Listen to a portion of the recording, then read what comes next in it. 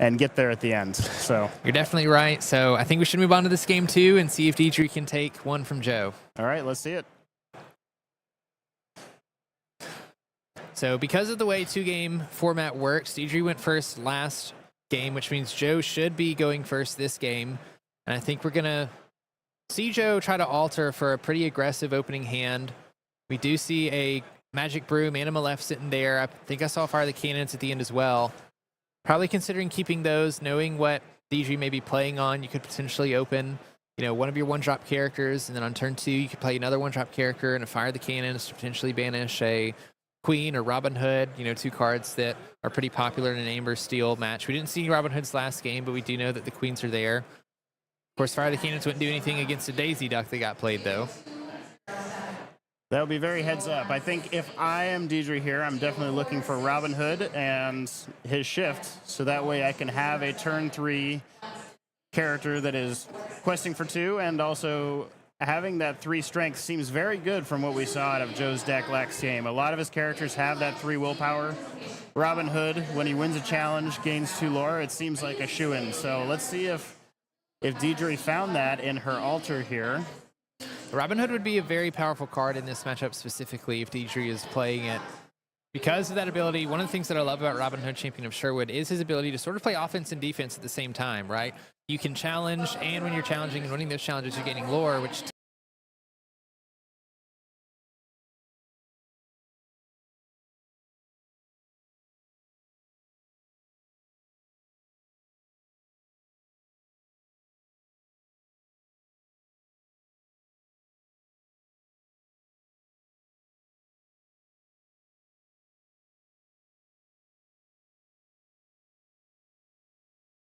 from Deidre here. She's going to play Cinderella. Very nice. Okay, so this will allow a turn 2 Storm Rage on but there comes the Fire of the Cannons just like we saw earlier. Yeah, we saw why Joe kept the Fire of the Cannons in the hand so that when a Cinderella comes down, trying to give Deidre an opportunity to sing a song on turn 2, potentially banishing one of the cards that Joe plays in the first 2 turns. Now Joe completely negates that option. Cinderella being banished by Fire of the Cannons, dealing 2 damage, and then Joe trying to figure out if we're going to ink something here and play this other Maleficent that's in hand. If we want to ink this second Benja or not, seems we're looking, or this Queen's Castle. It looks like we're inking the Benja and playing Maleficent, definitely getting aggressive on Joe's side with the lore. We have 4 represented right now, but we're only at 2, so there's still a lot to this game. We're going to ink the Cinderella here on Deidre's side. And I think we're going to play, we're going to play Ursula. Very good. Ursula is great against steel decks because she has a willpower of 4, which is very hard for them to overcome off of 1 action. Willpower 4 and the Singer 4 ability, being able to sing more than just what Cinderella can sing. There's some very strong 3-cost songs in Steel between Let the Storm Rage On and Strength of Raging Fire. We do see Strength of the Raging Fire in Deidre's hand, but there's also Long Came Zeus, a couple others that are cost a little bit more than 3. So definitely good to have the Ursula there, sort of preparing Deidre to respond to Joe's board. We see Joe going wide, playing a Magic Broom and a Dock, questing with those Maleficents, gaining 4 lore in a single turn. Joe making it very hard for Deidre here to respond to his board, playing so many characters that one single song that does enough, or that does 2 damage probably won't be enough here to take out enough. Let's see what she's got. Okay. One thing that I'm looking at in Deidre's hand, we do see the Aerial being played. He's going to be able to look at the top 4 cards of his deck. If she finds a song, can put one of those in her hand. Unfortunately, he does not find a song, but I am eyeing a Grab Your Swords that is sitting in Deidre's hand as well, which this Ariel will be able to sing early since Ariel has the Singer 5 keyword. Right. That's going to be very good for her on this next turn. As we can see, the Maleficents, we have 1 willpower each, and then the Broom only has 2 willpower. So if we get this Grab Your Swords next turn, it's going to be very valuable here, taking out 3 characters and dealing 2 damage to the Dock. So it looks like we're seeing a Strength of a Raging Fire here, sang by the Ursula, and we're going to take out this Magic Broom. I don't think Deidre wants to let Joe cash in that Magic Broom in case Joe gets an idea that maybe there's a Grab Your Sword in hand that he wants to avoid. Magic Broom, when you play another character, you're able to banish the Magic Broom and draw a card, so could allow Joe to quest with the Magic Broom, play a card for turn, banish it to draw a card, sort of getting value out of it, before it gets banished, but Deidre doesn't want to give Joe that opportunity, banishing it with Strength of the Raging Fire last turn. We are going to see Joe look like just quest out immediately here, gaining 5 lore on the turn. We see a really big lead by Joe here, already at 11 lore. Deidre's been stuck for this past game, just playing catch up. We're going to play a Magic Broom and a Yin Sid. So Yin Sid sees that Magic Broom, will allow Joe to draw a card. And then he's going to pass the turn back to Deidre. And very important with these two characters that Joe just played, not only did he get that card off of Yen Sid, but these two characters both have 3 willpower, which is going to be very tough for Deidre to take out with her Grab Your Swords here, as it only does 2 damage. Do see Deidre playing that Grab Your Sword, banishing both Maleficents, putting 2 damage on everything else. Definitely wish that you could take out everything, but those Maleficents were questing for 2 every turn, so we've at least taken out the characters that are questing for the most lore in 1 turn. And now if we can find other songs, we can ever find a Tinkerbell maybe eventually, or a couple link off of that. We're going to go ahead and challenge the dock, putting 1 damage on the Ursula. Don't want Joe to pick that dock back up with a potential Snake or Fox like we saw last game, giving him even more gas to put cards into his hand. Yeah, those Madam Mims can be especially scary with these come into play effects that get you some cards. You can definitely get a little bit out of control here. All right, so we're seeing a Rapunzel come down. We're going to heal that 1 damage off of our Ursula to draw 1 card. Very nice. Okay, so it looks like we're passing over to Joe. Joe is readying his ink. And what do you think we're looking for this turn from Joe? I think Joe's trying to figure out if he wants to continue to put the gas on, or sort of how he responds to this. We saw how powerful Joe's cards like Doc could be, cards that allow him to continue to put cards into his hand. You know, he's getting a little bit low. We only have 2 cards in hand right now. If we can find another Magic Broom, we could potentially play it. Yinsid would quest for 3, but we're getting to a turning point in this match where Deidre's approaching 5 ink. We have a Singer 5 on board. The Rapunzel was able to refill her hand a little bit, and one of the things that Amber Steel is best at doing is keeping some of these more aggressive decks under control, being able to sing these songs, gaining a lot of value, not losing your characters because you're singing the songs as well. So it looks like Joe's just going to play his hand out with the Mr. Speed, the Churnabox followers. The Churnabox followers can survive until the next turn. Could give Joe an opportunity to draw some extra cards, maybe draw into some stuff that he's looking for to sort of close out this game. We do see that he's not going to quest with any of his characters, trying to keep them healthy so that he can potentially extend it 1 more turn and then quest for a larger portion of lore instead of questing now and then having those characters banished by the Ursula and the Rapunzel on the next turn. Another thing Joe might be thinking here is that, you know, Deidre is getting pretty low at cards in hands, has a few left, but might have a whole new world sitting in there. So emptying his hand here, not questing, just maybe letting her whole new world give him another 7 cards. That could bring him right back into this game. So we'll see. I don't think Joe would be too upset by a whole new world at all. Gonna see Deidre ink for the turn. I'll play Donald Duck. Very nice. Giving Deidre a little bit of protection through that bodyguard. Looks like we're choosing Rapunzel to gain an extra lore, so Rapunzel's gonna quest for 3 here.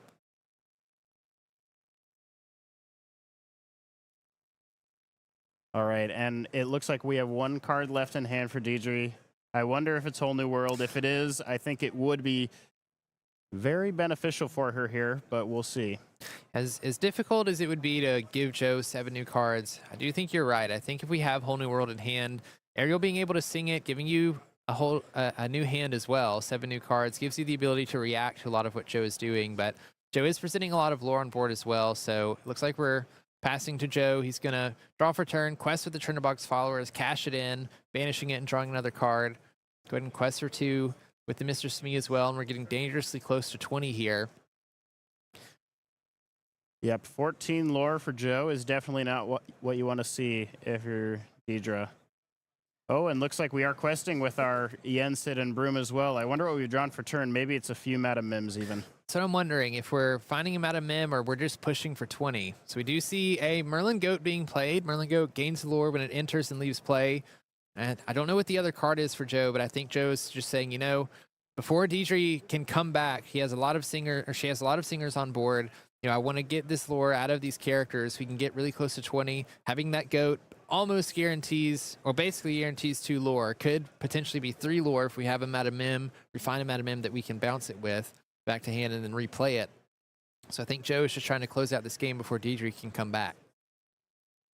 That's right, and it looks like we are exerting our Ursula here to maybe challenge, but we could also have a song. Let's see. I think the song I'd be... It's hard. Well, okay, looks like we have Let the Storm Rage On. Very good song to draw here. It's going to deal 2 damage to Mr. Smee. Very nice. Going to take him out, draw a new card. Mr. Smee showing the most lore on board currently, so just trying to get rid of the characters that have the most lore on board right now so that you can maybe fend Joe off for 1 or 2 more turns. I think that's another Strength of a Raging Fire in hand as well. We're going to sing that with Donald, banishing the goat, so Joe is going to gain a lore for turn. Now we have to deal with this Yensid Magic Broom. Let's see. Okay, we do have the Whole New World, and it discards another goat. Joe had another goat in hand, so could have played that next turn to gain an extra lore. That's good for Deidre to get that out of the hand, but we are giving Joe a new 7 cards. The good thing for Deidre, though, is she also gets 7 new cards. We have Rapunzel that we can sing with, potentially a song, banishing some of these, and then we haven't used any of our ink for turn either, so we can use this 5 or 6 ink and play out. If we have a Tinkerbell here, that would be great on 6 ink. It would banish the Magic Broom and the Yensid. Tinkerbell would be absolutely fantastic. Yeah, songs are a great mechanic for getting yourself back into a game. The ability to play a card for free is just so valuable when you're behind. And plus, it's always fun to sing songs. You know, who doesn't love A Whole New World? Exactly. It's hard not to sing when you play. You know, these are iconic songs from Disney movies that we all grew up watching. Looks like we are going to challenge the Yensid with Rapunzel. And then we're going to finish off this Magic Broom with another Strength of a Raging Fire with 3 ink left that Deidre can do anything with. Now Deidre's built a really big board. This is definitely scary for Joe, but he is at 18 lore right now. So I wonder if he's playing a new card from Shimmering Skies, Gathering Knowledge and Wisdom. That would be a great card off the top. Gathering Knowledge and Wisdom, just gaining 2 lore immediately for 2 ink. We also have some Merlin goats to worry about. There's a couple ways that Amethyst can gain lore immediately without having to rely on a character to quest. Okay, I really like this from Joe. Playing a Pete, it's going to stop Deidre from being able to play any actions on her next turn. Definitely not what you want to see if you're Deidre. Now, if Joe can find another character to play that has 1 lore on it, it's going to be impossible, I believe, for Deidre to challenge, get rid of Pete and this other character and keep Joe from winning this next game without being able to play any songs. We are going to see Mr. Smee being played. See if Deidre can come up with anything.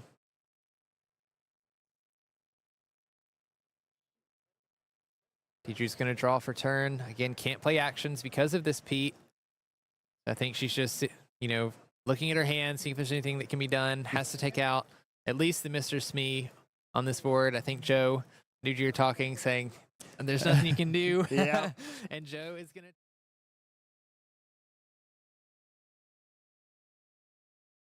Steel Song list. What a fantastic match.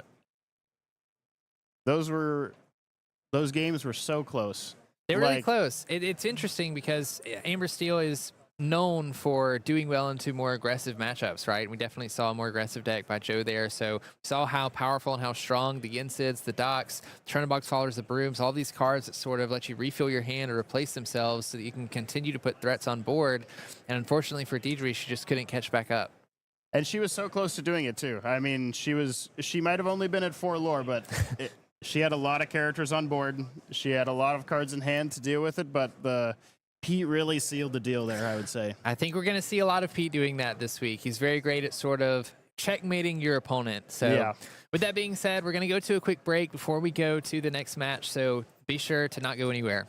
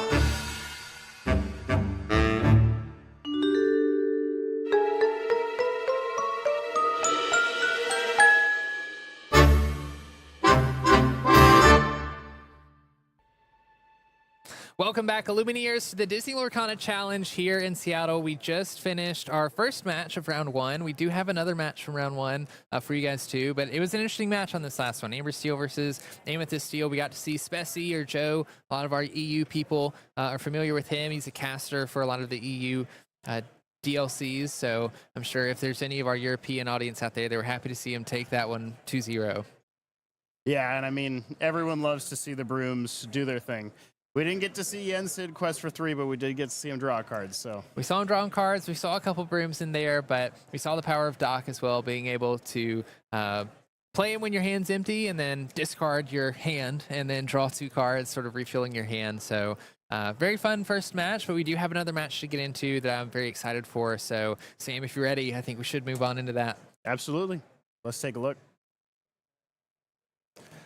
All right, so we have Michael Majors versus Aaron Ramirez here. And it looks like we are getting right into it. So we have Michael Majors. I see Ruby Amethyst. And it looks like our players are altering their hands right now.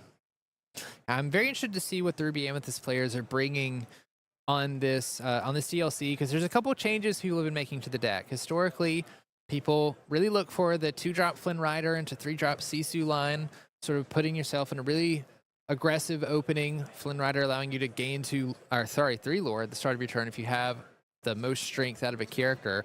But a lot of people have been dropping that because Emerald Steel has really picked up in popularity.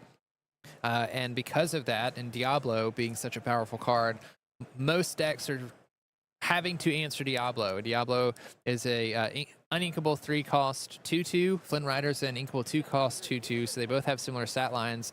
And if people are playing to banish Diablo, that means unfortunately Flynn's sort of caught in the crossfire there. So Flynn sometimes isn't enough for these decks. I'm interested to see what version Michael's playing. We are gonna start by inking a Churnabox Followers and playing a Churnabox Followers. We saw Joe playing that last game. Whenever you quest with this character, you can banish it and draw a card. So it looks like we're gonna see Aaron on an Emerald deck. Let's see. There's that Diablo. So far we just have the Emerald, but yes, we do see the Diablo. And I wonder if Michael is playing the Vanellope von Schweetz, Sugar Rush Princess, I believe, to challenge evasive characters. That's one that I've seen some Ruby Amethyst players considering. I believe it's an uninkable 4-cost with 3/3 with Rush, but it gains evasive, so you can immediately play it and challenge what could be a Shift Diablo coming. But this 1-drop Diablo allows Aaron to look at Michael's hand, getting an idea of what Michael might have in hand, probably looking for something like a Brawl, anything that he might be able to use to banish a Diablo if Aaron has a Shift Diablo in hand. And I'm not sure what other... There's a couple links Aaron could be playing along with this. The one that I would assume would be Emerald Steel, but there's also Emerald Amber that could be a possibility. Both of those decks play Diablo, and both of them are discard decks in a way as well. So that is one thing that Ruby Amethyst is pretty good at, is drawing cards. We see another Churnabox Followers being played after the other one was quested and drew a card for turn. Continue the cycle of followers. So we do see Morph coming into the Inkwell here. That could signal that we are definitely on Emerald Steel here, as some of the more common shifts that you will see in these Emerald decks are in the Steel half, rather than the Amber. Yeah, Morph can be an extremely strong card in this deck for that reason, being able to shift onto Morph with all of those powerful Steel shift characters. We do see the Diablo Devoted Herald being shifted, though.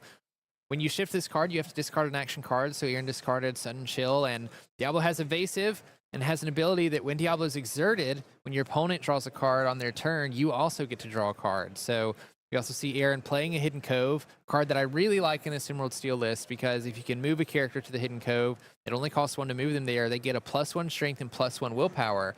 And so one of the outs that Michael has for Diablo is Brawl, a Ruby card that it's an action card, and you can banish a character with 2 strength or less. And so now that Diablo is at the Hidden Cove, Diablo has 3 strength, which means Diablo can't be brawled. Now we do see Michael going for the Churnabox Followers, challenging the Hidden Cove, which will do 2 damage to it. And then Madam Mim will come in quickly to deal that last 4 damage to the Hidden Cove. Hidden Cove with 6 willpower, just enough for those 2 to take it out.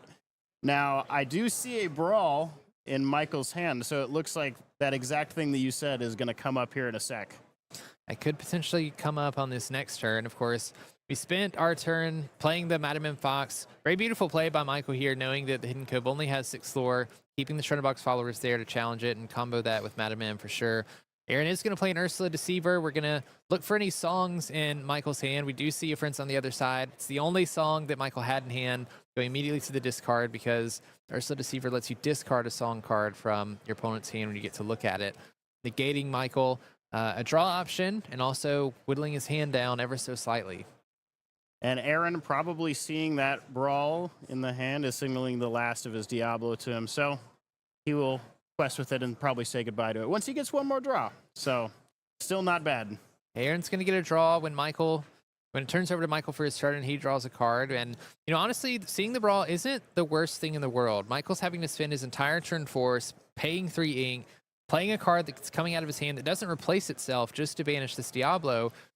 You of course would rather your Diablo being in play, but if your opponent is having to ink another card for turn and play another card, Michael's getting pretty low on cards in hand. And one of the game plans for Emerald Steel here, especially against Ruby Amethyst, is sort of to discard their hand before they can get to 6 or 7 ink, where they can play their more powerful Ruby characters or actions or songs.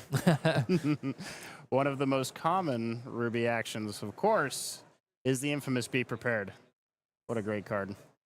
But yeah, I bet Aaron is thinking here, how do I empty this hand so I can get him off of that Be Prepared? Yeah, Aaron has been able to draw a couple cards off of Diablo, so Aaron has quite a few options in hand. Not sure exactly what he's holding on to. You see a Morph there at the front. We do have a Prince Sean. We're going to play Let the Storm Rage On, banishing the Chernobog's followers, drawing a card. Going to draw into a Tinkerbell. But we are going to pay for that for 3, which means you can only ink this turn and have 1 ink left. There's nothing that Aaron can play from his hand. Trying to decide if we want to ink the Morph, the Tinkerbell, or the We Don't Talk About Bruno. And I do like the Morph being inked here. We Don't Talk About Bruno can be a great discard card, forcing your opponent to pick up a card, shuffle their hand, and then discard a card at random. And the Tinkerbell can be a great way to sort of freeze your opponent's board, be a good way to take back tempo because of Tinkerbell's ability. When she challenges a character and she banishes it, she can deal 2 damage to another character, but also when she enters play, she deals 1 damage to everything. So we do see Michael drawing into the Elsa, the 5th spirit here. This is another card that I know a lot of Illumineers are using to answer the opposing Diablos. Elsa is a 2-strength rush character with 5 willpower, but it also gets to exert a character and has evasive, which is just the perfect stat line, it feels like, to take out Diablo. Definitely in there to challenge those Diablos. We do see Michael playing the Queen's Castle, though, which is a very strong play for Michael, especially against an Emerald Steel deck. Emerald Steel is full of really, really good cards, but unfortunately, a lot of their character cards aren't statted very well. We have only the Ursula Deceiver in play right now, has only 1 strength. If we look at, Diablo only having 2 strength, Prince John only having 1 strength, it can be difficult for these Emerald Steel players to banish these locations because Queen's Castle has 7 willpower, and so it also has 2 lore on it. Every turn that it comes back to Michael and Queen's Castle's in play, Michael's going to gain 2 lore. Michael can keep a character at the Queen's Castle at the start of his turn. He gets to draw another card as well. And so that's another reason why I kind of like Aaron keeping the Tinkerbell in hand there, because if we can get this Tinkerbell in play and it stays in play, it's a better character that we have in our deck to challenge these locations before they sort of snowball away. I wonder if Aaron here is looking for a card maybe like Along Came Zeus, or even Rise of the Titan if he plays it, to immediately take out this Queen's Castle without even having to challenge it. Yeah, and Along Came Zeus or Rise of the Titans would be 2 pretty good cards against a deck that's playing locations for sure. So it looks like Michael is eyeing up this Merlin Crab in his hand to go into his Inkwell, and the 5th Spirit in his hand maybe to go to the castle. But it looks like we're going to keep the 5th Spirit, and we're going to play the Merlin Crab and move it to the castle. Yeah. Michael may be expecting a Diablo in his future. Yeah, I think Michael understands how important it is to keep cards in his hand. You want to draw cards, get up to those higher ink totals, so that you can play your Be Prepared to your Madame Medusas. Some are playing Sisu's, the 8-cost one. We are going to see Diablo being played by Aaron, though, along with the Hidden Cove. We're going to move the Diablo to the Hidden Cove. And this is another reason that I like Hidden Cove. We talk about how difficult it can be for Emerald Steel to challenge these locations, but when you have Hidden Cove, you can move all your characters there. They gain an extra strength and willpower, giving you a better opportunity to take care of locations just because of the extra strength that all of your characters are getting. With that, we're going to pass back to Michael. Oh, we see a Be Prepared in hand. I believe we get to draw an extra card off of the Queen's Castle this turn as well, so drawing 2 cards per turn because the Merlin Crab is there. We're going to ink a Finders, or no, we're playing a Finders Keepers. This is a new card that we've seen in these Ruby Amethyst decks that I really like for this reason specifically. If we can get up to 5 ink, find a 5 Finders Keepers and play it, we get to draw 3 cards, so it sort of makes the Emerald Steel game plan of discarding your opponent's hand a lot tougher, especially on these critical turns where you're getting close to that 6 or 7 ink. So Michael being able to fill his hand all the way back up, having 5 cards in hand now total. And it looks like maybe Michael is eyeing up this friends on the other side. He is, which is going to draw 2 Madam Mim Foxes. Very nice draws here. So that's going to be able to return this Merlin Crab to hand for... Oh, I'm sorry. We already played Finders Keepers this turn. We actually don't have enough ink to play that. Now, I think right now we're just figuring out what we're going to ink. We're going to ink the Merlin Goat, but this puts Michael in a much better position than he was, and especially much better position for Ruby Amethyst in general for the Emerald Steel matchup than it has been, because a lot of players have been leaning more into just a draw package, making sure that you have characters and actions that can draw cards. Another thing that I love about Finders Keepers is that it's not a song, so it doesn't get hit by these Ursula Deceivers that get to look at your hand. We are going to see a Prince John being played by Aaron, so now if Aaron forces Michael to discard any cards from his hand, or actually if Michael discards any cards in his hand at all, then Aaron gets to draw an extra card from that, and it looks like we're going to move everything to the Cove, giving everything +1 strength, +1 willpower, and we're going to challenge with both Diablo and Ursula into the Queen's Castle, putting 5 damage on it. Because like we mentioned earlier, this Queen's Castle is gaining 2 lore every turn.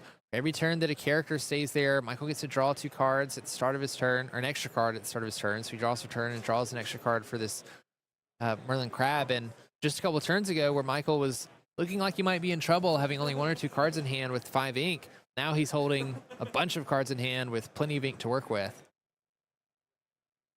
All right, so for Michael's turn here, like we said, we have these 2 Madam Mims in hand. I wonder if we're going to utilize both, or we're going to maybe just use one to take out this Hidden Cove.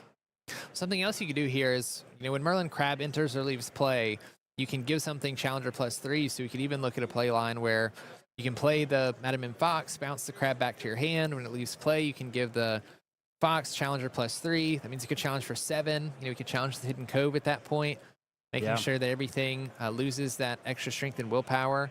And these Emerald Steel decks, they're usually not playing more than 2 or 3 Hidden Coves, so we've already seen 1 being banished. If this is another one, then Aaron might have to look at other forms of stats, essentially, to deal with Michael's board. There's a play line that I'm seeing here that I wonder if Michael will go for, is you could challenge with the Merlin into the Ursula, putting 3 damage on it, then play the Fox, bouncing the Crab, which would then use Crab's Ready or Not ability to give Fox +3 strength, or Challenger +3, and then it would... Okay, so it looks like we're just going to go for the Be Prepared after putting 3 damage on it. That works too. This does take out the Prince John, which my play would not have, so there you go. Yeah, this is putting Michael in another good position of basically, I think he just wants to protect his Queen's Castle here. This Queen's Castle gaining 2 lore every turn, and we talked about how difficult it can be for Aaron to deal with locations in general playing Emerald Steel, so I think Michael says, you know what, I'm fine with losing my Merlin Crab. After putting a little bit of damage on it, I'm going to completely wipe the board, and now Aaron's going to be forced to play a bunch of other characters out onto the board, honestly, so that he can just answer this castle, because Aaron's not in a position where he's ahead by any means, and then we have so many characters that have rush, like Elsa and like Madam Mim Fox that's in our hand. If we need to, we can take out the Hidden Cove this next turn as well, so that Aaron isn't gaining any value from playing characters and moving them there. So it looks like we are going to be playing Cusco here. I wonder if this will immediately be returned to the hand by a Madam Mim Fox to take out this Cove. We did see Aaron following up with a copy of Prince John, which does have Ward. That will make it very hard for Michael to respond back with maybe a card that chooses, like Madame Medusa. We do see the Cusco being bounced back to hand by Madame M. Fox. As you said, Sam, Madame M. Fox has rushed, so when it enters play, it can challenge. It's going to challenge that Hidden Cove, dealing 4 damage, which is enough to banish it. And then we're going to spend some of our extra ink, move that Madame M. Fox to the Queen's Castle, so that if we make it back to Michael's turn and the Madame M. Fox is still at the Queen's Castle, then we get to draw an extra card as we pass it on to Aaron. So Aaron looking at a few cards in his hand here, but is probably looking for one that can discard some cards out of Michael's hands. Michael is dealing with quite a few cards right now, and Prince John does let you draw whenever you discard, so having a few of those out there would be very nice. So it looks like we're going to play Anna, the Diplomatic Queen, and I think we're choosing the ability to have strength, to add strength. I love Anna. It's a new card from Shimmering Skies, and when you play it, you have a couple options. If you pay an extra 2 ink, she costs 3 to play. If you pay an extra 2 ink, you have some options that you can do. One of those options is giving a character +2 strength, which is what we saw Aaron do here. Gave the Prince John +2 strength to banish the Queen's Castle. You can also force your opponent to discard a card, or you can also banish a chosen damaged character. So it's a card that gives Aaron a lot of flexibility, you know, whatever he needs. If he needs extra strength to get rid of a location, he can do that. If there's a big character on board that needs to be banished, if you can just find a way to put damage on it, you can do that. Or if you have your opponent's hand low and a Prince John on board, you can, you know, make them discard a card, draw a card from that. It's pretty much, it's almost like a utility knife. It has use in whatever situation you'd want it. Very great card. Very flexible card. We are going to see Michael playing Prince on the other side, drawing up on some cards, followed up by playing a Cusco and a Sisu. Sisu gets extra strength for every card, and your opponent's hand has 2 lore. Looks like we're going to sing a Let the Storm Rage On with that Anna, banishing the Madame M. Fox and drawing a card for Aaron. So we still have all our ink to work with for Aaron. We still have an ink for turn, which it looks like we are eyeing up this sudden chill. And I do see a Tinkerbell. Looks like we are going to go for that. So Tinkerbell, Giant Fairy coming down, very powerful card. When Tinkerbell comes down, she does 1 damage to every opposing character. Yeah, I think Aaron's in a really difficult spot at this point, playing against Ruby Amethyst, because Michael's been able to sort of outlast what Emerald Steel is trying to do by challenging your opponent's hand and board state early on, making it so that you can't get up to these ink totals and you can't play some of these more powerful cards, because now Michael has a handful of cards that he can play, and Michael just every turn seems to be able to answer the stuff that Aaron is playing on board. So we play this Tinkerbell. The Tinkerbell would be a great option to sort of slow Michael down from questing with his characters or singing with his characters. But unfortunately in Ruby, you know, there's a lot of banishing effects, whether that's through Be Prepared, Madame Medusa, the likes of those cards. We don't see any in Michael's hand, but Aaron has to play this weird cat and mouse game where he has to play stuff to the board, because if he doesn't, he's just going to lose. But the more he plays to the board that has a lot of value, the riskier it is, you know, if Michael's sitting on a Be Prepared or a CC or something to wipe that. So we see Michael playing a Merlin Rabbit, drawing some cards. We're going to see Michael challenge and banish the Anna with Sisu here as well. Also played Finders Keepers this turn to draw 3 cards, making sure that he has a bunch of answers in hand and options to work with. Now for Aaron here, you must be staring down this hand of cards and just wondering, like, how am I ever going to keep a character on board? Yeah, I mean, Ruby Amethyst is full of characters that can rush, full of banished characters. I see Lady Tremaine that's in there. We, of course, know that there's a Madame M. Fox and an Elsa that's been sitting in there as well. I mean, Maui was drawn also, so there's really not a lot that Aaron can play or do here, you know, that won't be responded with. If we decide to challenge the CC with Tinkerbell and put 2 damage on either the Cusco or the Rabbit, then we can come back next turn and challenge it with a Fox or Maui. We're going to play Hidden Cove, though, to start off with. We're also going to play Diablo. Interesting. Okay, so we're going to play our third Hidden Cove. It looks like Aaron is on more than 2 Hidden Coves. We're going to put our characters there to sort of get insurance against some of the banished cards from Ruby. A lot of the cards that banish other cards like Brawl and Madame Medusa are strength reliant, and so this saves the Tinkerbell from being able to be potentially Madame Medusa and the Diablo from being brawled. So we do see, in Michael's hand, we do see this Tremaine, like you said. I believe So Tremaine is going to make a very tough choice here for Aaron. Okay, it looks like we're actually challenging. So challenging and dealing damage with Tinkerbell's ability is going to take out the Cusco and the Sisu in one fell swipe. But Michael is going to get that draw off of the Cusco before it goes down. Now we do see a third copy of Finders Keepers in Michael's hands, so he could have even more cards if he wanted. Let's see what he does. And Michael has a lot of options.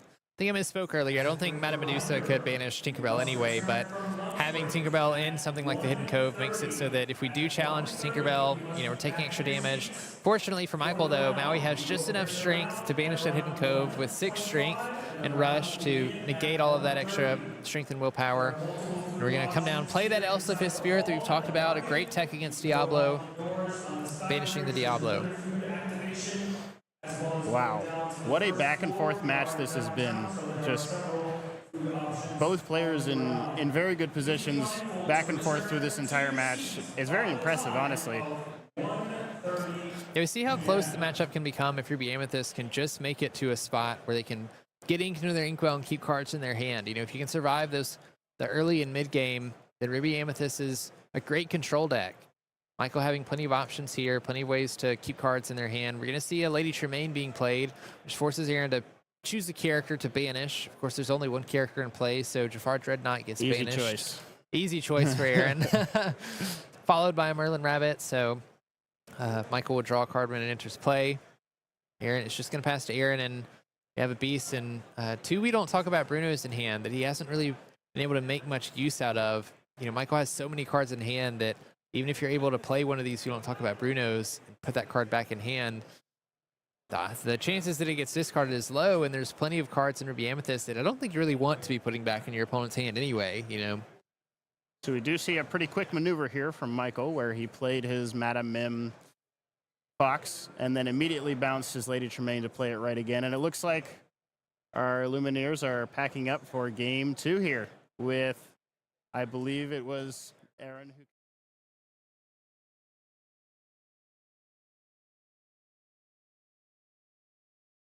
Once Michael was able to get up to that 7 ink where he could find the Be Prepared, I think that's where the game really turned. Having the power of the Queen's Castle, Aaron not being able to banish that Queen's Castle. The Queen's Castle was able to draw multiple cards over the game through removing the Merlin Crab there. There was Madame Mim there for a while. And then I think Finders Keepers also, really helped Michael just facilitate getting to that late part of the game. And then once you're able to keep a bunch of cards in hand, you're kind of able to just answer everything that Aaron's playing on board.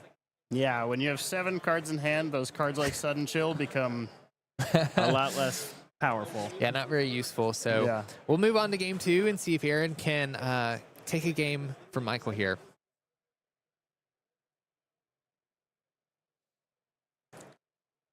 I believe Michael went first last game, so I think Aaron is going to get to go first this game, which can make a big difference, especially in an Emerald Steel deck.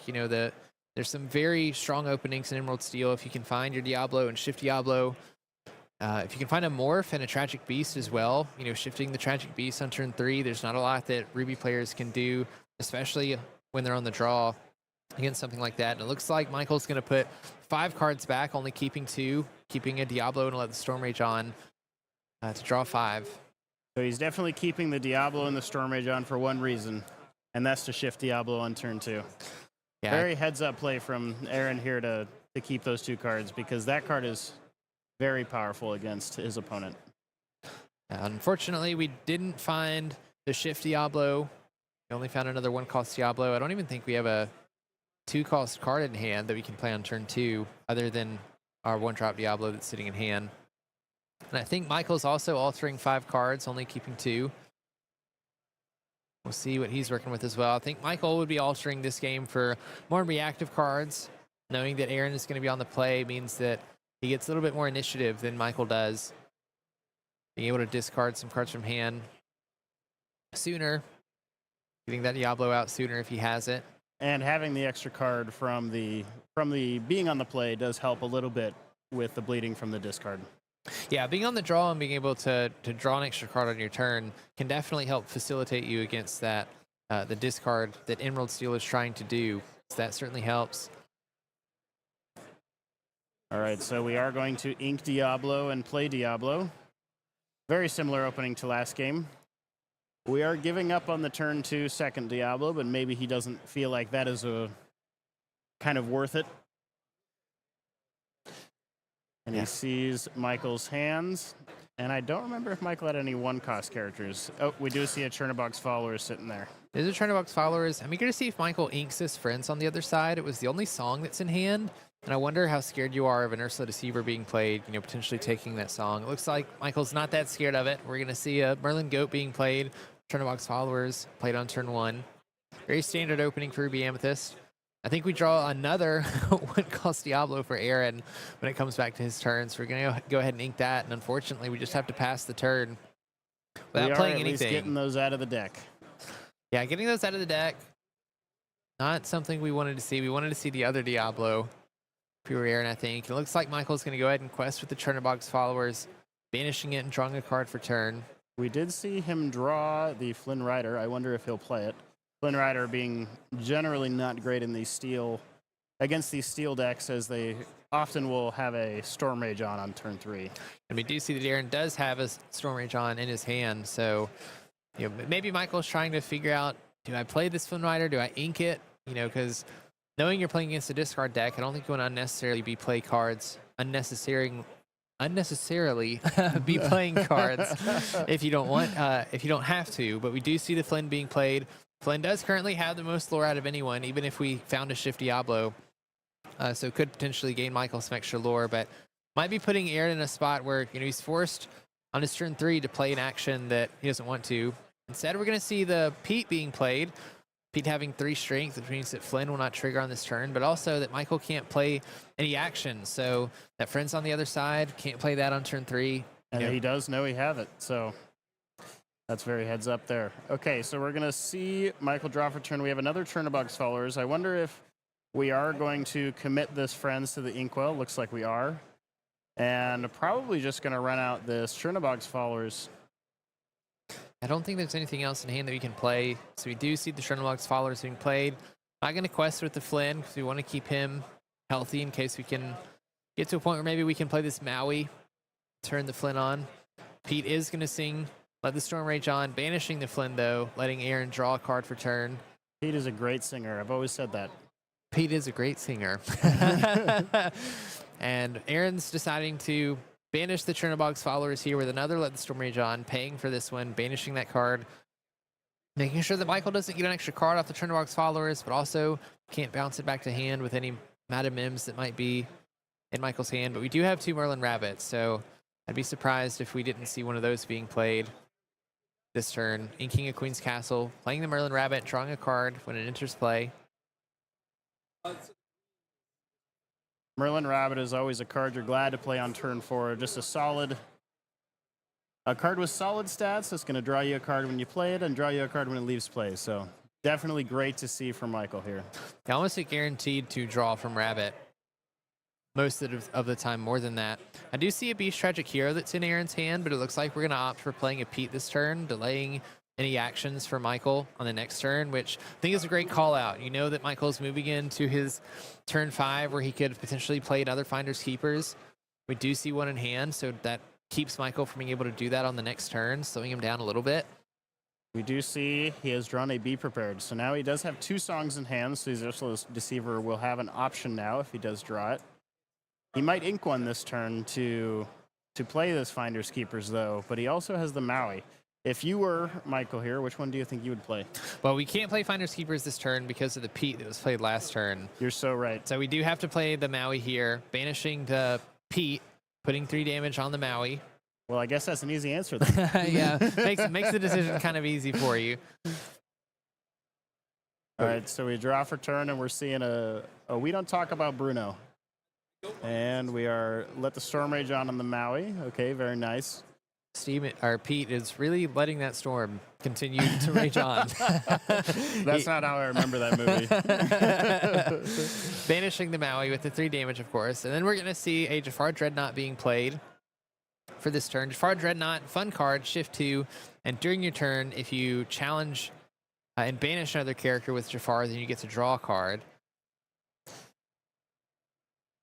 Jafar is a great card that really it really disencourages your opponent from going on the offensive in questing.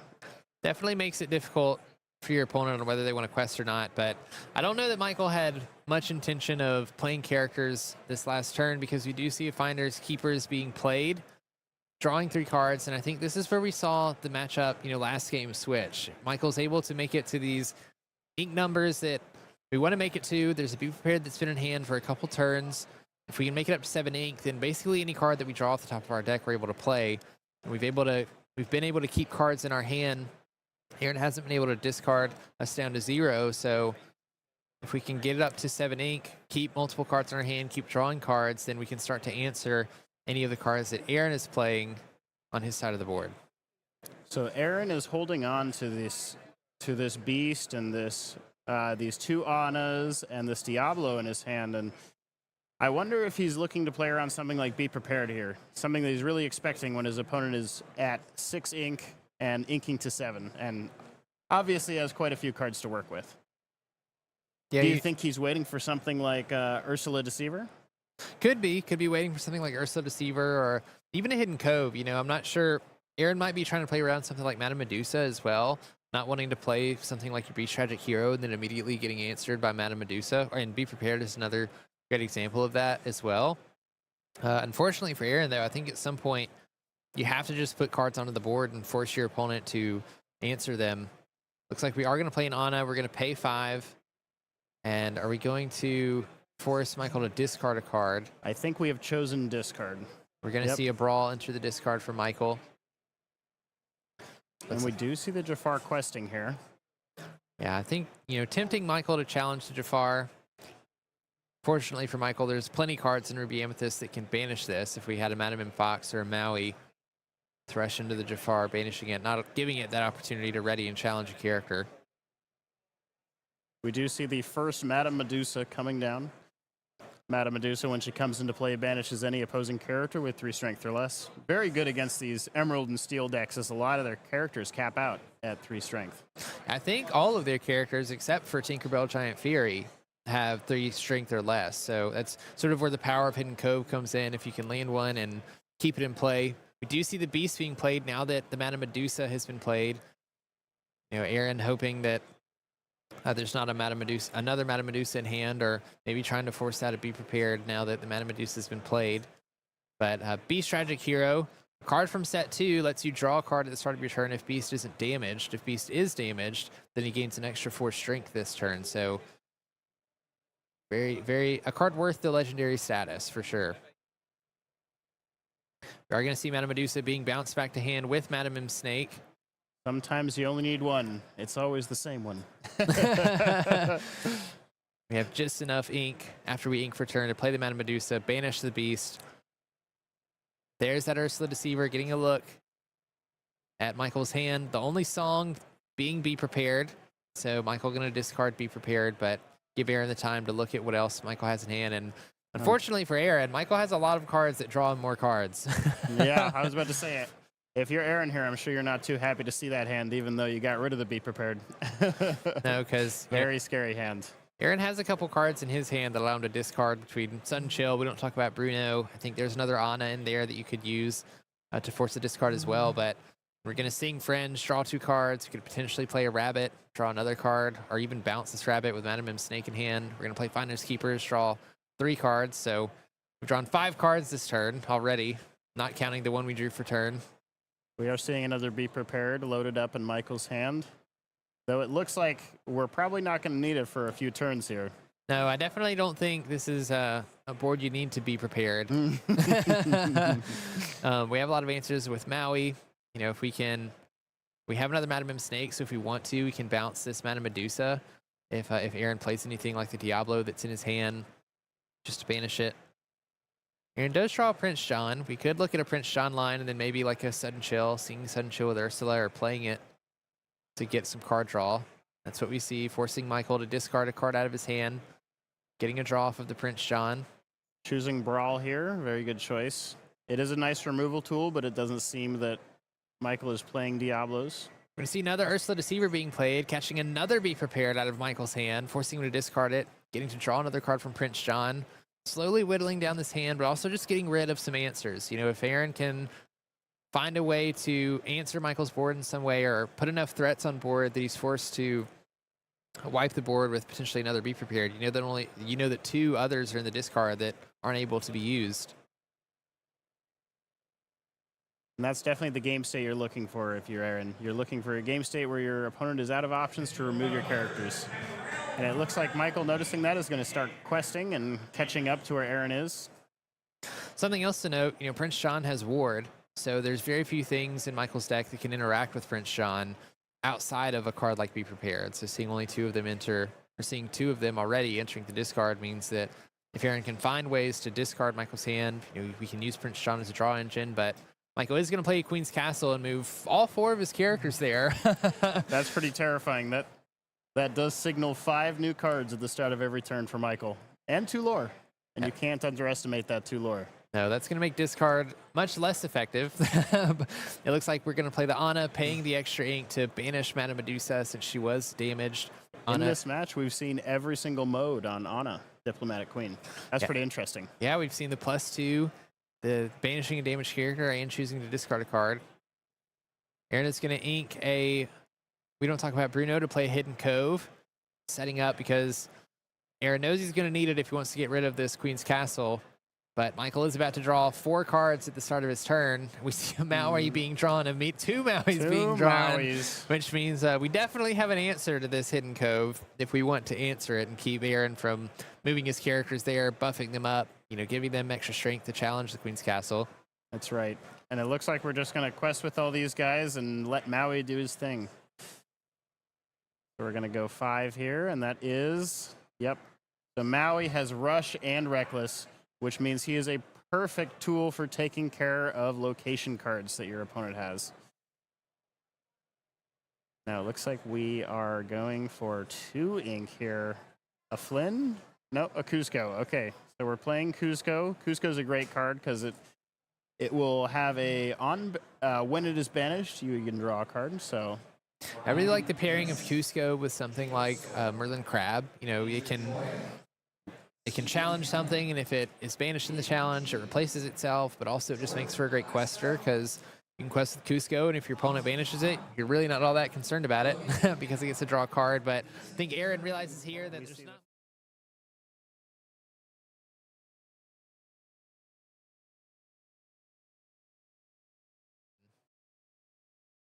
Very great match. The classic Ruby Amethyst versus Emerald Steel. You love to see it, honestly. It's just a very grindy match. It is. We've seen it for a couple sets now. It's becoming very reminiscent of the meta that we were playing in for Dallas. And before Bucky had an errata, a lot of Ruby Amethyst players realized, okay, with this very powerful discard deck in the meta, we need to be able to draw extra cards. We need to make sure we can get up to our powerful cards like Madame Medusa and Be Prepared, Maui, so that we can answer what the opponent is trying to do. And we saw that happen through Finders Keepers. We saw Finders Keepers draw a ton of cards for Michael on those past 2 games. And I think that's really what pushed him over the edge for this Emerald Steel matchup. Finders Keeper is definitely a card from Shimmering Skies that people are picking up on, and it's having a great success in these Ruby Amethyst decks, helping you compete with these decks that want you to have no cards in hand. They want to take all your resources away. Well, guess what? I found 3 more. So yeah, there you go. We are getting close to Halloween, and I think Diablo is sort of the boogeyman of Lorcana right now. He sure is. And so, people are having to find answers for him. But with that, we appreciate you joining us for this round 1. We are going to move into round 2 shortly after this break, so don't go anywhere.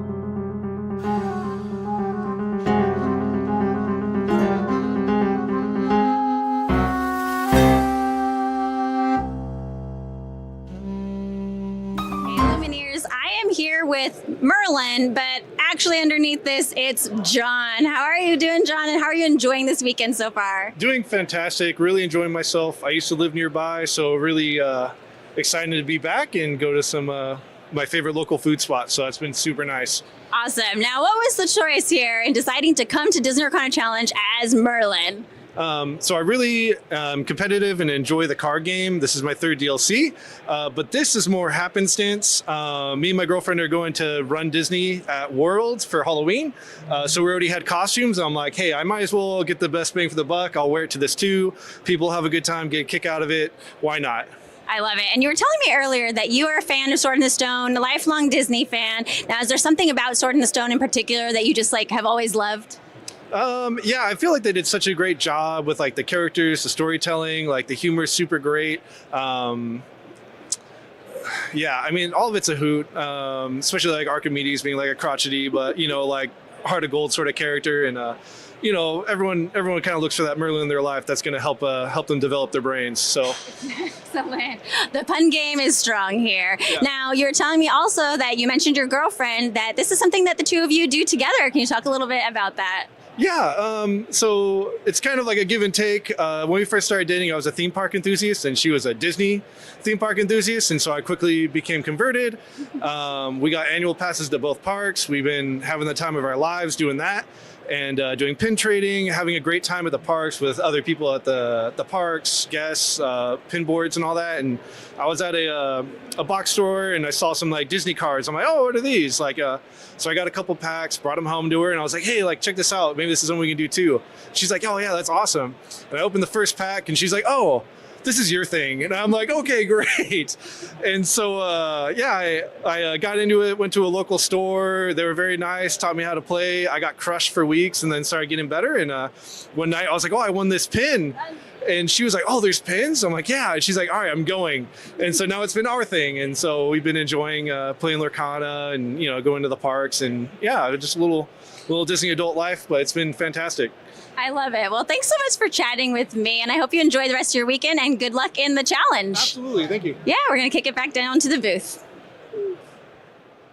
Hello, everybody, and welcome back to the booth here in Seattle. I'm Brendan Patrick, joined by Etsen Bonin, who is a Ravensburger game developer for Disney Lorcana. Etsen, what's it like showing up to one of these tournaments and seeing almost 1,900 players here competing in a game that you've worked on? Oh, it's really great to be able to see all the players and just see all the costumes and different ways they interact and coming with friends and families. It's a dream. It's great. Yeah, and it's an exciting metagame off the back of the Disney Lorcana Vegas Challenge, which was won by Emerald Steel. So seeing a big shift in this metagame and players showing up with all different kinds of decks. We are still in set 5, but that metagame is in flux, and we have seen some interesting additions and interesting decks show up to this tournament. Anyway, we have a lot of Lorcana to get through, so let's go down to the feature match for our round 1, which is going to be Ethan Lin versus Jonathan Lamb. All right, and here we go. We are not sure what decks the players are on quite yet, so it will be a surprise to us. All right, so we see the starting hands here. in a minute, we'll see what decks they are on.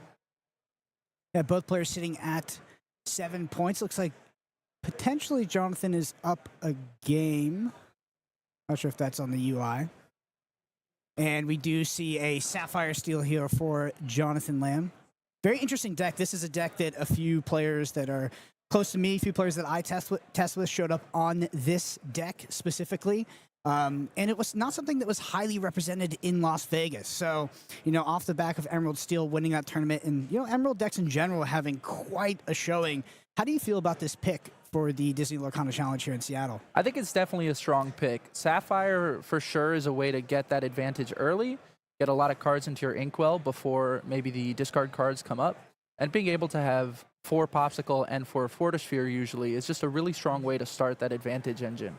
Yeah, I wonder if, if you're looking at a Sapphire deck to bring to this tournament specifically, and that Emerald Steel is on the rise, and I guess Emerald decks in general, do you opt for the Steel pairing with Sapphire that has access to more removal and more answers to potentially some of those early board threats? I think one of my biggest reasons that I like Sapphire Steel is being able to have that whole new world where even if your hand gets low and you can just draw into a whole new world and just replenish and reset the game almost.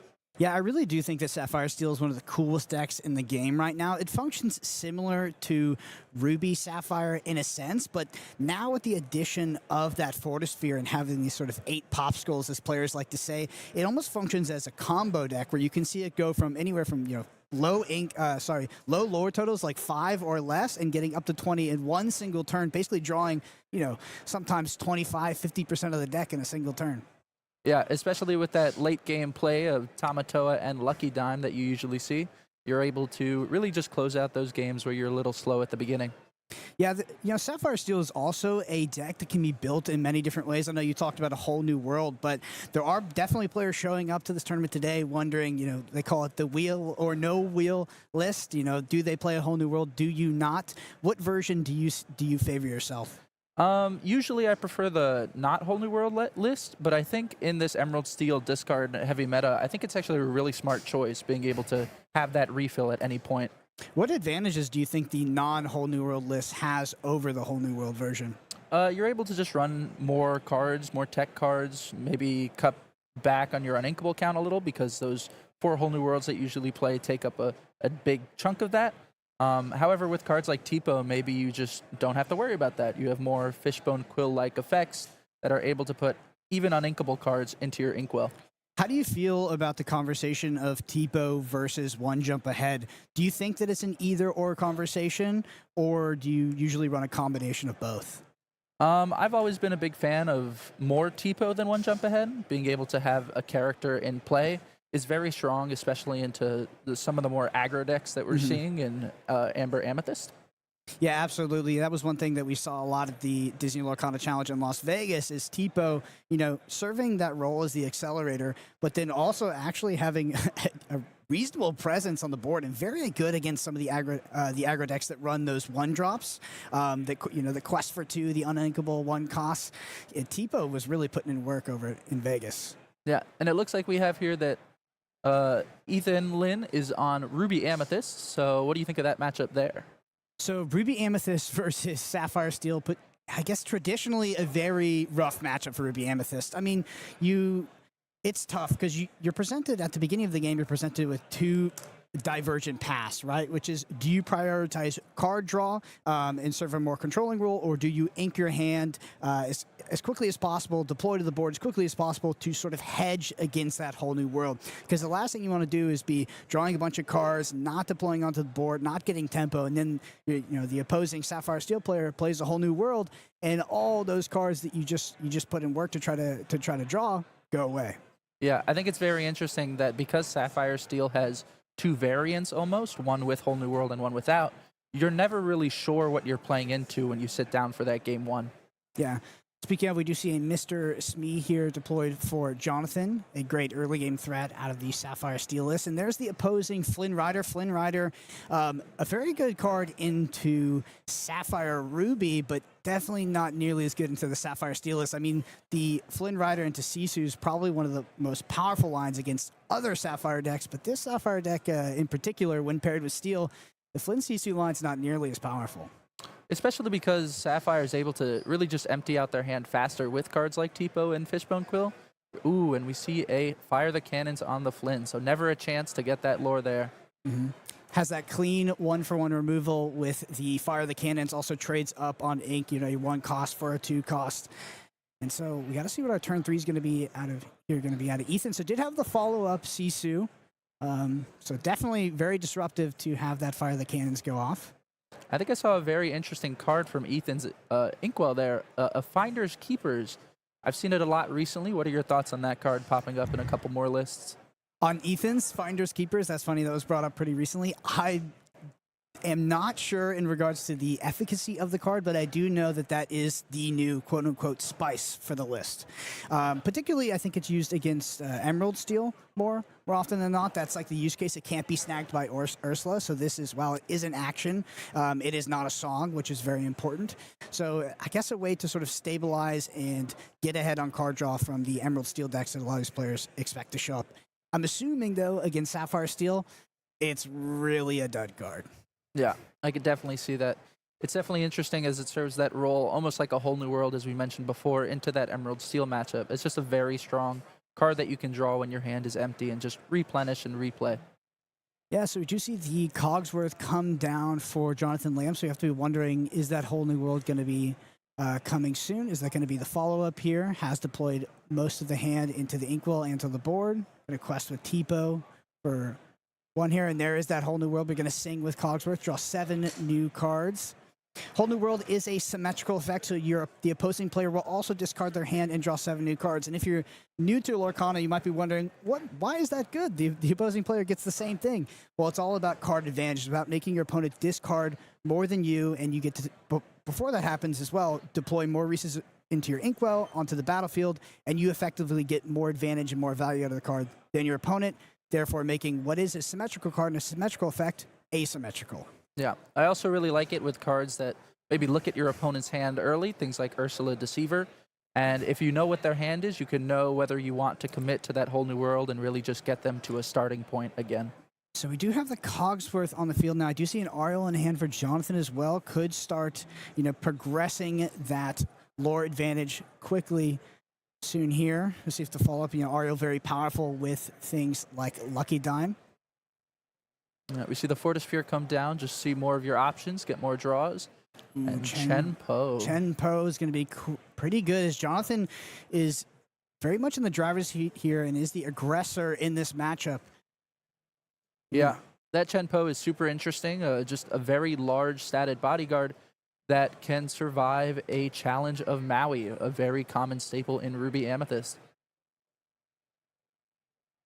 Yeah, Chen Po at 4/7 as well does dodge the Medusa. So that turn 6 answer just not going to be an option here for Ethan.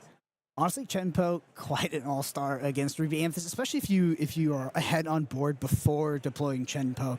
Ruby Amethyst doesn't have a lot of great ways to deal with it. I have seen people adding Merlin Crab back into the list recently, mostly I think to shore up some of the matchups in the mirror, because it can be quite good in the mirror because you can one-hit that castle, which is very, very important. But I guess that it'll serve the other role of allowing you to maybe get rid of a Chen Po a bit more cleanly. Yeah. One of my favorite parts in development is cards that are, cards without text or cards with just a single keyword like that Chen Po. The stats really matter a ton on those cards, especially according to the metagame that you're in. Yep, takes me back to set 1 where we would play, I think it was Cerberus in Amber Steel, the 5-cost vanilla character, because the stats were they were so good back then. They were so hard to deal with. Yeah, we see a Queen's Castle on Ethan's side here. Interesting move that will have to have Sapphire Steel respect it or choose to ignore it. Yeah, what do you think is what's the idea behind moving the 1-cost character to the castle here instead of the goat? So you already saw that Jonathan was on Fire the Cannon, so you're pretty safe with either of them. But I think goat is just a more enticing target for any additional removal that Jonathan might be playing. Something like a Let It Go has a lot more value choosing a goat than choosing a 1-cost Minnie Mouse. Yeah, I think you're absolutely right. Ethan recognizes that, any removal would Jonathan would prefer to target the goat list, so puts the less valuable character on to the castle as a result and going to threaten that draw. But I wonder now, as Jonathan being so far ahead in this game, at what point do you just ignore the Queen's Castle? Also, if you have on the back of this, if you have something like a whole new world, does that card advantage even matter? Yeah, that's a super good point. Right now, Jonathan is just so ahead in that lore total. I think he goes up to something like 12. And so that Queen's Castle, which usually puts in a lot of work in terms of its lore and draw, is maybe not doing as much here. One thing that Steel has access to as well that something like Ruby doesn't when paired with Sapphire is better sort of options to remove those locations.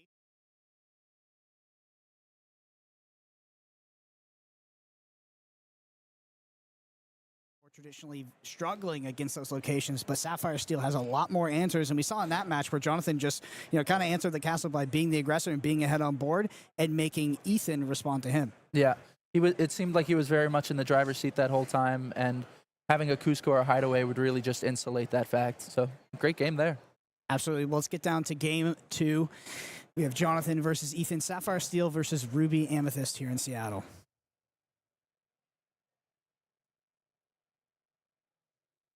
Now, how do you feel as, I believe Ruby Amethyst is going first this game. How do you feel in terms of switching it up this time? Well, I do think that going first is advantageous, especially when you play against any whole new world deck. I think that the first player advantages in Lorcana, the whole new world decks take advantage of them better than any other decks in the game. Maybe you could argue that some of the hyper aggro decks are up there as well, but whole new world is a card that you really, when you go first, it feels a lot different than when you're going second, because you're able to get out that 5-cost character, ink your hand as much as possible using things like Tipo, and then your opponent can't really deploy to their Inkweller onto board fast enough before you're able to sing that whole new world and sort of have that large differential against how many cards you discard versus how many they do when you draw the new 7. Yeah, definitely agree. We saw some pretty interesting alters there. I think Jonathan put back 6 cards, and Etsen put back all 7.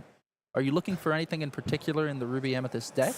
I think that I am not looking for the Flynn Sisu line into Castle. I mean, Castle is definitely going to be a lot better on the play, but that Flynn Sisu line is very much reserved for a different matchup. Against Sapphire Steel, it's going to be quite weak. Yeah, I think looking for those early characters, maybe any with an early lore presence, would be very strong into what you're expecting to be a Popsicle or Fortisphere on the first turn.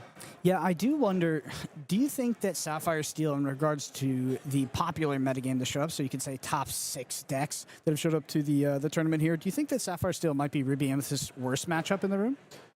Ooh, I think I might agree with that. I think so. The presence of Whole New World and just all those characters and items that just get you repeated card advantage and keep in line with Ruby Amethyst, I think is a very strong point for it in that matchup. Yeah, and you see the 1-drop here. So the 1-drop in the mini-mouse, that's actually quite indicative of a heavier Steel metagame. So prior to the Disney Lorcana Challenge here in Seattle, so actually in Vegas, it was a lot more popular to run things like Broom or Churnabox Followers that would actually draw additional cards with themselves, but they had that two willpower, and you see these Ruby Amethyst decks sort of adapt by playing more 1/3. But that's not just the sort of the popularity of Sapphire Steel. It's all the Steel decks, right? It's Emerald Steel, it's Amber Steel, but now that Sapphire Steel is back in the metagame, we see Ruby Amethyst adapt by going back to these 1/3s. So it's really interesting. It's kind of heads up to get in the minds of the players that showed up today and what they were thinking when they constructed their decks. Yeah, it's very strong, especially into, as you mentioned, all Steel decks, but I always take note of Steel Song, where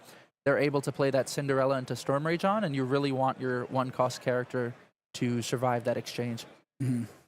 Yeah, one thing on top of that is, although some of these Ruby Amethyst decks might have the 1/3s, I don't think they're going to be particularly teched for Sapphire Steel in particular, which we mentioned is a bad matchup. I think potentially there's cards you could add into the list if you expected it to be a highly represented deck, but Sapphire Steel for me still exists kind of right below that line of what I would expect to be the top 3, top 4 decks. So kind of existing in that 5th most played, 6th most played, I mean maybe 4th most played as well, kind of deck. And I don't think it warrants, that many slots in the list. So as a Ruby Amethyst player going into round 2, you're probably feeling a bit unlucky to have paired into it. That being said, we don't know the exact metagame share quite yet. Yeah, that's fair. I think it's always such a smart choice to, well, one, to bring the deck that you're most confident, but also to be able to look at the field and say, maybe I don't bring the deck that, even though people are saying is the best deck, is a deck that a lot of people are going to be prepared for. And if Sapphire Steel is your pick for that, I think it's a very safe pick and good one. Yeah, we talked about the opener for Ruby Amethyst, the ideal opener, and maybe it not being that Flynn rider, but does, and that is going to be the 2-drop that is deployed for Ethen here. Not going to trigger quite yet because we have an opposing Smee on the field, so no Sisu to follow it up. I want to ask you about this card that Jonathan has inked, a very popular card here in Set 5. Pete, what are your thoughts on Pete and its impact in the metagame so far? And do you think this is going to be a staple for sets to come? I think Pete is a super strong choice, but I think it's almost always a tech choice. You have to be able to look at the meta and say, okay, how is Pete's impact going to be felt? In a format where maybe Steel Song is reigning supreme, Pete definitely has a lot of value. But I think it's actually really well placed with Emerald Steel and Ruby Sapphire seeing as much play as they are. Mm-hmm. Yeah, I find Pete to be one of the best tech cards I think that has been printed in Lorcana, mostly because it is an inkable card as well. And a 3-cost inkable 3/3, that's really not that bad of a stat line when you consider the impact this card can have and how many things it turns off. I mean, when we might get the joy of watching some Emerald Steel mirrors today, and you can really see the power of Pete in those mirrors in particular. But I remember back in Vegas, we actually saw some of these Ruby Amethyst players start cutting down on the Be Prepared. Traditionally probably the best removal spell in all of Lorcana, but also just one of the best cards in Lorcana, cutting down on it because the prevalence of Pete. It was just such a popular card. We saw them go down to 2, 3 Be Prepared. I think from there, we've kind of seen a rebound. Be Prepared is a bit more popular, and it's I think more of a 4 of nowadays because Emerald Steel has surged in popularity. But it's just interesting to consider. Yeah, I think I also remember seeing a list from Birmingham that was playing 0 Be Prepareds, and that was able to top 64 if I remember correctly. Yep, I remember that. We see a very interesting Argies here. I really love this card. Again, going back to the point of just having these stats matter at random points, Argies being a 2-cost character that is able to almost always cancel out that Flynn in the Ruby Amethyst matchup. That is absolutely the use case. And yeah, as a 4/1, it often will trade up as well. It's also very good against locations. So yeah, we're starting to see kind of the power differential between something like Sapphire Steel and Ruby Amethyst. Ruby Amethyst, a deck that definitely preys on some of the other Sapphire decks that might be represented in the room, but Sapphire Steel, I mean, I think even since like Set 2 has been just one of Ruby Amethyst's worst matchups. Yeah, just playing into a deck that has those abilities to put cards into the Inkwell is very strong. And so you have to really be able to match that advantage, so your hand has to be very strong in the Ruby Amethyst deck. So since we don't have metagame data quite yet, I just want to put you on the record. I want to get your guess for the top 3 most represented decks at the tournament today. Reminding you that we have almost 1,900 players showing up. What do you think are the top 3 decks in order? I think after Vegas and after Zan's run, I would say Emerald Steel is a deck I expect to be at the most represented. I think Ruby Sapphire is following close behind. I think it's a deck that's still very strong, and as we saw from the conversion from Vegas and other events, that it's able to really just get that value. As for the third, I'm not fully sure, but I'm going to have to go with my favorite of Emerald Amethyst. I think it's almost a bit of a sleeper in the top 5, and I think it has the tools in this format. Mm-hmm. So we see Medallion Waves come down here for Ethen. Not a card I've seen played in Ruby Amethyst too often. I wonder if this is a part of some of the the spice these Ruby Amethyst players have been adding into their deck to try to adapt to the new metagame. I mean, we talk about Sapphire Steel maybe not being the best matchup, but also traditionally, Emerald Steel, another deck list that you mentioned is going to surge in popularity off the back of Vegas, has not been a fantastic matchup for Ruby Amethyst in the past. That being said, I mean, if you're expecting it, I'm sure there's additions you can make to the deck, which is what we've seen already out of Ethan's list to try to shore up that matchup. Yeah, I definitely like Medallion Weights in theory as a way to really hit that strength threshold that certain cards like Rabbit or the Mini wouldn't maybe hit. So you're able to trade up higher, get a card out of it, and especially I could imagine that in the mirror it's very strong where the Ruby Amethyst deck just doesn't really have a way to deal with items. Yeah, so you're just, you're targeting your Rabbit with that, and I guess triggering a double draw, while also ideally trading sort of even or up. I wonder, we haven't seen, I guess we've seen Madam and Fox. I haven't seen too much of the bounce package out of Ethen yet. I mean, game 1 didn't really have the room to sort of execute that game plan. But interested to sort of see his list as this game progresses on. And we do see a quest with the Huron Flaversham here, targeting that Fortisphere. Such a powerful interaction. Probably the most powerful draw engine in all of Lorcana is going to be that Huron Flaversham plus the Popsicle, or the steel version of Popsicle in the form of Fortisphere. Yeah, I honestly think that's one of the main reasons to play Sapphire Steel in the first place. We already know Hiram's a very strong card, especially in the Ruby Sapphire decks, but being able to have 4 more copies of Popsicle in Fortisphere, as people are saying, is the best way to just get that consistency up. Absolutely. You see Jonathan just a full grip of cards at the moment. Board sitting relatively at parity.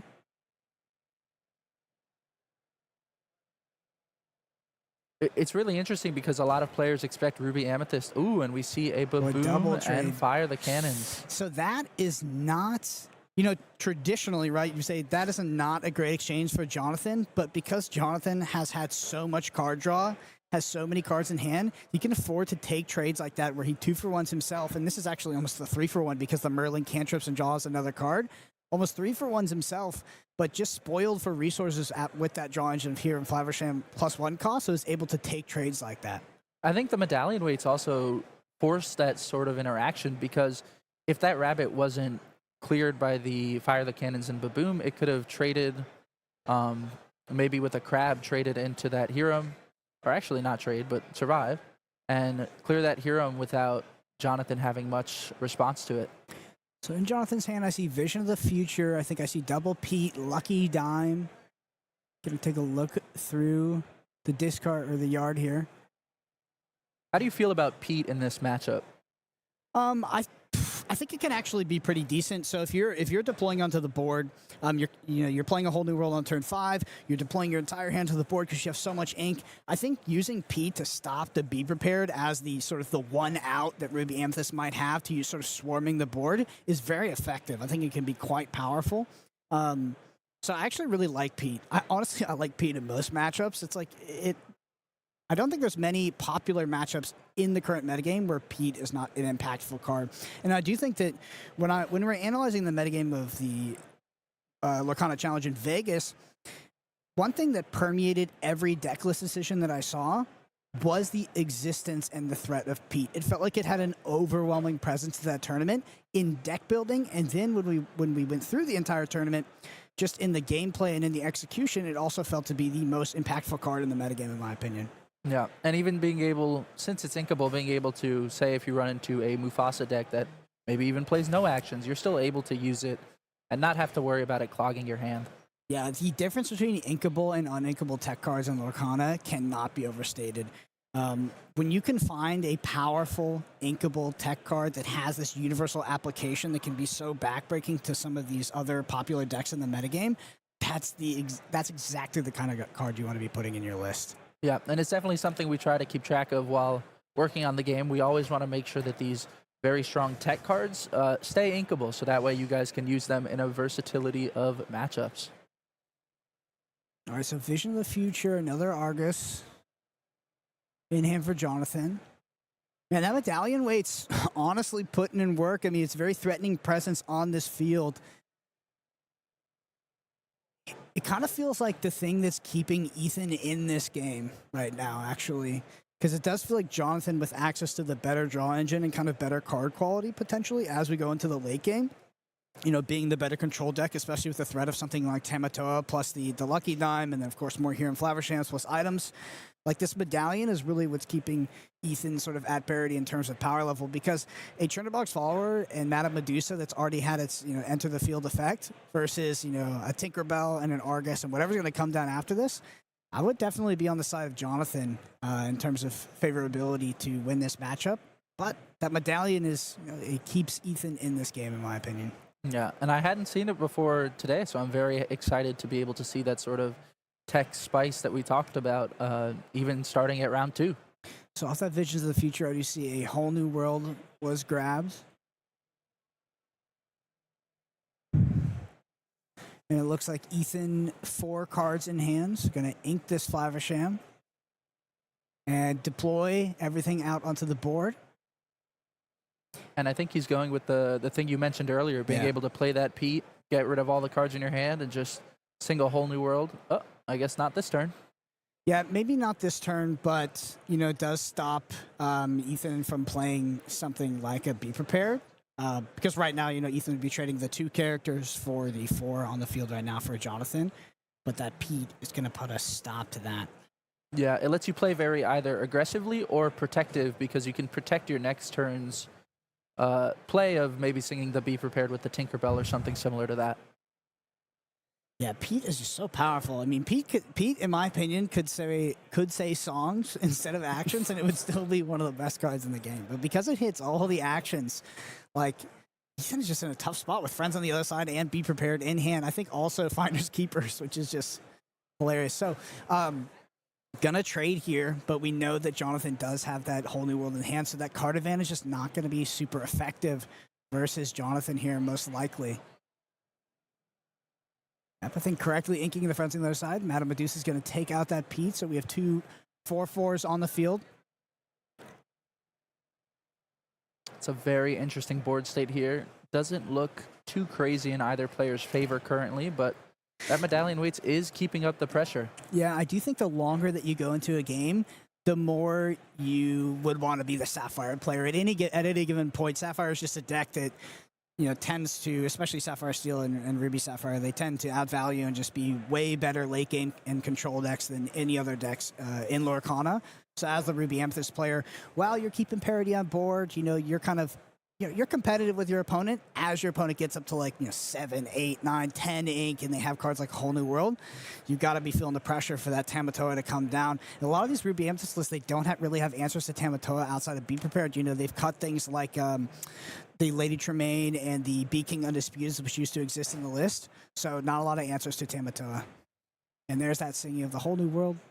We see Fishbone Quill here, deciding not to use it to ink yet because we want a Whole New World, that Lucky Dime, into the discard for a Tamatoa later to add it back. That's actually a really interesting play, opting to not ink that Lucky Dime and keep it in the yard for the Tamatoa to snag it back. That's a very, very heads up. I think you could have kind of gone either way there. How do you feel about that decision, not kind of getting the value of that card before you discard it and leaving it in the yard for Tamatoa? Does it feel like Lucky Dime in the yard is, it's kind of like it almost existing in your hand because you're inevitably going to play a Tamatoa? I think Lucky Dime is, since it's almost your win condition in this matchup, being able to have that lore gain without Ruby Amethyst having a very strong way to interact with it, is actually kind of smart to having that discard and ensure that you have access to it, because most decks for Sapphire Steel only play 2 Dime. So if it's on the bottom cards of your deck, maybe you just won't see it if you put it into your inkwell. Yeah, and traditionally Ruby Amethyst can't do anything against Lucky Dime. So if the Sapphire Steel player has tempo while playing the Lucky Dime, doesn't have to, fall behind in the game to play it, it kind of feels like it's a tough spot to come back from for the Ruby Amethyst player from there. Yeah, Lucky Dime is definitely one of my favorite cards to see the change of initial reaction to it. I remember it wasn't very popular when Into the Inklands first came out, but quickly gained traction with cards like the Smart Gaston that has 3 lore naturally. Yeah, I feel like it's... And I was definitely one of the people that doubted Lucky Dime, and I would still hold my position today that when I look at Lucky Dime, I don't look at it like a good card in Lorcana. Like it's not a high value impactful card. It just happens that the decks that it slots into, the Sapphire decks, are so good. They have such powerful draw engines, they have such powerful removal, and they have such powerful ways to get ahead in ink that they can play cards like Lucky Dime to accelerate this almost this combo-esque kind of win condition, and it just serves that role. Lucky Dime on its own, it's not a great card, but the way it's fit into the Sapphire Ruby and the Sapphire Steel decks, like, it's incredible. Yeah.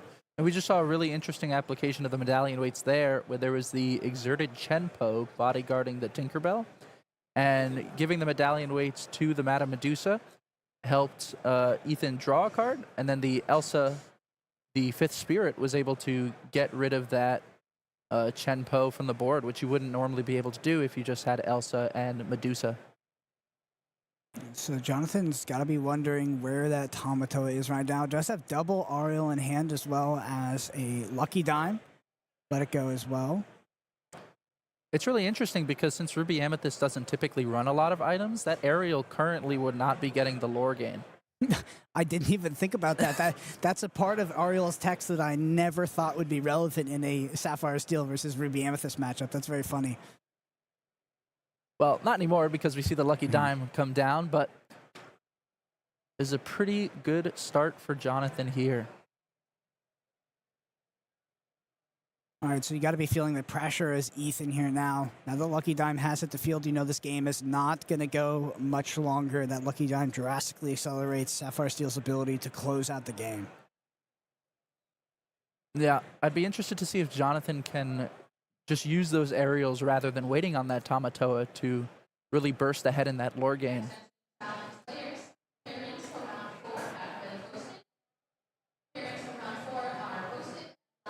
All right, and we see the Madame Medusa Snake clearing the Tinkerbell with the Medallion Weights buff. Yeah, Medallion Weights, I know we've talked about it throughout the game, really putting in work, but I feel like this card would be exceptional if Ethan was not playing against a whole new world deck. Yeah, So, yeah. The fact that Ethan is playing against a whole new world deck, like, yes, he's drawing a bunch of cards. Yes, he's generating tons of value.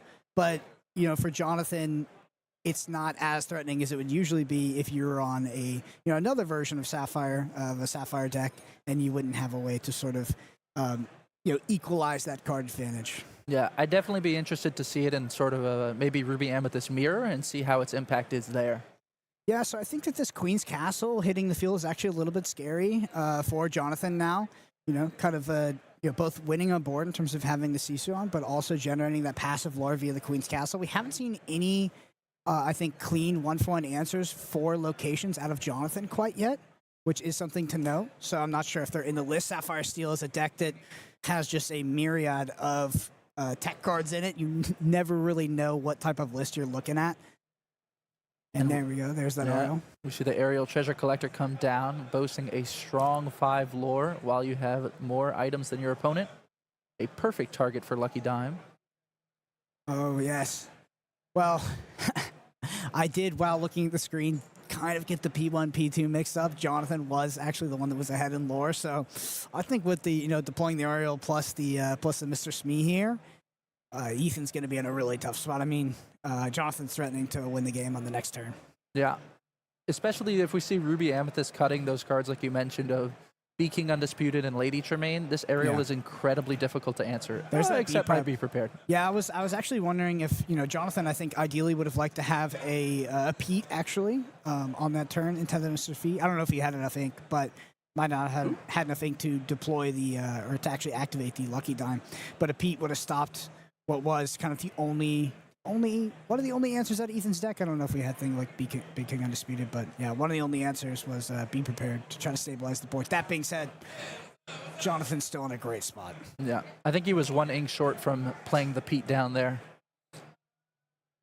And, also has another Aerial, so it's like, whatever. Yeah, I'll get another 5 lore. Really putting Ethan on having that second Be Prepared or a King or a Tremaine. Honestly, if Ethan has that, I don't think it's going to matter because all Jonathan has to have is a 2-crest character and it's going to win the game. Yeah. And there's nothing that Ethan can do to interact with that. And we're going to see Ethan scoop it up, and it goes to Jonathan getting the clean 2-0. Those 2-0s are so critically important at these Lorcana challenges when you have almost 2,000 players showing up, and we do have our cut to top 64 on day 2. You just want to be 2-0ing as much as possible. Yeah, that was that was a very good game. Any thoughts on it?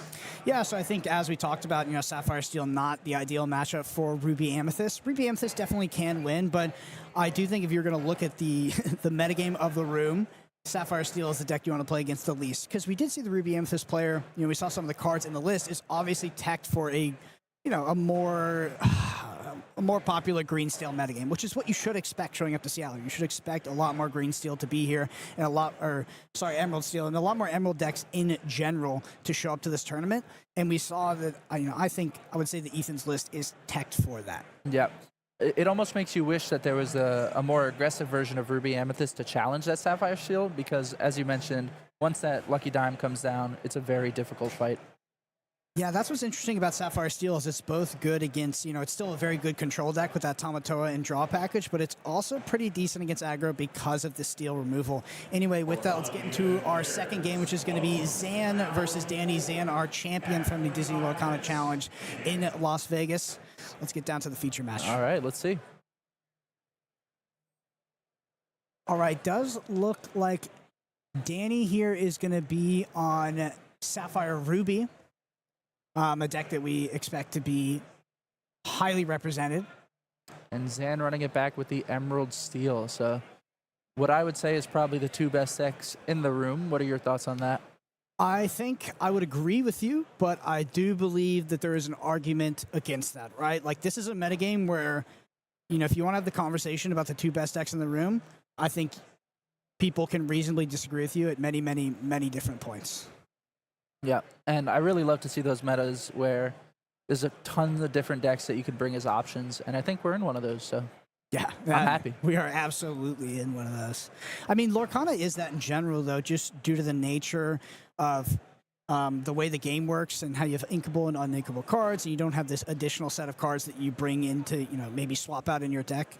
Because of that, like, the best deck for any given tournament, like, there really is no clear-cut best deck. It is metagame contextual, and you have to be ready for the correct metagame to show up, and you have to tailor your deck list for that. It's all about a large part of being successful in this game is about correctly anticipating the metagame that's going to be present in the tournament. Yeah. Ruby Sapphire, I think, typically has a pretty decent matchup into Emerald Steel. Are there any tech cards you would expect Emerald Steel to maybe bring out? I think the Pete's relatively impactful. That being said, like, Ruby Sapphire, we talk about it having a decent matchup into Emerald Steel. I would say it's decent. It's actually not as good as it used to be, and it's not fantastic by any means. Recently there was some people aggregated some data on it, and I think they put it around like 53, 55%, which, previously I think it had, there's been a lot of points in Lorcana metagames where it was a lot better. We do see that Diablo come down, so going to take a look at the hand. 3 ice blocks. We did say, I do believe, based off the list, I don't think I've seen a single Ruby card yet, that it is Ruby Sapphire, but who knows, could be a mono Sapphire list here for Danny. That would definitely be an interesting deck to see in round 2.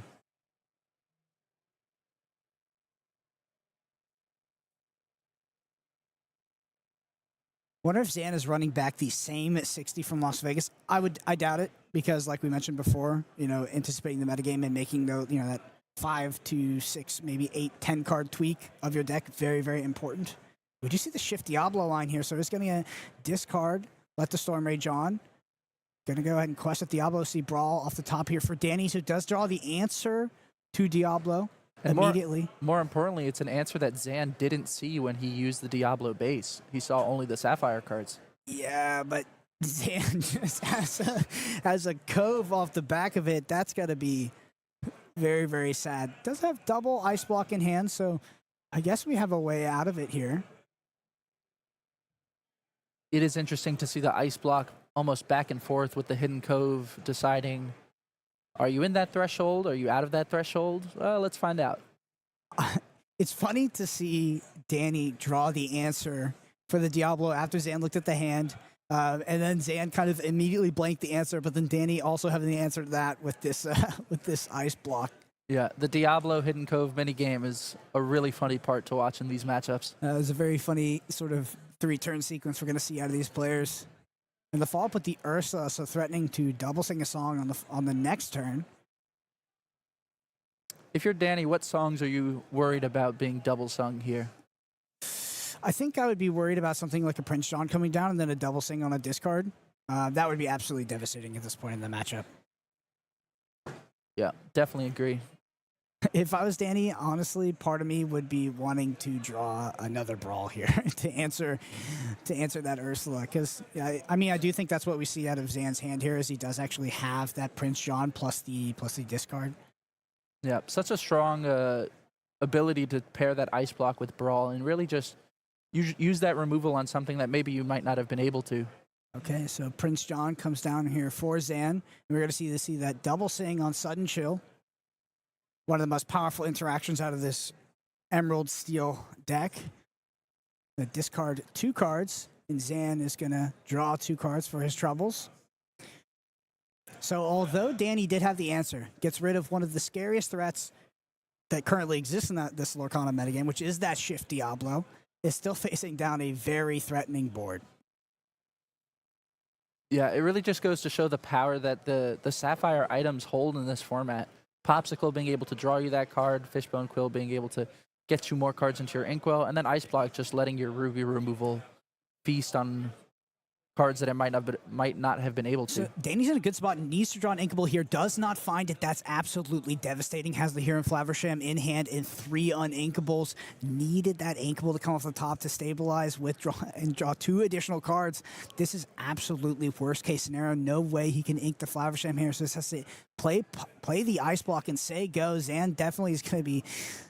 Oh, he's going to kind of smell this. He's like, what could you possibly have to skip and ink this turn and just play an Ice Block? Yeah, and it goes to show that Diablo shift really just put in a lot of work, because that Brawl that had to be used on the Diablo was maybe an ink that could have been used towards Hiram. Yeah, that's absolutely devastating to not find that Inkable off the top. But that's the deal you make when you play something like Ruby Sapphire, which can play tons of uninkables. It's absolutely night and day if Danny actually finds the inkable that turn versus not, getting the uninkable, because would play the Flaversham, would develop onto board, would banish that Popsicle, draw 2 additional cards, but now is probably looking at a scenario where he either needs to find the inkable or he's going to lose this game.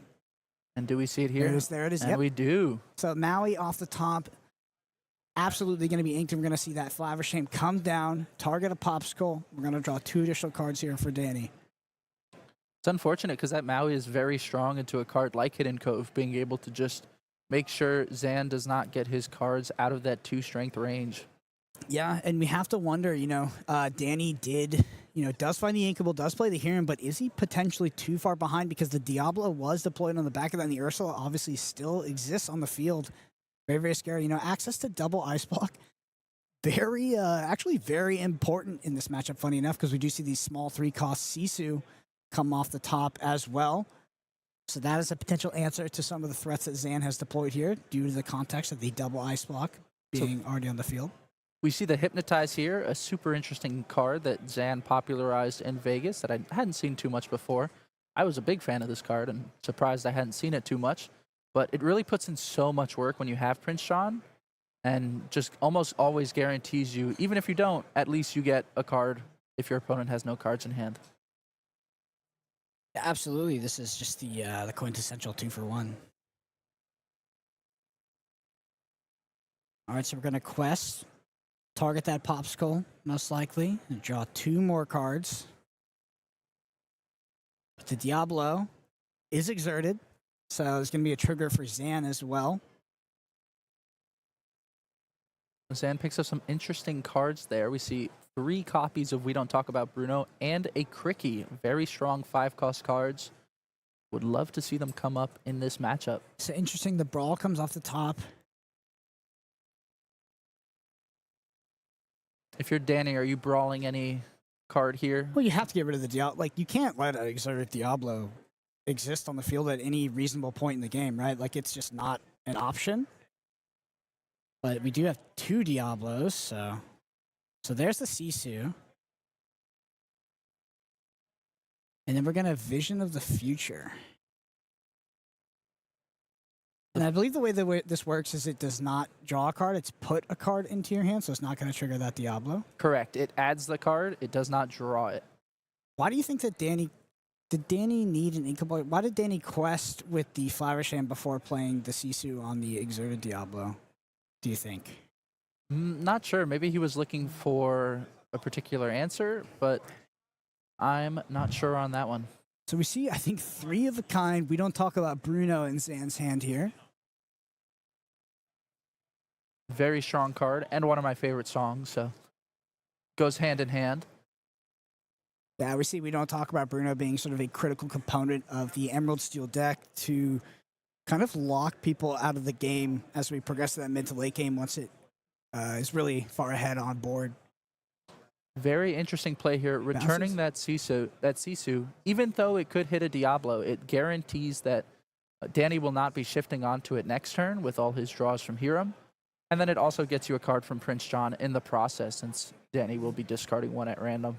That's how you know that Zan's an expert. As we go into the sort of turn 6 or ink 6 turn of Danny, Zan knows that the most devastating potential play is going to be that shift Sisu. The opts to bounce back the character that, can kind of come back and get value because the shift line is so threatening at this point. Yeah, especially when you see those 2 ice blocks on the field. Yeah. So Zan sort of making the correct decision and asking himself, how do I lose this game? Okay, looks like we're going to double trade with the Flaversham here. Both characters are at the coast, so they're going to get that +1/+1. Flaversham is going to be gone. We're going to move the Prince John as well. We're going to quest for 2 and 3 lore here for Zan. Hidden Cove is definitely one of my favorite locations that we have. It's just able to really bump up your numbers, get you out of that range of removal, and just be great for challenging into characters, knowing that your characters have that extra will to fall back on. Danny's back is definitely up against the wall here. Only able to go to 6 ink as well. You know you're safe from Be Prepared if he is playing it. Did lose the brawl as well in that we don't talk about Bruno. So now just has 2 of a kind 3-cost unakeable Sisu, as well as the big Sisu, which we know about. But gonna have to target both ice blocks at that single Diablo and play the Sisu. And play the other here just on the Ursula. Just gotta use the cards you can in hand and try to get onto the board here, because Zan's already sitting at 10 lore and is just threatening to sort of close out this game. Yeah. Also, being able to play 2 of the 3-cost Sisu almost ensures that you're able to shift onto it next turn, unless Zan is able to play 2 removal cards. Yeah, can Zan make you potentially... I mean, with the Ursula sitting on the field, though, I think that a double discard is actually not unreasonable. If I was Danny, I'd be expecting to lose both cards in hand here. Yeah, that is true. That Ursula just representing either 2 cards gone from your hand or maybe 2 removal cards hitting the board. We're going to use it here. Ooh, and there it is. And it's going to double draw off to let the storm rage on. Yeah, I feel like, from Danny's position, wow, it was ambitious to play both, and that is definitely the line. Like, with Zan having so many cards in hand and having so much room, yeah. So both going to get rid of the 2 Sisus and make Danny discard both hands. And now you start to see the power of this Emerald Steel deck on display. And we talked about it, like, Emerald Steel is just, I mean, one of its worst matchups in the room, theoretically, is probably Ruby Sapphire, but it has a lot of game into it. And it's, if you're able to have a lot of game into your quote-unquote worst matchup here, you got to be feeling pretty good to have brought this to the Disney Lorcana Challenge here in Seattle. Yeah, we see a popsicle from the top into a Great Stone Dragon. Very interesting card in the grind game, being able to get a character from your discard into your inkwell each turn. Yeah.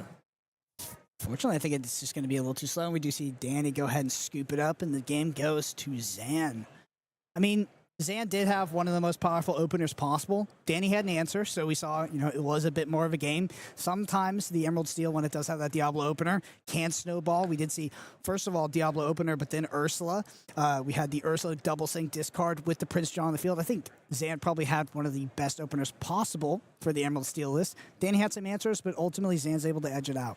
yeah, the trio of 3 strong Emerald cards in Diablo, the Double Sing Ursula, and the Prince John is just so strong in that matchup.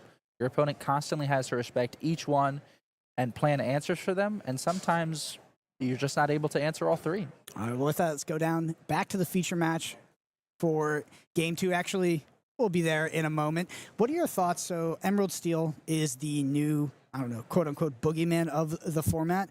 Do you think, I know you mentioned that you thought it was the best deck in the room. If you were looking to attend this tournament and you knew that Emerald Steel was going to be the most played deck, or you could reasonably expect it to be, what deck would you bring to target Emerald Steel if you were not given the option to play that deck yourself? Ooh, that's a toughie. I think I would probably go for something with Amethyst or Steel, something that has that strong draw power off the top if your hand is discarded. So we saw it, like we mentioned in the Finders Keepers, that we saw a couple more people playing. I think maybe even a Ruby Amethyst, just being able to draw and refill your hand, play around, potential whole new world. What do you think about Sapphire Steel? I do think that the players that brought Sapphire Steel to this tournament probably brought it under that thesis. I mean, Ruby Amethyst is going to be a popular and a very well-represented deck, and it's going to be a good matchup for you. But if you expect Emerald Steel to rise in popularity, I don't think that the answer you go for is actually Ruby Sapphire. I think that if you feel confident in your other matchups, you can show up the rest of the metagame. I think Sapphire Steel might be a great pick. Yeah, and I think it is interesting that Ruby Sapphire, while it isn't that, it's pretty even into Emerald Steel, being able to have such a pretty strong matchup into the rest of the format, it really depends how you're expecting the weekend to go, whether you're going to run into Emerald Steel in all these matchups, or whether you're going to run into maybe different choices. Yeah, I do think that Sapphire Steel was a very heads-up pick for some players entering this tournament. It's a list that, you know, I'm trying to remember how it performed in Vegas. I know it wasn't highly represented if you made it into top 64, and some people made some deep runs with it. But ultimately, we came away from that tournament. I don't think it was a super impressive performance. So being able to accurately predict this metagame and take something like Sapphire Steel to Seattle, I think is a very heads-up pick. But with that, we're going to head down back to the feature match to see Game 2 between Zan and Danny. All right, so in that last game, Zan went first. I think Danny's going first in this game. What are you looking for as a Ruby Sapphire player in your opener? Yeah, so I do think that you want that answer to the Shift Diablo line, because it can be absolutely devastating if you don't have it. But that being said, I do find that having like the Huron plus the Popsicle is also very nice as well. That's a lot of cards that you want to have in your opener, and they're very specific. Also, turn 2 acceleration's not bad either, so you need something like the Tipo or the One Jump Ahead if you're playing that. One Jump Ahead on the play can't be snagged by Ursula, which is critical if you do have that card in your list. So there's quite a few cards that you want to have to cover your bases against everything that Emerald Steel could throw at you. And that's why it's kind of a tall order against Emerald Steel. It's like it has a diverse set of threats that it can open against you with. And a lot of them are very, very impactful. So it's like you need to have an answer for this, or this as the Ruby Sapphire player. But if you do, and you're able to extend to that mid to late game, and you're not falling behind, and your opposing Emerald Steel player's not snowballing, I think that that's where the favorability for Ruby Sapphire comes in this matchup. Yeah, I think you're looking for, as we mentioned, like a Popsicle, a Hiram, a Brawl, some form of combination of those three, maybe a Tipo for turn 2.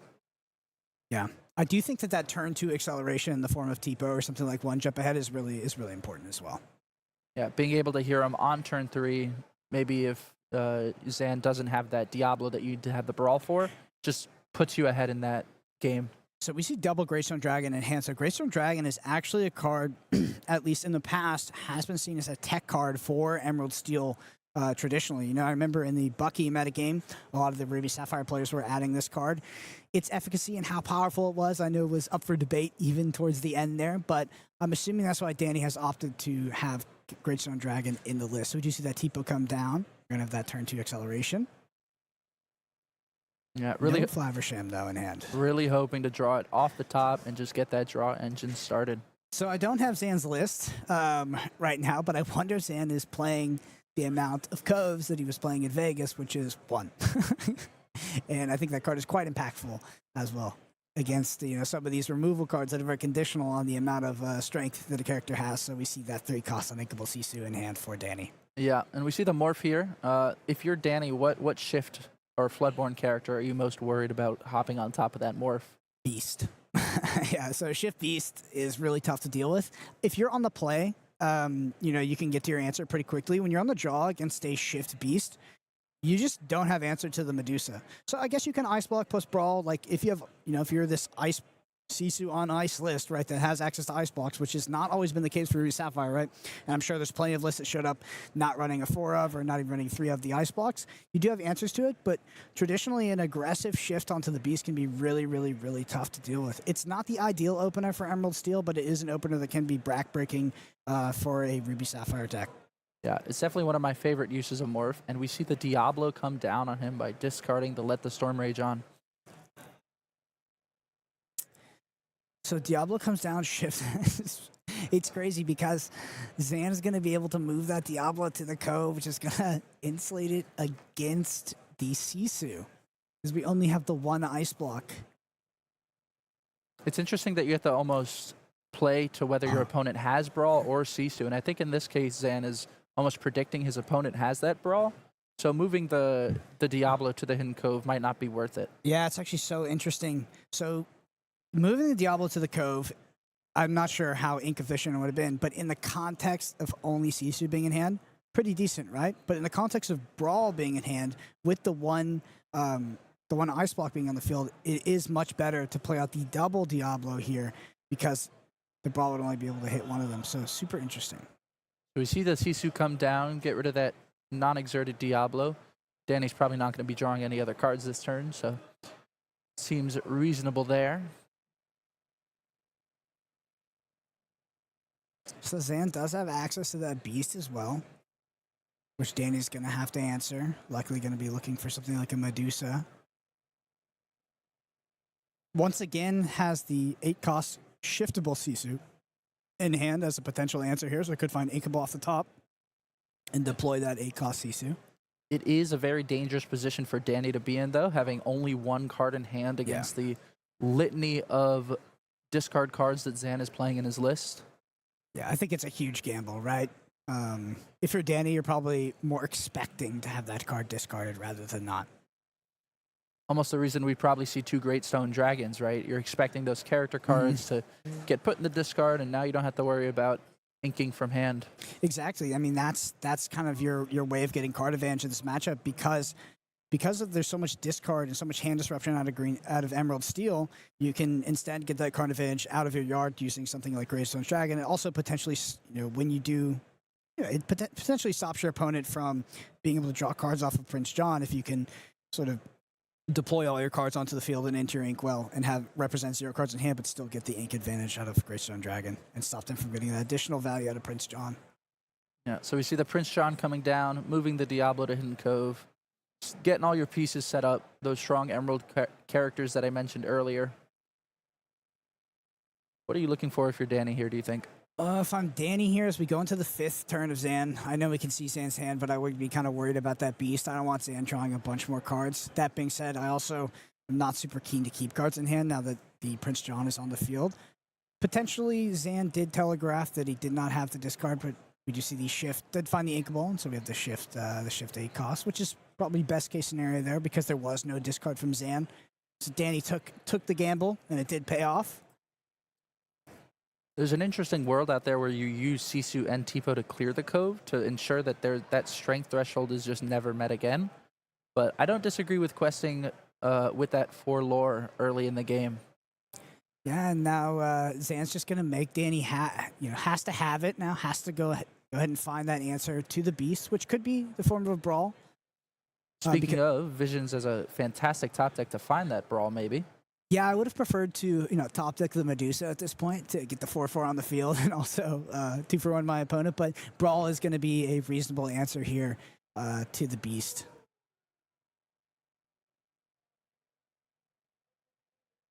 All right, let's see what Danny found off that Visions. So we do see the Ice Block, and it is the Brawl that we talked about. It is the Brawl, very strong. Yep, so it does find the answer. And now Danny might be sort of shifting the pace of the game. It might be the aggressor, and Zan's got to find an answer. So we see 2. We don't talk about Bruno's in hand. Just going to have to fire one of those off. Really hoping you hit that big Sisu shift here. Definitely. This is a big 50-50 here. All right, what's it going to be? And it is the Sisu. Sometimes I just feel like Zan is the chosen one. Has that crazy opener in game 1, gets the 50-50, hits the 8 cost instead of the 3 cost. Because that really, that character was clocking Zan. So the more room Zan has to come back into this game, the worse it is for Danny. That being said, like we mentioned before, any sort of Sapphire deck that's showing up today, for the most part, is going to be much better in the mid to late game than the opposing decks. So yeah. We are entering the sort of era of the game where this becomes more Danny's game than Zan. And there we do see the lore updated with Danny sitting at 11 and Zan sitting at 2. Going back to the one jump versus Tipo conversation, this Tipo here has been on the board for the past couple of turns, and I think has netted Danny 3 to 4 lore. Yeah, absolutely. And against these Emerald decks that have access to Ursula, Tipo can be a much more reliable accelerator.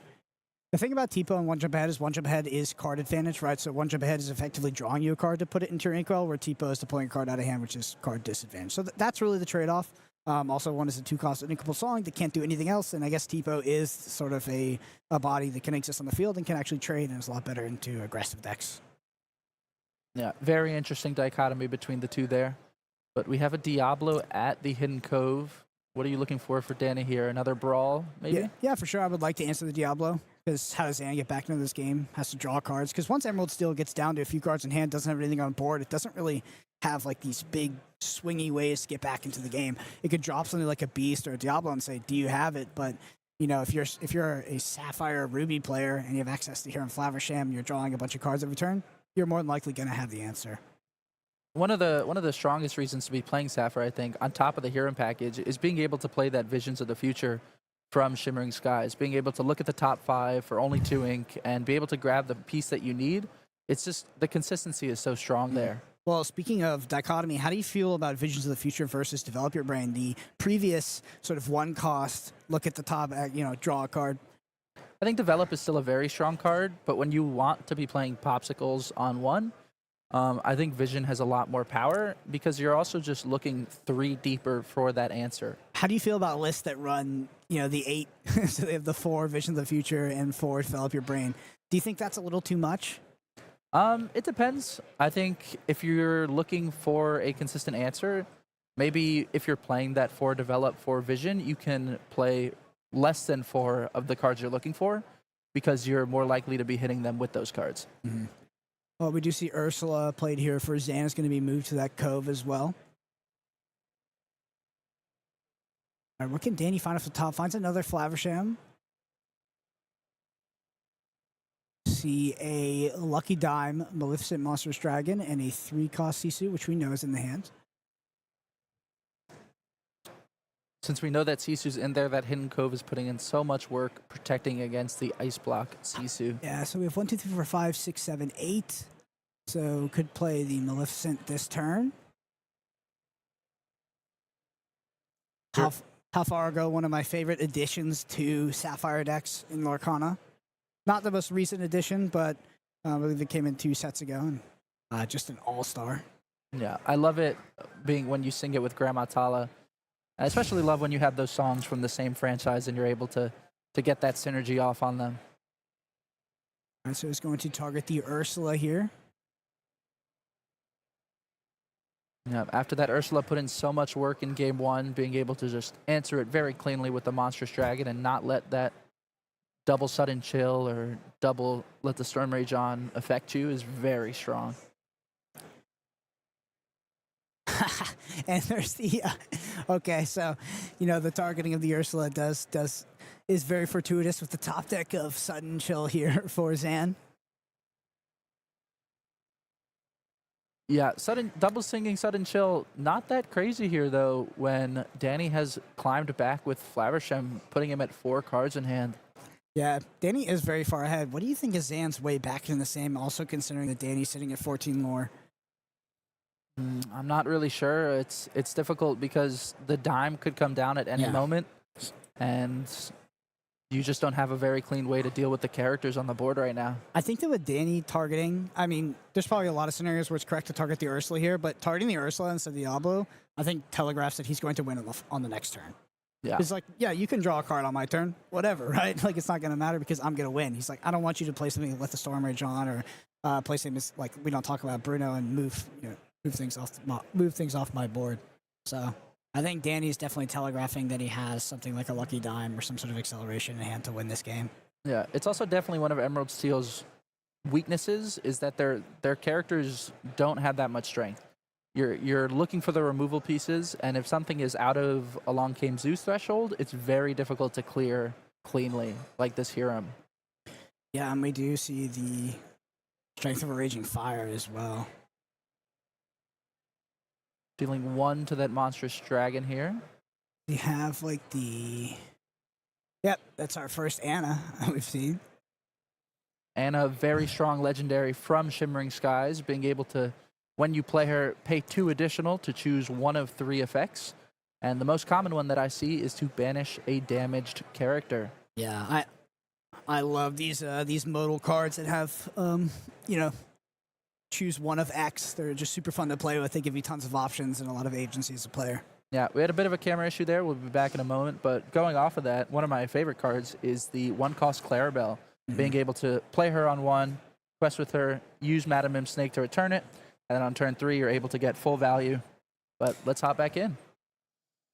Yeah, so as we head back into this game, although Zan does have the answer to the previous Maleficent, looks like another one has been deployed. Looks like we fast-forwarded a bit here. It does still feel like Danny's just so far ahead, and we know he's got access. I think we saw the lucky diamond hand, so not only winning on board, but also threatening just that quick win the game out of hand with the lucky dime here, and having access to 9 ink as well. So there's the Hypnotize. Finally getting rid of this CC that's been in hand for a long time. Maybe if you're Zan, your goal is to use all your discard cards to ensure that there is no lucky dime in your opponent's hand, and just maybe catch up from that position. Yeah, unfortunately, it's a tall order with Danny having 4 cards in hand prior to that discard out of Zan. No, it really just shows how much impact using Maleficent Dragon on the Ursula really showed. Yeah.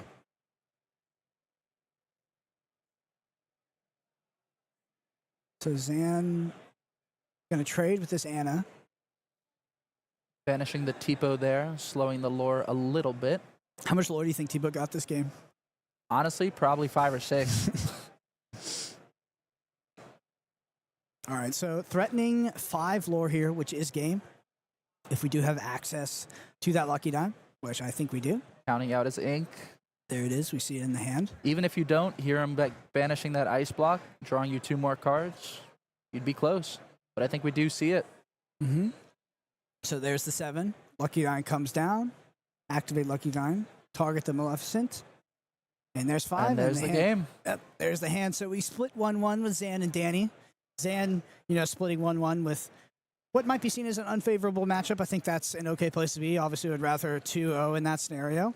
I don't think that the Ruby Sapphire matchup can be considered bad is a fair way to describe it, but it's definitely not terrible. There's a lot of game into it, and I think as a Ruby Sapphire player, you don't feel like you're getting any kind of freebie when you pair into an Emerald Steel player, especially when you pair into Zan. You're probably like, what the heck, it's round 2. What's going on? No, Emerald Steel definitely has to have that strong start of those Emerald characters I mentioned before and Beast, but if you let Ruby Sapphire get to that late game, you're just not going to be able to keep up. Absolutely. Well, great games we got to see there, and I'm super keen to see this metagame data whenever we get it. I know we're going to get it soon, and I'm really interested to see what the most played deck is today. Is it Ruby Sapphire, is it Emerald Steel, or is it Ruby Amethyst? We also saw Amber Steel be a super highly represented deck in Vegas. Did not convert whatsoever, so interested to see what the numbers look like on that deck. And of course, your pet deck in the form of Amethyst Emerald. Where does that sit in this metagame? Yeah, I'm excited to see as well if there's any different decks, maybe something like Amethyst Sapphire that breaks through and really takes a chunk of that pie. Yeah, Amethyst Sapphire, that is a spicy one. Did pick up some wins recently at some smaller scale tournaments, so it's definitely going to be non-zero in terms of how many people brought it, but we'll see its impact on the metagame. Anyway, we're going to take a short break before round 3. Don't go anywhere. All right, see you there.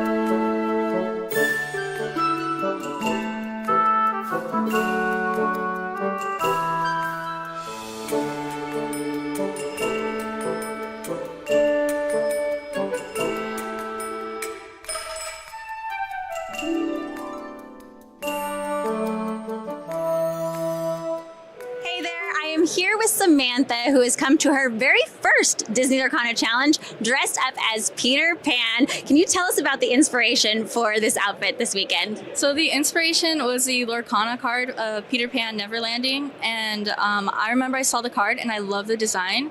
So I was like, oh my gosh. And then I saw people cosplaying at other Lorcana events, and I was like, okay, I have to do a cosplay. So it's my first time doing a cosplay, and I'm really excited. You look great. It's a fantastic outfit. And I know there's a Tinkerbell out there somewhere too, so you've definitely got to say hello. Now, this is your first Disney Lorcana challenge. What has the experience been like so far? It's been amazing. There's like a lot of people in the community that are really nice, and I've gotten a lot of compliments, and that's like really nice because I usually don't get compliments. And I love the community. Everyone's super duper nice, and they love sharing tips, and I think it's a really welcoming community. Yeah. Now, you were telling me earlier that one of the reasons why you wanted to do Peter Pan as well is because that's one of your favorite Disney characters and your favorite movies. Can you talk a little bit about what you love about Peter Pan and that movie? So the things that I love about Peter Pan is I like his confidence. I think he's really cool, and I think he's funny. And Peter Pan is my favorite movie, so I was like, oh my gosh, new Peter Pan. I have to do a costume, and I love it. One of these days, you have to put together like a Peter Pan theme deck. Yeah, I've tried. It's just he's not good. They need to make a good card. Please make a good Peter Pan card. Well, thank you so much for telling us about your cosplay. Enjoy the rest of your weekend, and we're going to go back on down to the booth. Welcome back, everybody, into round 6 of our Disney Lorcana Challenge in Seattle, Washington. We have Jared Davis versus Chris Anderson for this feature match. Yeah, before we get into the feature match, I wanted to talk about the cosplaying thing for a second, because that's one of my favorite things about the Disney Lorcana challenges. I remember even all the way back in Atlanta, there were people that were coming in cosplaying as characters from Disney Lorcana, you know, not just the Disney Lorcana movies. And I'll be honest, I'm a little jealous of their cosplaying abilities, because they always turn out so nice, and it's so cool and so fun to see some of those people come in. Yeah, and it was just like Rebecca said, there's a Tinkerbell out there as well, a giant Tinkerbell, which is so amazing. She even has her deck box in the boat that is in her card. Yeah, being the giant Tinkerbell has the little ship, but she can carry all of her cards and stuff in it too. Had an enchanted Tinkerbell in there also. I was able to look at it. It was pretty sweet. It's amazing. Yeah, but with that being said, we are going to move on into round 3 with this match, so I think we should go ahead and get started. Like Sam said, we have Jared Davis here and Chris Anderson. Some of you may know Chris Anderson because he has had some success in the Disney Lorcana challenges before. In Dallas-Fort Worth, he actually placed 36th playing Ruby Sapphire. So I'm not sure what he's playing today. I'll be eager to see if he is sticking with Ruby Sapphire, but didn't earn his invite yet. I'm sure that's what he's looking for here, but definitely a top player. Absolutely. I think Ruby Sapphire was a very predicted pick as well for this event, so I wouldn't be surprised. And as we do see, he is playing Ruby Sapphire. So let's see. It looks like he is mulliganing a lot of those high-cost characters in his hand back to the deck. And what's his opponent playing here? Yeah, putting 4 back, it looks like Jared is playing Amethyst Steel, I think. It's Amethyst Steel or Amethyst Ruby.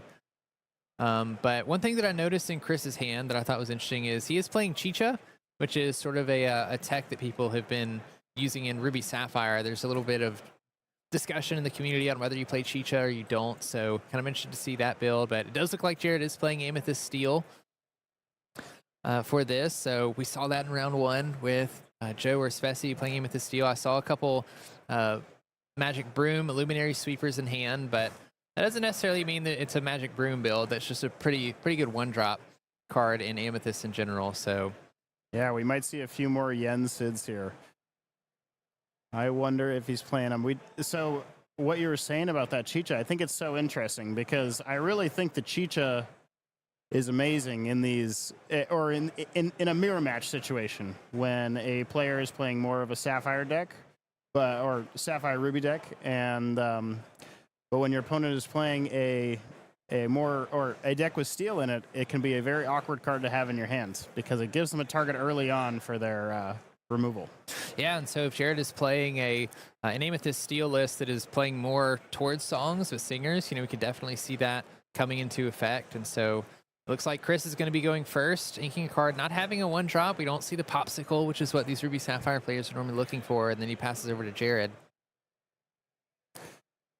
And it looks like Chris is going with the ink tokens. So he has ink tokens here to represent the amount of cards in his inkwell. You'll notice his inkwell at the top right of the screen here, and then his ink tokens at the bottom. Those are just used to represent how many ink he has, so he doesn't end up getting it mixed up with his hand. It's something really fun that was added later to the rules for Disney Lorcana, you know, where you can substitute your actual cards with ink tokens. And I love these. Look like playing cards, but the back of the cards have Stitch on it. And, you know, And who doesn't love Stitch? I'm a little bit of a Stitch fan myself. So, so I'm actually excited to see that. But we do see Jared developing the Magic Broom, and the Smee decides not to banish the Magic Broom when we play the Smee, which I really like, because Jared's basically saying, you know what, Chris, if you want to swing your Chicha into my Magic Broom and banish it, by all means, do that. Which, of course, it's not very advantageous for Chris to do that because of Chicha's ability, a very strong one, in that if you ink more than 1 card per turn, on that second card, you get to draw another card. So it's a really great early draw engine for Ruby and Sapphire specifically. And with that 1 jump ahead and the second Chicha, that was great because it just allowed him to draw 2 extra cards for getting cards into his inkwell, which is what he already wanted to do anyway. So I'm sure he's not too hurt about getting those extra cards in and the few cards off the top of his deck. Yeah, coming out of Vegas, I know a lot of people are concerned about discard, you know, being heavily represented here in Seattle. So Chicha is a great way to combat that. It looks like we are passing over to Jared, and I think he quested with both the Magic Broom and the Mr. Smee. We're going to play a Madam M Fox, picking up the Magic Broom and using this Madam M Fox to challenge the Chicha, putting 2 damage on the Madam M Fox, making sure that Chris doesn't gain any more card advantage than he already has through those cards. And then at the end of Jared's turn, because there is no captain in play, Mr. Smee is going to take a damage when he passes it over to Chris. So we do see something very interesting in Chris's hand, which he just inked, is the Fang Crossbow. So Fang Crossbow is a card that lets you banish any dragon character in play, or lets you reduce the strength of any character in play by just paying 2 ink. Yeah, very interesting card indeed. Could be useful in the mirror match. You know, if Maleficent, Monstrous Dragons start coming down, or Sisus start coming down, all dragon characters, an easy way to banish those. But we see Chris playing the Maui to banish some of Jared's cards on board that he has going on his side of the board, and then trading the Chicha as well, sort of clearing the board from Jared. I think Chris, now seeing that Jared's playing Amethyst Steel is typically more aggressive / mid-range deck, so he knows if he can just prolong this game, that Ruby Sapphire is definitely favored in the late game here, and is just trying to keep Jared off of any characters on board. So Jared's going to ink a Magic Broom and play the Library card, relatively new card, a location, move, cost of 1 with 8 willpower, but if you have a character there and that character is banished, you get to draw a card. So very synergistic with cards like Magic Broom, Illuminary Keeper, and Chernobog's Followers, really cheap characters you're trying to play that can banish themselves in one way or another to help you draw cards. You can get an extra card draw if you can move them to the library as well.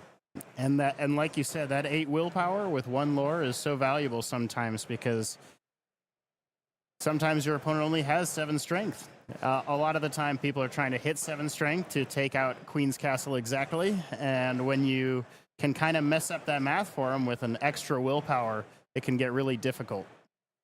So it looks like Jared is thinking of inking, he's thinking of inking this goat to play a different goat. And I'm going to guess that he's going to move this right to the library. This will not only make it so that if this goat gets banished, he gains a lore, but it will make it so that he draws a card as well from the library. I also see a very interesting card in Jared's hand. We see a Donald Duck Buccaneer, a pirate card from set 4, very thematic for Azurite Sea coming up. A card that I'm really interested in, one that we don't see play very much, but Donald Duck, when he challenges a character, if he banishes a character in that challenge, all of your other characters get +1 lore. So if Jared's able to build a pretty wide board and land this Donald Duck and challenge with it, you know, that could be a lot of lore on board. But Chris is going to decide to, I think he played a Be Prepared there just to banish the goat, where Chris is in an interesting situation where Jared was able to get rid of that Maui a turn or 2 ago with Fire the Cannons after playing the library. And so we see the power of locations here. The library only has 1 lore, but at the start of Jared's turn, he's going to gain that lore. And so if Jared can find a way to keep Chris off of rush characters like Maui, or characters that can banish the library, we talked about the how powerful the library having so much willpower, 8 willpower being, if Chris doesn't have answers to the library very soon, Jared can trickle his way up to 20. We know Amethyst has cards like Merlin Goat that we just saw play that gains the lore when it enters and leaves play. Also could potentially playing Gathering Knowledge and Wisdom that could gain 2 lore instantaneously. So interested to see how Chris takes it from here. Will we see the drawn Popsicle into an immediate draw of a Lucky Dime? So that's 2 items in play, 2 very powerful items actually, because having the Popsicle in rotation is something that he did miss early on, and now if he draws into a Huron Flaversham later, he can banish that Popsicle, draw 2 cards, maybe get a Tamatoa going. This could be the start for something for Chris. I think Chris is certainly looking for that draw engine. Both Jared and Chris seem pretty low on cards. There's 2 Sisus, big Sisus in Chris's hand, and then just drew a Brawl. Brawl's not going to be very helpful. Well, neither of the Sisus, honestly, against this board. All of those removal options care about the willpower of Jared's characters. The Sisu will banish all opposing characters with 2 strength or less. Of course, Merlin Goat has 4 strength. Mr. Smee has 3 strength. So that's not going to banish any characters on play. But Sisu does have pretty good stats. Being a 5/4 with 3 lore, can quest for a lot. We can use the Lucky Dime on Sisu, gaining 3 lore. That 5 damage into the library means we're going to put a lot of damage onto the library if we choose to challenge that instead of Mr. Smee or Goat on this next turn. I do see Jared has Fire the Cannons, deciding to put some damage on Sisu. Also has that Gathering Knowledge and Wisdom, I think, was drawn this turn that we talked about just a second ago. Putting the damage on the Sisu makes sense. It makes it so Sisu, if it challenges the Mr. Smee here, it will be banished as well in the challenge. Oh, it looks like Chris has drawn the Huron Flaversham here, which is definitely a card he wanted to see. Now, can it get him out of this situation that he's in? Yeah, very great top deck there from Chris. Drawing the Hiram Flaversham, giving him that gas. When you play Hiram Flaversham, can banish an item, draw 2 cards. Popsicle is perfect for that. Chris drew into 2 T-Pos, so we're going to play a T-Po. And when you play T-Po, you can ink a card from your hand as well. And so it looks like we're going to use the Lucky Dime to gain 3 lore off of that Sisu also this turn. Cash in on that, and then Chris is trying to decide what we're going to do with the Sisu here. It looks like... And it looks like we are packing up our cards. Yes. Just making sure. Yeah, I think Chris Okay. is conceding on that one. Jared had a lot of lore on board with the goats, with the library, and the Mr. Smee. I believe that Jared was already up to 15 lore at that point. So Jared was able to find his way to the win before Chris was able to take over with Ruby Sapphire, which is honestly what Amethyst Steel is trying to do. You know, it's a more aggressive deck, wants to push that envelope, and knows that if you're an Amethyst Steel player playing against Ruby Sapphire, you know the game's not going to last, or it's not going to be in your favor for very long, you know, if the game goes on too quickly or too long. It was an interesting series of draws there where he drew a lot of these for Chris here, where he drew a lot of the 2 strength threshold removals when his opponent only had characters with more than 2 strength. So I think that was definitely the turning point. I wonder, it makes me wonder if Jared was playing around that and thinking, I don't want to play these characters with 2 or less strength. Maybe I'm predicting that my opponent hasn't played anything in a few turns. Maybe they have a bunch of these Sisus in their hand and they're waiting for something that they can banish.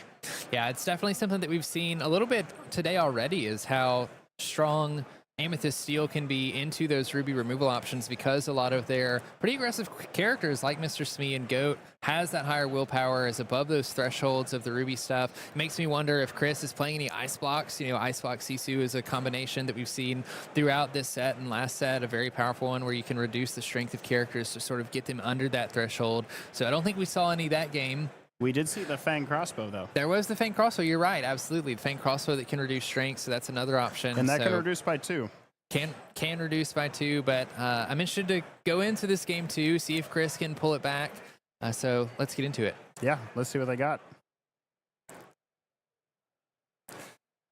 All right, so I think we had Chris going first in game 1. So it looks like we're going to have Jared going first in game 2. And if I'm Jared, definitely looking for the Brooms or Chernobyls, those one-cost characters that can kind of replace themselves. And no matter what my opponent does, I'm probably going to have a pretty good value from my one-cost character. Yeah, I mean, I think something to note is, Jared is playing the more aggressive deck against Ruby Sapphire deck. There's not many decks that aren't the more aggressive deck into a Ruby Sapphire deck. And so I think you're wanting to play a pretty aggressive line, but Jared was able to take game one on the draw. That's usually not ideal if you're the person that's trying to end the game faster than your opponent is. And so Jared being on the draw here on the play, might be able to give him a little bit of an advantage if he can find some of those one-drop characters like Magic Brooms. I don't know if we're playing any of the one-drop Maleficents that gain 2 lore, but right. It would be, I think I see one in hand right now, but I think an explosive start for Jared there would be really strong, as Chris is going to be a little bit behind. I think as Ruby Sapphire, you're just trying to ramp to some of those removable pieces. We saw Brawl, we know Sisu's in there. Ruby Sapphire usually isn't playing any one-drop characters. The 2-drop characters that they normally play through Tipo only has 1 strength, so it's not great for challenging into a more aggressive game plan. So I'm eager to see how Jared opens here, then how Chris is able to respond, sort of knowing the type of deck that he's playing against now. Yeah, we did see those big Sisus in Chris's deck last game. I wonder if he's playing the 3-cost Sisu, not the one that gains strength for the cards in hand, but the one that banishes lower strength characters, because maybe that's a line he can go for here, where he plays that on 3, and then on probably turn 5, because he might have one-jumped or T-po'd, can shift into the bigger Sisu and maybe take out a location, take out a few characters. There's actually a very interesting line in Ruby Sapphire where I think you open turn 1 Popsicle, if you can turn 2 Tipo, and then turn 3 Sing, 1 jump ahead, and then play How Far I Go. I think on turn 4, on turn 3 you would have to play a Sisu. But if you can manage to Sing a How Far I'll Go, I think you have enough ink to shift a Sisu on turn 4. So that's about as best as I think that's about as best as you can get Ruby Sapphire. I don't see a lot of those pieces in Chris's hand, unfortunately for Chris. So that's definitely not a combo I want to see if I'm Jared. No, but we do see Jared opening with Maleficent. Oh my goodness. Okay. Wow. So Jared on turn 2 is going to be playing another Maleficent Biding Her Time and a Chernobyl follower. So on turn 2, we're threatening 5 lore on the next turn for Jared here. And we are going to see a 2-cost character. That's pretty good. So this might be able to challenge a character next turn to take it off the board. Not ideal for Chicha, as normally you want to keep her on the board for her ability, 1 on the way. But it is still less lore for Jared. And like we've said, you definitely, as Chris, want to keep Jared off of as much lore as you can in this early stage. Yeah, you certainly don't want to be challenging with Chicha. It sort of goes against the Ruby Sapphire game plan of wanting to wanting to ramp early on in the game and get to those higher tier cards. But we see Jared having a Fire the Cannons to answer the Chicha, so looks like these Maleficents are going to survive another turn. Also looks like Jared drew a card off of that Chernobyl followers, but now Chris is in a really difficult spot. He has a Brawl in hand that we could use to banish one of these characters, and outside of that, things aren't looking too great. I think there's a Grammatala in hand on turn 4 as well that we could play following up. But, if you give Jared too many turns where you're letting him quest with these 2 lore characters, this game's not going to last very long. That's right. That advantage you're going to get off Tala is not going to be helpful if your opponent has 20 lore. But Tala herself boasts pretty nice stats, so we'll see. It looks like we're eyeing up this Fishbone Quill maybe to put into the Inkwell. Okay, we might be going with Tamatoa. Yeah, I think that's what we're figuring out here. Okay, so we played Tipo. We do want to get an extra card into our Inkwell here, so we have access to Maui next turn, and then Tipo can challenge one of these Maleficents.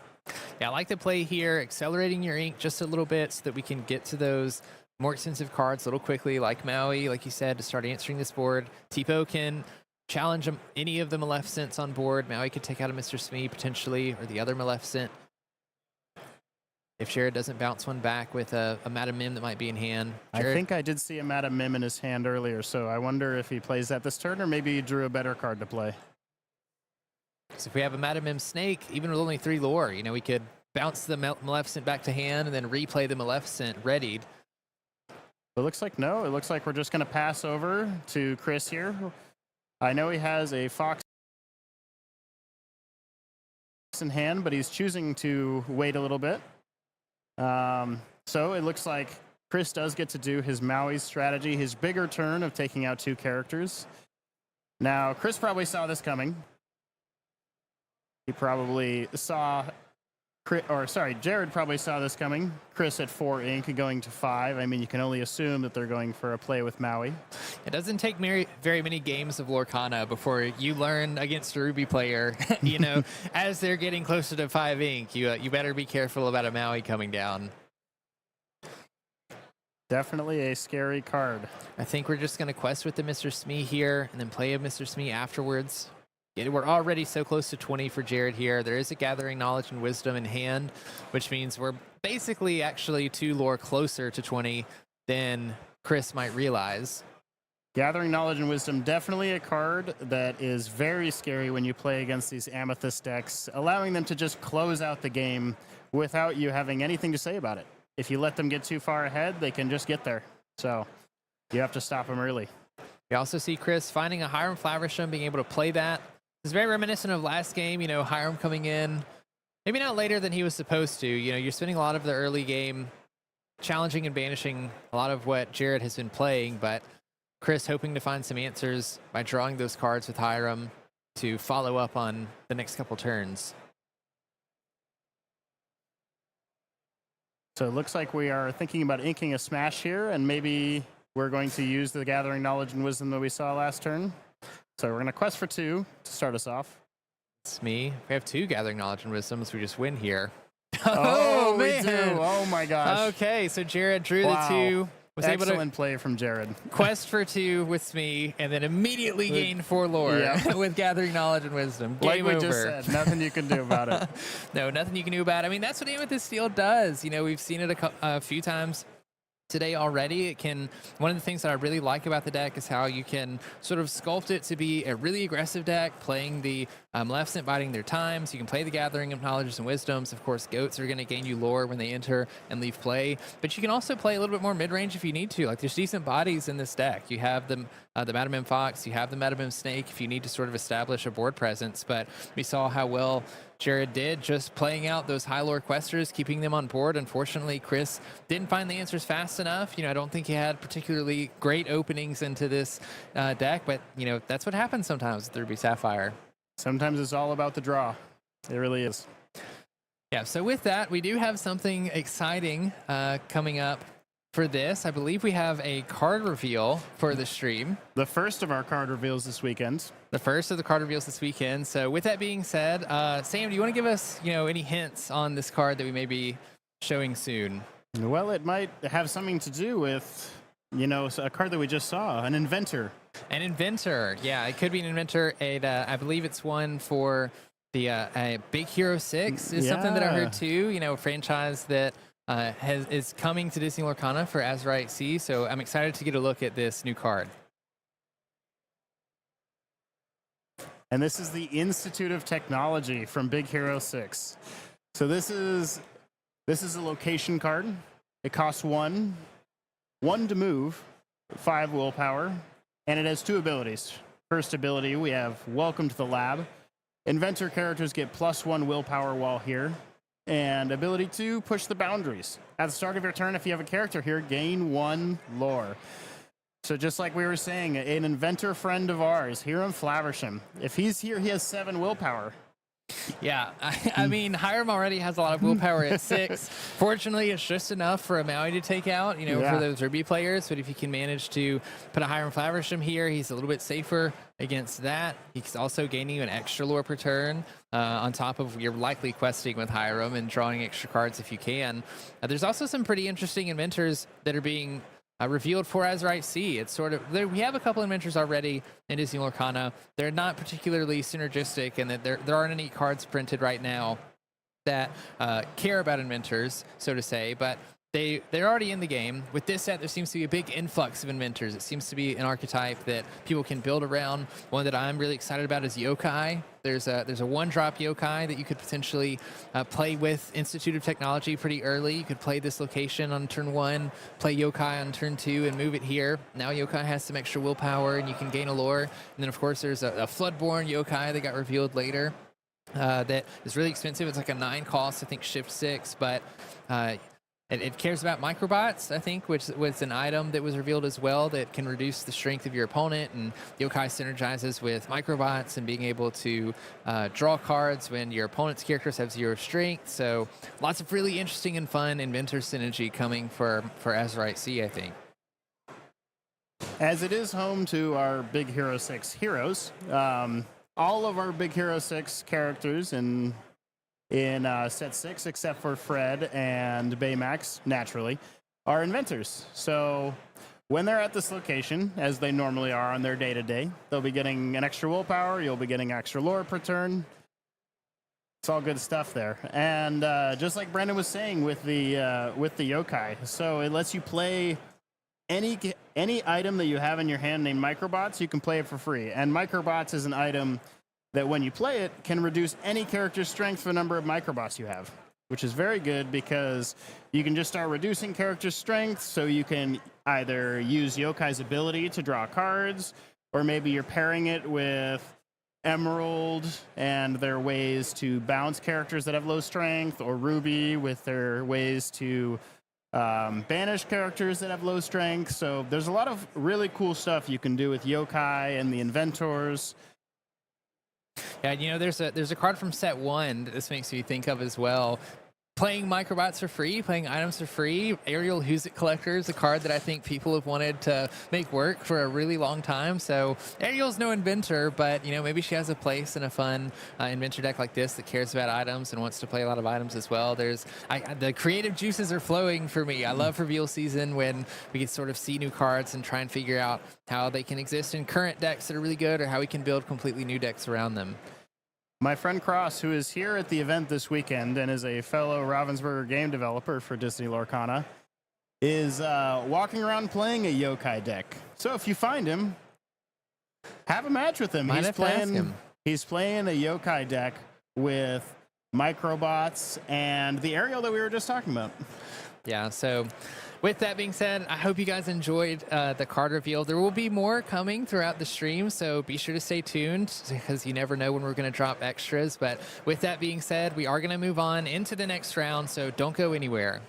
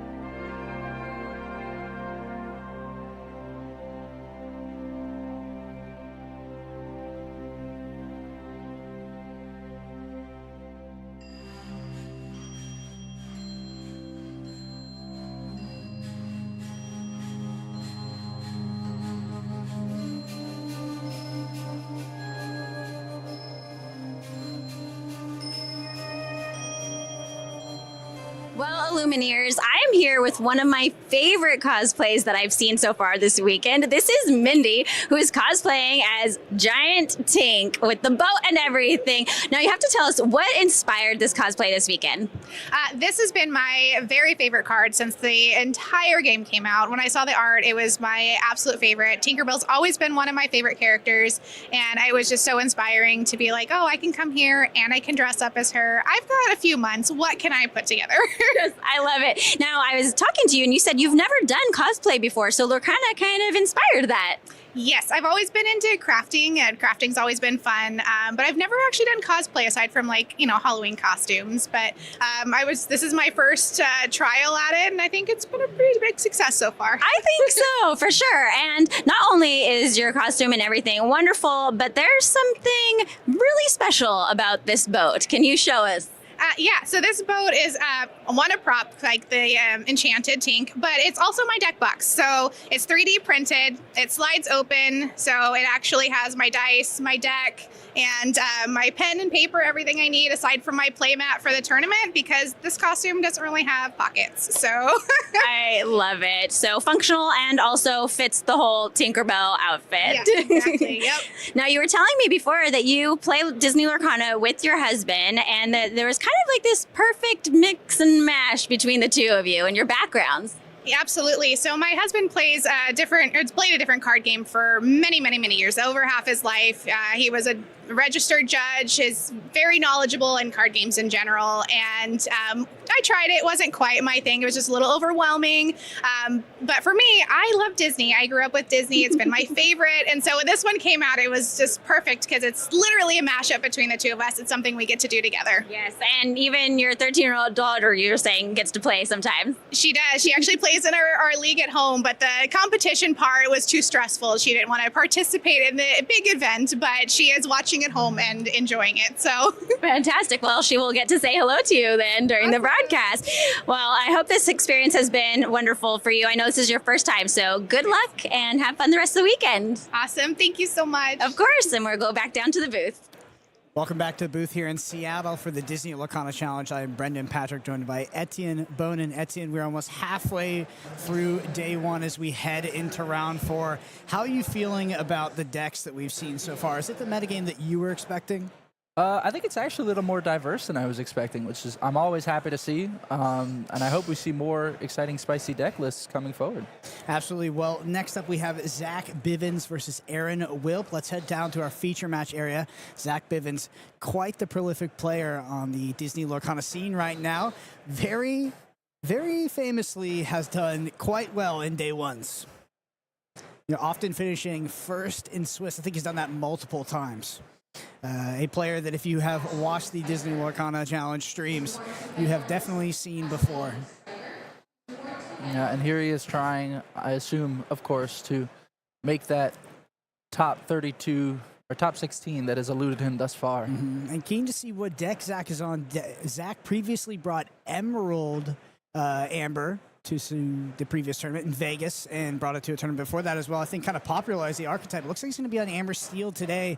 Is going to be up against what has to be one of that deck's worst matchups in the form of Ruby Sapphire. Ruby Sapphire is probably one of the main reasons to not bring Amber Steel to a tournament like this. I would say, okay, that is Amber Steel. For a sec, I thought I saw Amber Sapphire, and I was like, oh, what?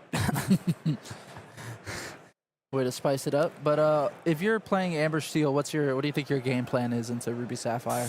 It's pretty tough. I think you really want to go low and aggressive. They are definitely a much better control deck than you. Can often utilize Whole New World better than you as well. So you want to create that hand asymmetry, especially in the early game. Deploy a lot of stuff on the board and get the game over quick, because as soon as we get to that mid to late game, they deploy that Tamatoa. They have access to, on-board removal in the form of Be Prepared. I think you are a huge underdog in that matchup. So I would like to, if I was in Zach's place, I would be trying to get this game over quick. I'd try to take the aggressive route, and I would really not try to attrition my opponent out into sort of mid to late game. Yeah, I think you're looking for key cards like the Daisy Duck and the Piglet Pooh Pirate Captain. Just really trying to get that early lore on the board before Ruby Sapphire has a chance to stabilize. Absolutely. We do see Piglet in the hand for Zach. Piglet is a card that I think is in most Amber Steel decks at this point. At one point, it was seen as like that was the divergent card that showed that you were on the more aggressive-oriented list of Amber Steel. But I do find that most Amber Steel lists do have Piglet in them. It's such a powerful early aggressive curve. It can be quite weak against Steel. You know, having 2 willpower can be easily removed, but it's one of the cards that Ruby Sapphire wants to see the least. It is terrifying. Yeah, I think after Shimmering Skies, Daisy Duck has almost filled that same role that we mentioned of a card that shows that you are on a more aggressive build of this deck. Yeah, absolutely. Okay, we do see Chica here deployed for Aaron Will, potentially going to generate a lot of value as we progress into this game. How do you feel about Chicha? I feel I've seen pretty both ends on that card. I think that Chicha is a character that has a very high ceiling but a very low floor. For that reason, I think it is very meta-contextual, right? You only want to bring it to the right metagame. It can be so powerful with things like Fishbone Quill. But outside of that, you know, on Hunt turn 2 specifically, you know, if I don't have turn 3 Fishbone Quill, I mean, I want to be playing Tipo or One Jump Ahead. But there we go. We see that Fishbone Quill. And we're going to see the power of Chicha here. So it's going to be a trigger. Draw a card for Aaron. Turn 2. I also love that she has such strong synergy with her son in Tipa. I love when we're able to show off the synergies between those cards in the same franchise or same family even. So Aaron did generate a lot of card advantage off of that Popsicle, Chicha, Fishbone Quill play. But that being said, we do see Zach has double Whole New World in hand. Just needs to find ideally a shift target for it or has access to this. There we go. See the Naveen. And we're going to go ahead and discard what looks to be 5 cards here from Aaron. Draw 7 new cards for both players. That's the aggressive curve we were talking about. Yeah, and you have that Gaston able to sing any song that you find from that Whole New World. In this case, the Storm Rage on, clearing the Chicha, and getting another card on top of that. Very strong move there. This is absolutely the kind of opening you want to have as Zach. Just critical.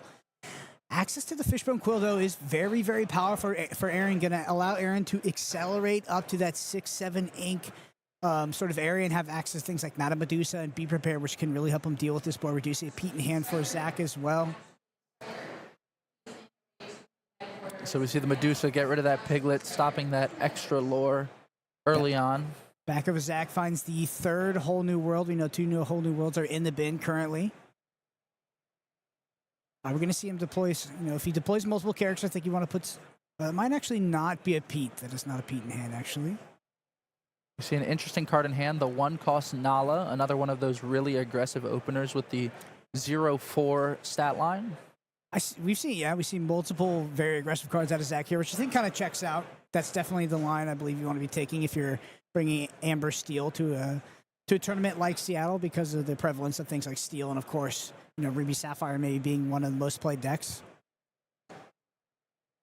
So, seeing that Amber Steel wants to play aggressively into this matchup and knowing your opponent has just gotten a full hand with Whole New World and is able to get to 8 ink, would you put them on having the big shift Sisu, or would you play a little more conservatively? Oof, that's tough. Can you play conservatively? That's really the question. So if you play conservatively, are you just playing towards a losing game plan? Because you really only, in my opinion, you have one way to win this game. You have one game plan. You know, trying to play conservatively, play more of a mid-range game plan, and maybe trying to get to that later game. I do think that Aaron is just going to have the better deck in that scenario. I do like the play here, being able to empty out your hand with the Lawrence and Piglet, Strength of a Raging Fire, the Medusa, and really just stabilize your board state. I'm going to say, Aaron, do you have the answer for this board state? Something we do see the Be Prepared in hand for Aaron. Will he choose to fire it off now? Yeah, shuffling that Be Prepared to the front. Tamatoa inked for the turn. Aaron looking at the potential 4-for-1 here with the Be Prepared. Does look like that's what we're going to see. Be Prepared does hit the field. Yeah, very strong here. And we know Zach does have the ability to refuel something like a Whole New World, but doesn't have a character to sing it. It's a much, much, much less powerful card when you don't sing it.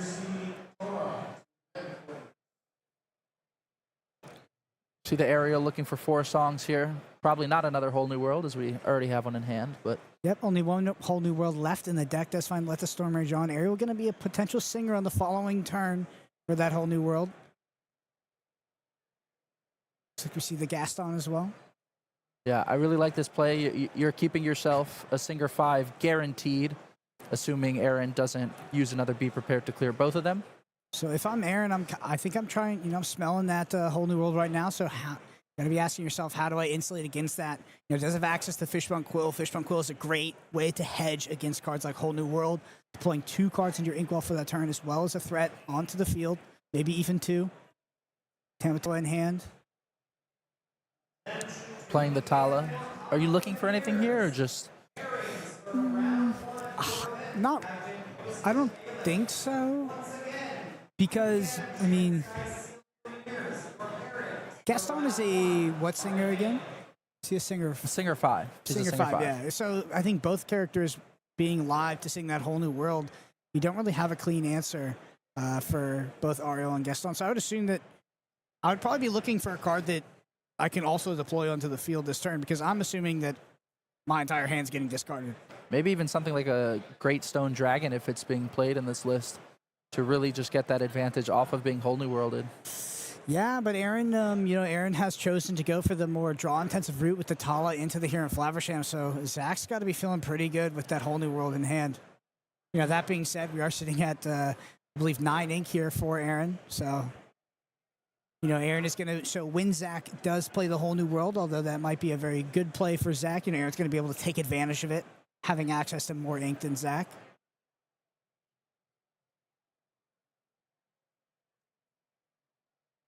All right, so we're going to see the whole new world come down. So 4 cards discarded for Aaron. And 5 ink remaining for Zach. Plenty of ink to be able to play down a bunch of cheap characters with 2 lore, really get back onto that board. Yeah, but I do think you got to be a little bit worried about the Be Prepared or even Big Sisu here out of Aaron. I don't think we've seen a single Big Sisu. We've only seen the one Be Prepared, which is in the yard, so... Aaron he shuffles that Sisu to the front. He knows. That is the downside of Whole New World. Your opponent also gets those 7 cards, so any answers that you're hoping they won't see, they could draw. Yeah, and that card can be very asymmetric in the early game for Amber Steel, but as you get to the mid to late game, this Ruby Sapphire deck, because of the way it ramps and the ink advantage, is going to be able to take sort of a lot of value out of those whole new worlds. A lot of removal coming off the top here, though, for Zach. He has Long Came Zeus, so also has the Let the Storm Rage On there.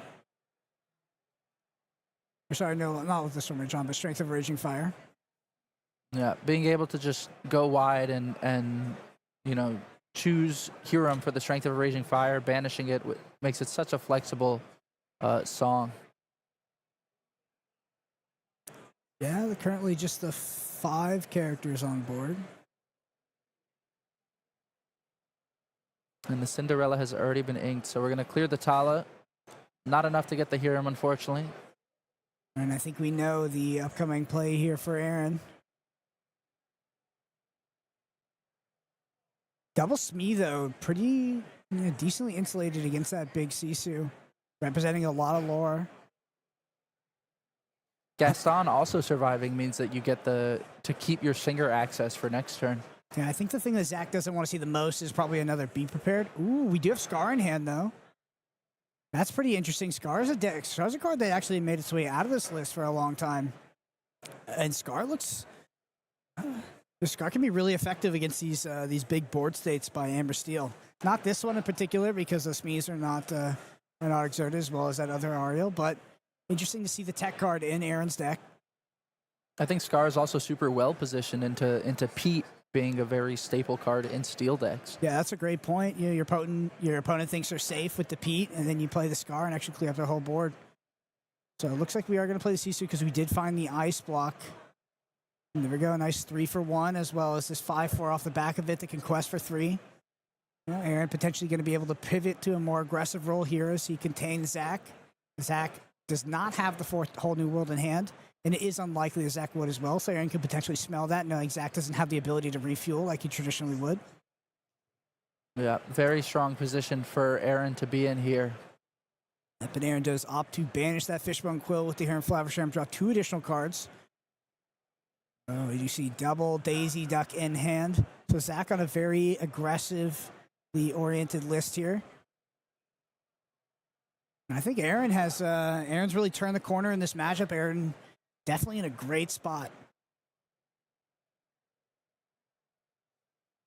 That Sisu so strong, being able to clear multiple characters off the board, and then also just questing for 3, really insulating that comeback. Yeah, but Aaron does have a lucky dime in the yard, so could get that back with Tamatoa as well as we move into the late game here. You know, Zach only sitting at 7 doesn't really have a lot of threat to sort of win this game out of nowhere. And there we go. That's a clean answer with the along came Zeus onto that 8-cost Sisu. Clears it up pretty well. Yeah, really keeping Ruby Sapphire slow from getting that lore, waiting for being able to get them out of range of any time using Dime on that Sisu or similar characters. Yeah, so I think Zach has to be careful. He's thinking about how do I deploy onto this board, right? Because my opponent's going to be able to draw a card for turn, definitely dig 2 more cards. Are they going to, you know, if I deploy as much as my hand as possible onto this board, are they going to be able to find that, be prepared to find another 8-cost Sisu? How do I hedge against both of those plays? Yeah, what you keep in hand when you're playing into these decks that have these strong board wipes, it says a lot about how you are as a player.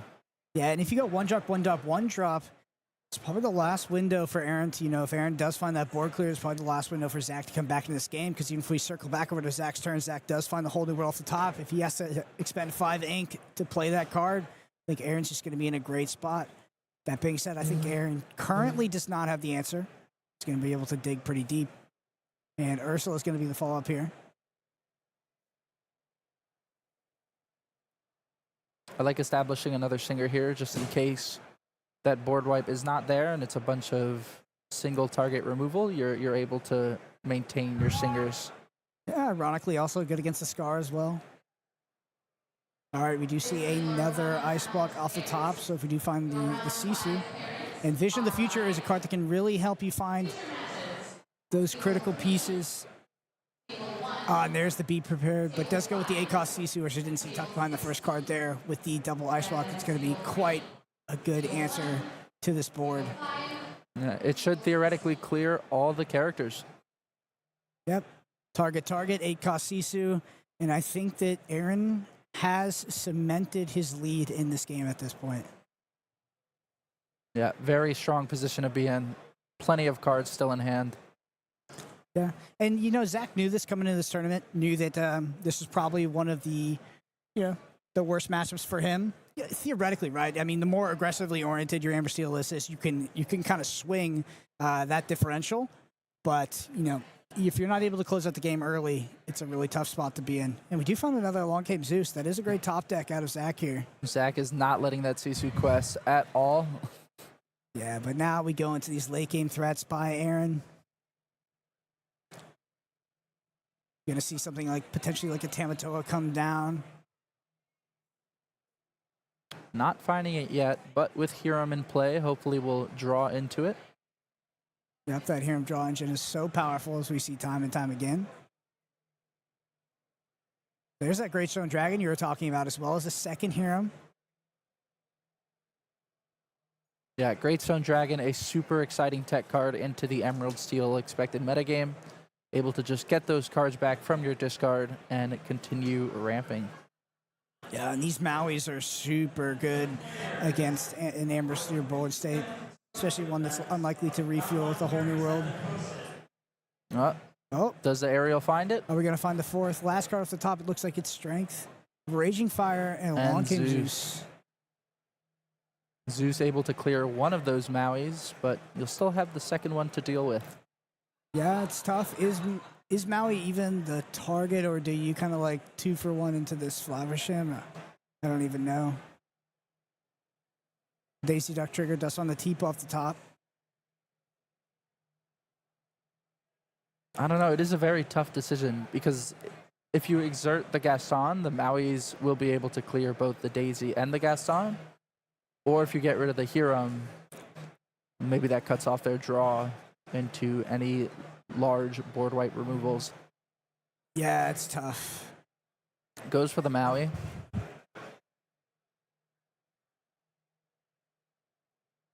Back over to Aaron here. Looks like he found another Flaversham, so 2 Flavershams in hand. Might see that Great Stone leave.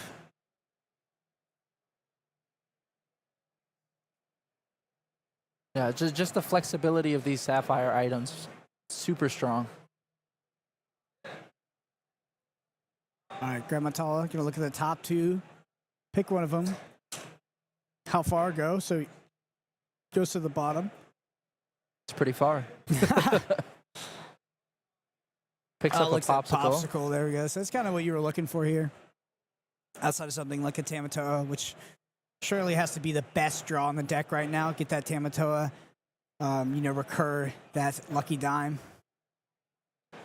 Interesting. Using the ice block now. Yep.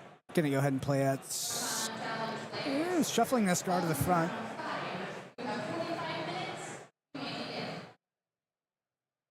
All right, and then playing the Scar, clearing the Daisy. Really not letting Zach stick any characters onto this board. So no target with the Flaversham quest, by the way. Yeah, Aaron did that a previous turn, and I think I kind of get it. The Great Stone Dragon is getting you a card every turn into your Inkwell, and keeping that ice block in play for any 3-strength character is incredibly strong. Yeah, I think if you're on the side of Aaron too, you ask yourself, like, how do I lose this game? The answer is you can't, but if you could, it would be a whole new world. That's like Zach's only way back into this game. You know, Amber Steel top decking 1 card at a time is not going to be very threatening, especially when they sit at 11 lore.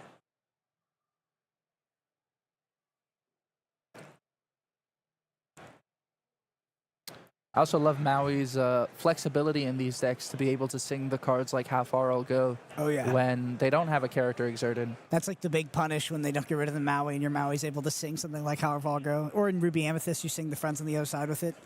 Your character with Reckless being able to get the value of singing a song is just so strong. Yeah, we see a ton of ink in this Inkwell here. Almost makes you wish there was a Mufasa or something to be able to use it twice. All right, so he's going to brawl the Ariel. Still not seeing this Tamatoa here. So opting to not ink off the Tipo, double Flaversham, targeting Popsicle, and there's the Tamatoa that we talked about, and Tamatoa will surely close out this game, although it's probably already over with onboard, and there's no way Zach can answer this. Yeah, even drawing a whole new world here, I don't know would really get you too far. Zach actually needs to draw Be Prepared here, which unfortunately is not in the cards. Maybe from his opponent's deck, he just asks. Checking to see maybe if there's a dime in there. And I think what Zach's doing is looking at the cards for game 2, actually. Ah. Yeah. Get that knowledge out of this game.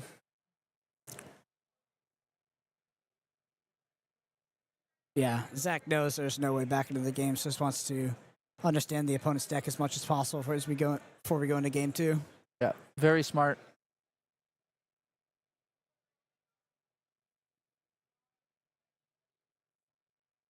All right, so let's count up the ink here. Should be tough. Looks like we have 10, 15, 16. Yep. Tamatoa plus dime. And 8, 7, 13, 15. That's perfect number. Yeah, yeah. Oh, we don't have the quill, but I think we do have an inkable card in hand. Yep.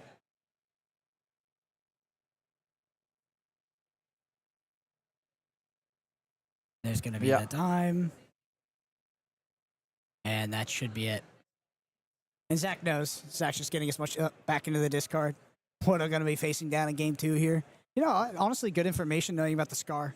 That's probably one of the most impactful cards to know about as you go into game 2, because that's something you get blown out by as an Amber Steel player.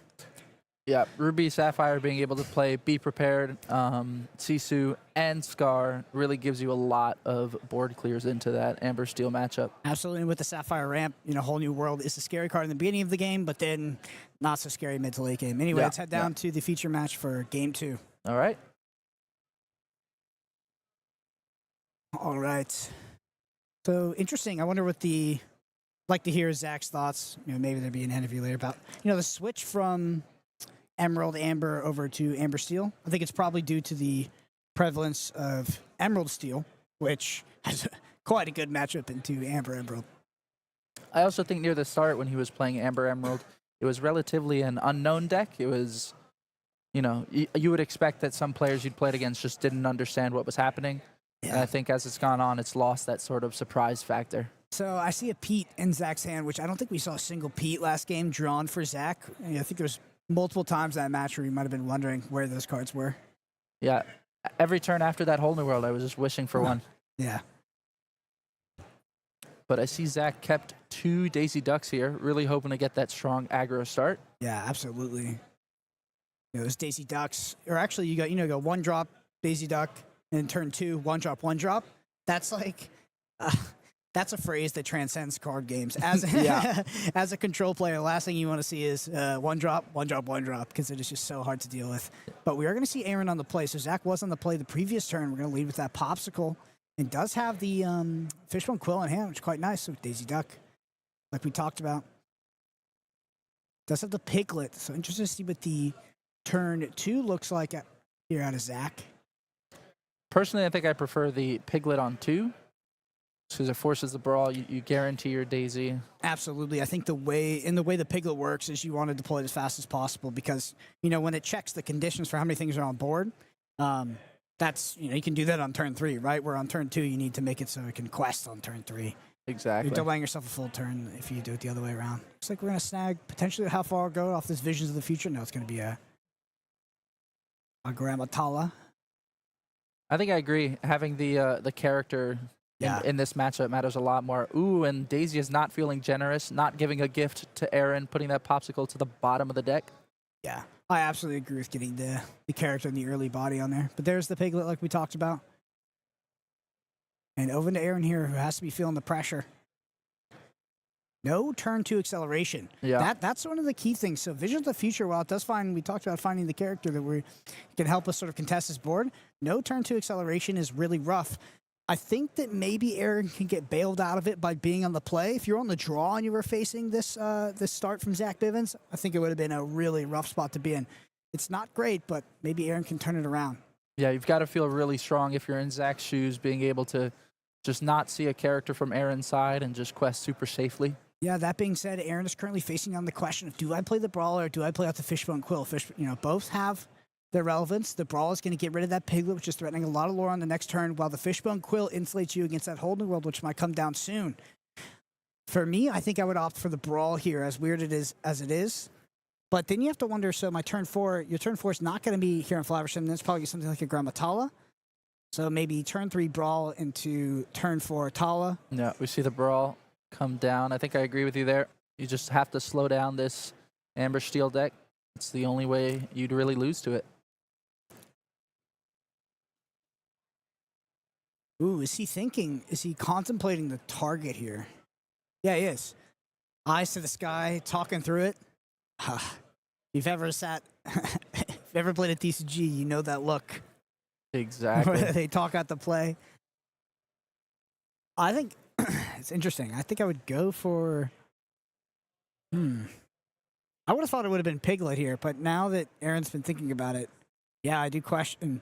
Banishing the Daisy. It doesn't have a clean way to sort of trade with the Daisy, right? Maybe he was putting on Zach on not seeing 2 more characters that next turn. 2 more characters, yeah. Maybe playing an Ariel or a Gaston instead. For sure. I think based off the reaction, that's absolutely correct as well. It's almost good for Zach as well because you're not giving Aaron another card off that Daisy potentially. So you're totally fine with that getting brawled over the Piglet. So surely this is a Grammatala play out of Aaron. Now, on top of being able to look at the top 2 cards and add one of them, Grammatala being a 3/3 is really good into this matchup. Yeah, it's going to be able to get rid of that Piglet and then likely trade to Smee on the crackback after that. Daisy Duck, 4 willpower. Like to appear behind the veil on that one for development. Yeah, Daisy Duck actually was Sam, previous caster. That was Sam's one of his cards that he worked on. And I actually really like it having 4 will because it it's a very strong aggressive card, but it is giving your opponent a card most of the time. And being able to really just stick there and live a lot of things makes it do its job well. Yeah, 4 does feel like quite the break point in Lorcana. I mean, 3 is a break point in and of itself. While 3 gets you around a lot of removal, it feels like 4 gets you around a lot of characters. Yeah, and most notably, 4 gets you around things like Rafiki or the Captain Hook with Challenger in those sort of aggressive decks. Yeah. So the break point for low cost removal is probably 3. Gets you around grab your sword, get you around fire the cannons, all that kind of stuff, but boom. And then having that 4 willpower gets you around all the 3 strength characters. So is Aaron going to flip up another popsicle? Ooh, Visions of the future. Visions. And Daisy Duck looks pretty good when it doesn't have a downside. Yeah. Sam always says that Daisy's giving a gift, but here I think she just wants to keep the teddy bear. I don't think she wants to give it to Aaron at all. And so Aaron sitting there at 5 ink. I think we know that Aaron has the Be Prepared in hand as well, but that's going to come pretty late. If there's a turn 6 Medusa into turn 7 Be Prepared, that could be interesting. Zach with a super strong start here, getting 7 lore off this turn, going to 12.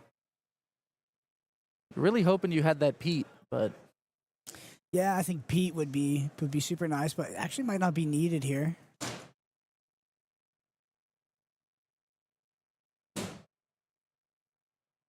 All right, back over to Aaron.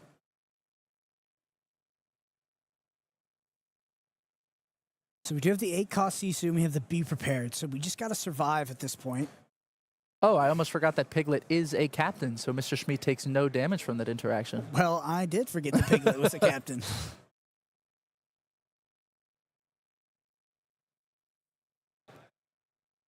What a great interaction between the two of them. I'd love to see a pirate ship with Pooh and Mr. Schmid following right behind. Right, Aaron inking the Tamatella. Gonna have to play out this Flaversham.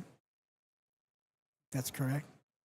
Oh, actually, sorry. We got up to 7 ink. We play the Be Prepared. Yeah, I was definitely forcing that play. I think with the backup Flaversham too, Aaron's in actually a decent position. Still up against the ropes here, but being able to, go down to 1 card in hand now, draw back up, could find a window back into this game. Ooh, finds the Sisu as well. That's not bad.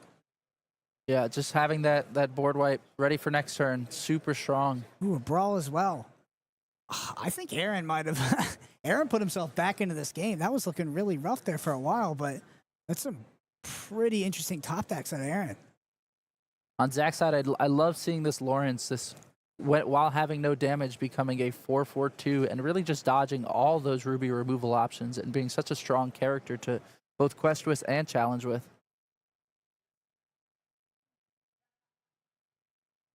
Interesting.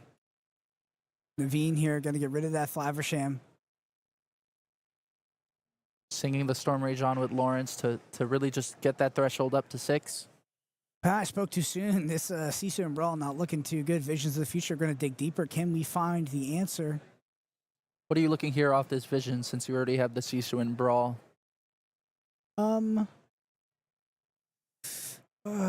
It's tough. I mean, I hesitate to say Be Prepared because I think you want to start contesting the board, but you do need to get rid of these characters. You can't be letting Zach quest for 4 every turn.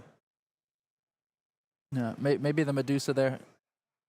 And he does pick up the Medusa, yeah, banishing the Prince Naveen. Yeah, functions great as a 4/4/2 here to eventually trade. And using the Fishbone on that Brawl, definitely agree.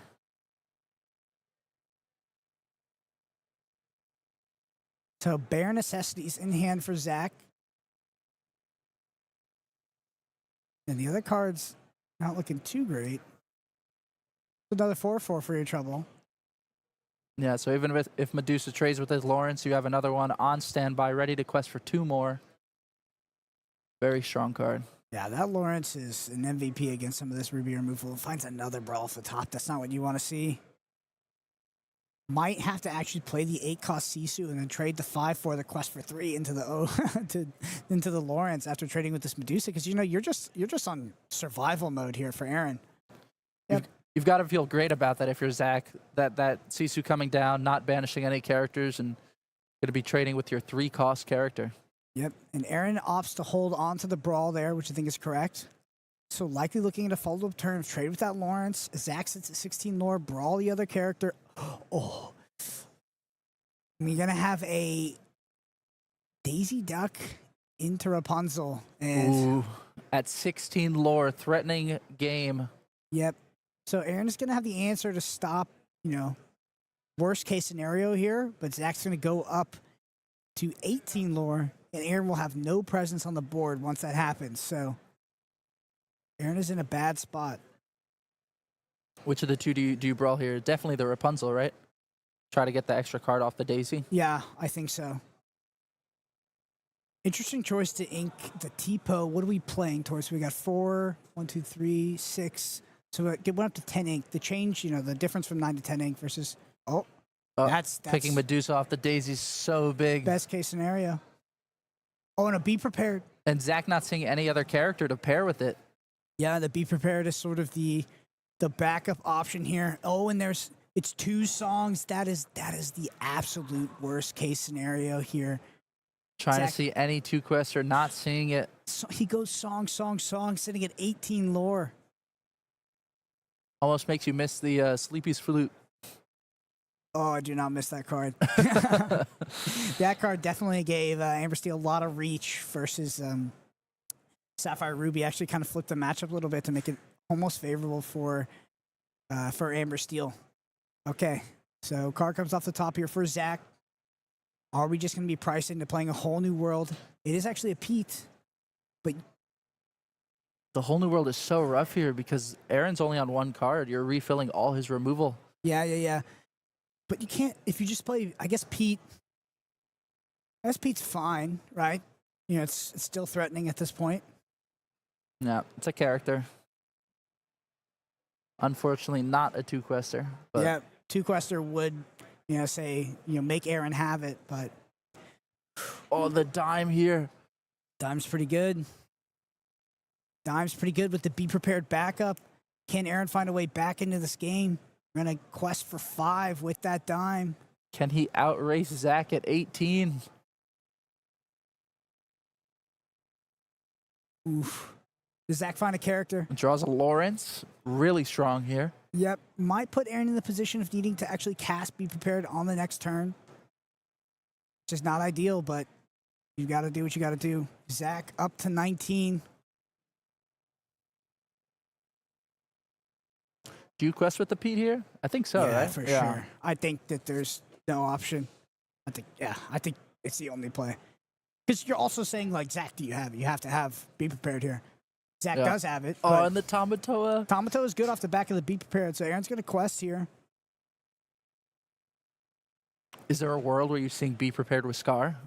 And then play the Tamatoa to have it ready for next turn? I think that's probably the better play, right? Because you want to start... yeah? So we're sitting at 10 ink. So you can play the Tamatoa, play the Popsicle. If you draw Inkable, you could ink it and then dime. Actually, you have the Fishbone Quill, so you don't have to draw. Oh, you do, yeah. But I mean, if you draw a card that you might need, then interesting. Crazy game here. Swapped right back to Aaron, almost in the driver's seat. I think we're going to see that happen. Scar sitting there unexerted. Aaron thinking about, do I sing Be Prepared? Is opting to, sing the Be Prepared. Scar singing Be Prepared, and it had to happen. All right, here we're going to see the follow-up Tamatoa. Fishbone Quill surely going to come down here.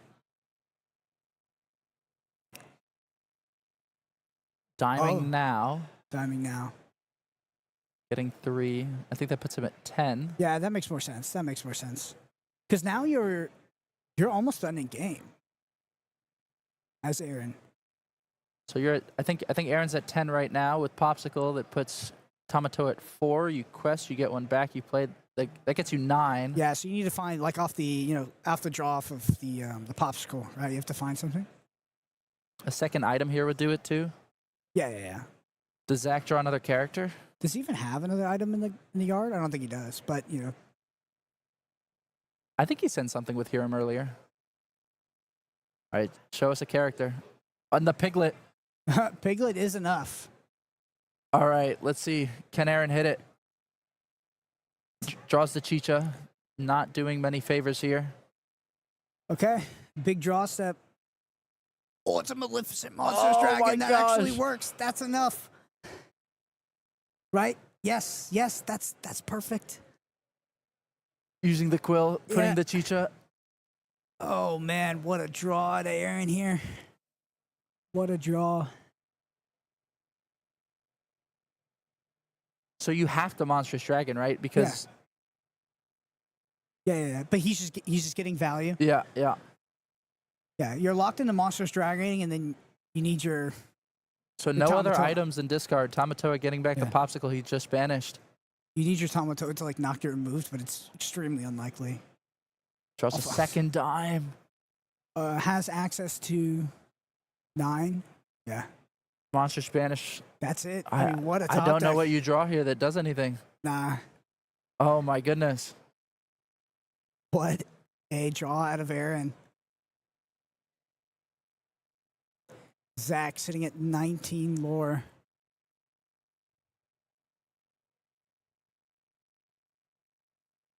Got to see the writing on the wall at this point.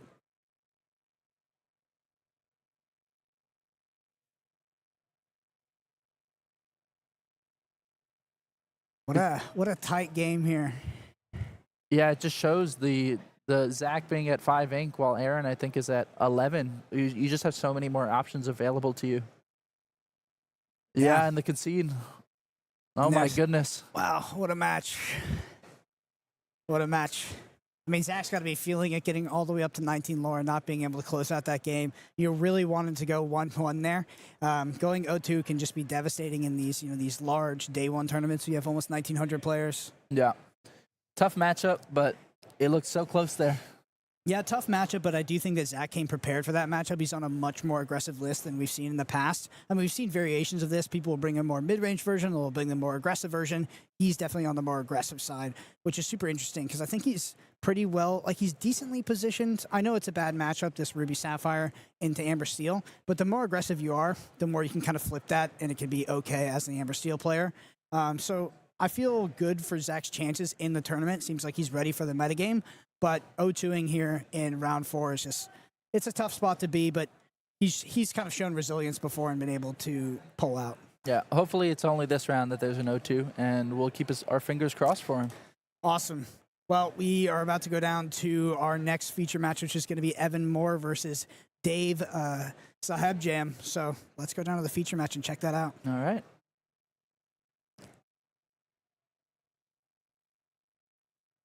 All right. Interested to see what decks these players have brought for today. Some bright green sleeves. I'm kind of hoping that means some emerald in our future. Yep, there we go. I definitely would have preferred the, the psychological Yeah. the warfare of not playing emerald and bringing bright green sleeves. Looks like it's going to be an emerald steel mirror, by the way. Yeah, really interested to see Pete's application in this mirror match here. Super interesting as a card, as like a tempo card to stop your opponent from doing some very swingy things like the Ursula double sing. You could potentially sort of put a pause on that, then clear their Ursula. So I remember when we were doing the Disney Lorcana Challenge in Vegas as we headed into the finals, which was an Emerald Steel Mirror. Zan talked to us about what was most important about this match and spoke specifically towards the importance of going first and the lack of importance it has. He talked about, it's much more important to get some of those crazy opening hands with the Diablo, Shift Diablo, take your card out of hand, make you discard, play my Ursula, double sing. It's much more important to take that line than it is to go first or second, because this is a matchup where I previously thought, okay, first player advantage has got to be pretty significant, and I was definitely wrong. You really are looking for a specific set of cards that can sort of lock your opponent out of the game pretty quickly. Another line we saw a lot was that morph into the Beast line, which can be pretty powerful if you don't have the Diablo. And then, depending on if the Muses are in here, we can get to some pretty interesting board states. I think the one singular card that, in my mind, defines the mirror the most, though, is definitely Hidden Cove.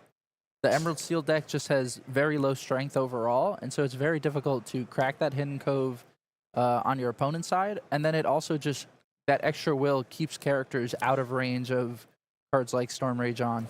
Yeah, it's interesting because in Vegas, the Morph was not a popular inclusion. Or like, it wasn't a card that was showing up in a lot of Emerald Steel lists prior to that tournament, but obviously, being in the winning list at the most recent Lorcana Challenge, it is now a much more popular card.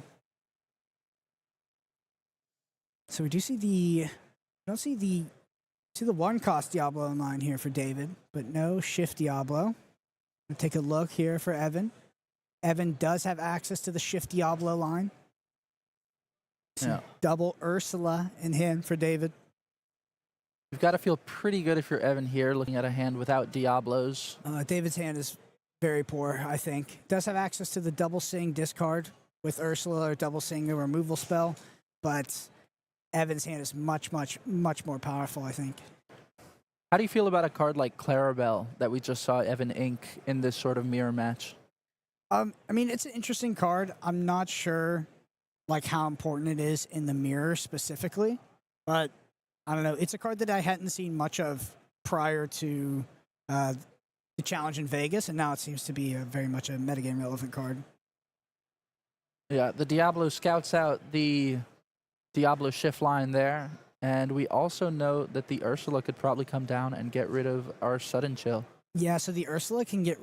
It's interesting. The Ursula, is going to come down, take that sudden chill. You can shift the Diablo. You can play the Ursula Singer off the back of that, remove everything on David's board. Evan, we talked about those crazy opening hands that can lock your opponent out of the game early. I do believe that Evan has one of those hands right now. Do you think there's a world where you use the strength of a Raging Fire on the shifted Diablo to get rid of the base Diablo on David's side? I'm not sure. It does play around a drawn shift, but we see the hand again with the Ursula, knowing it's not in there. What are you taking here? Definitely strength, I think. Mm-hmm. I think when you know Sudden Chill is in your opponent's hand, you're able to play around it so much stronger than a damage song. Shift Diablo and get a quest up to 1 here. We're going to see a Diablo trigger as we go back over to David's turn, so Evan going to draw his card as well. And off the top, Lucifer. What are your thoughts about Lucifer in a list like this? I think Lucifer, it's very strong when it works, but it being uninkable makes it so that when it doesn't work, it kind of clogs your hand heavily. I still think it's a very strong card that I'd play a couple copies of in Emerald Steel. And not a super strong 2-cost play here. You could play the Sudden Chill, or you could hold it for Ursula. What do you do in this scenario? What do you think? It's interesting because your opponent is going to remove your Ursula, so it's that's the thing about being on the draw against an opposing Ursula. Unless you have the P to tempo them out and stop it, their Ursula is just going to clear whatever. They're going to clear your Ursula, they're going to clear whatever you put on the board. You already know he has their removal, so it's a really tough spot. And I think this is pretty much as good as the curve out gets in the Emerald Steel Mirror, right? You have the Diablo, Shift Diablo line, you have the Ursula to snag their song, and then you have an Ursula Singer with a removal spell on the backup to stop anything that they try to do. Yeah, super strong open, and you really get to see the power of Emerald Steel in these opening turns. This is what you're hoping for every time when you sit down. Yeah. Yeah, I had to answer a lot of those questions in Vegas. We'd go from matchup to matchup, and they would ask, "What is Emerald Steel looking for in this matchup?" It's the same line almost every time. Emerald Steel is the linear make you have it kind of deck of the format.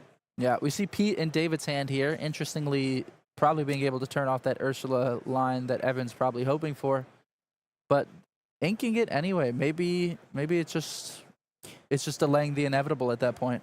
Yeah, I think so. And now we're going to have, we see Muses off the top here for Evan. Oh, that's so strong, being able to bounce as well. Muses is absolutely crazy when you're already ahead on board.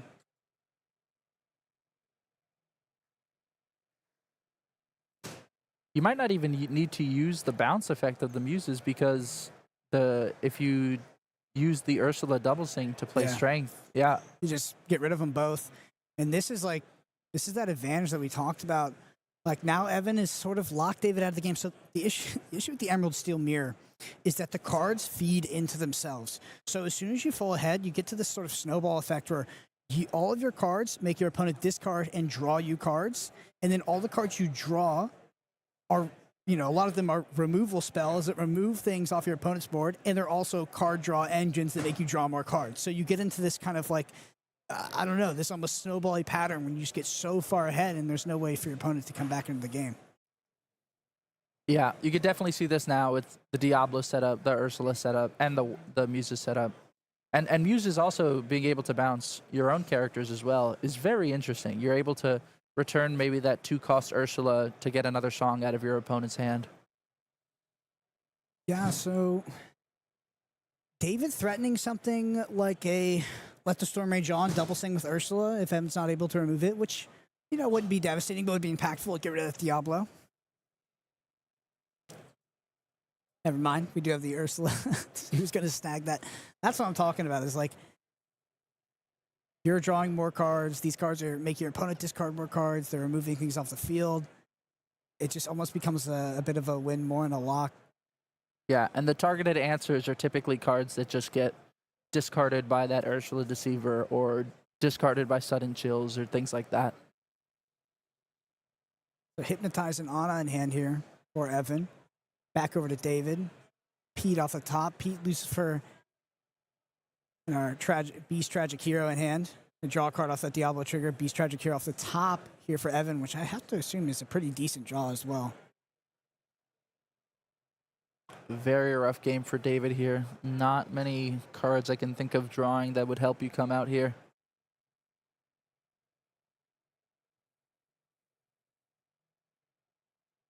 What's interesting about the Emerald Steel Mirror is, unlike something like the Ruby Sapphire matchup, is that you could just play your characters to the board without much risk. You're not afraid of a board wipe. Yep. Absolutely. Would you see that Clarabelle? I think you talked about like what could bring David back in this game. Not sure what he can draw. I don't think the Beast Tragic here does it, but I do think it's a start. Getting your own draw engine that Evan potentially can't interact with. You kind of get that going. Oh, Tinkerbell off the top.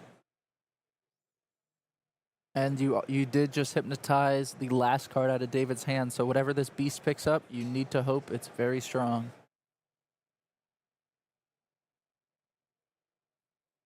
But likewise, you're also giving that Diablo 2 draws. Mm-hmm. It's just a rough position. Yeah, but you have to. I mean, there's just no other way out of this. Like, you have to hope your opponent bricks and hope you kind of find like the perfect answer and play to that minuscule percentage of finding whatever card it is that's going to get you out of the scenario. All right, I think we picked up Sudden Chill and Hidden Cove. It's just interesting to note that Hidden Cove is in the list here for David because it's actually not in all Emerald Steel lists. I wonder if there's any efficacy to not showing it this match since you're so far behind and you're going to lose on the next turn. Yeah, I could definitely see that.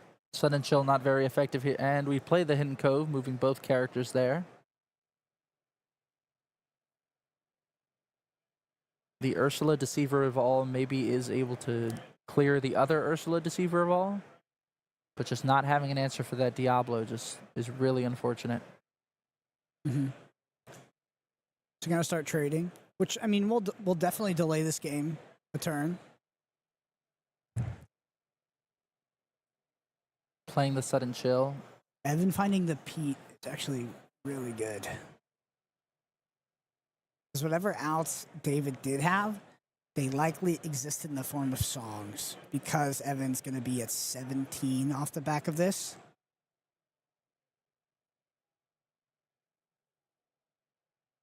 I think he's deciding what to discard off Sudden Chill here. Keeping the Ana Legendary first. I think I agree with that. Being able to banish the Beast when it comes down by paying an additional 2. Very strong removal card. So you think we're going to see something to do the Ana and the Pete? I think almost we'll see the Ana banish Beast and then Diablo singing Storm Rage on. But we'll see. All right, looks like that is the play. Yeah, this Ana is a card I think similar to Lucky Dime was slept on at the beginning, but being able to have all those options just makes it super flexible, especially when one of them is to discard a card. All right, and up to 16 here for Evan.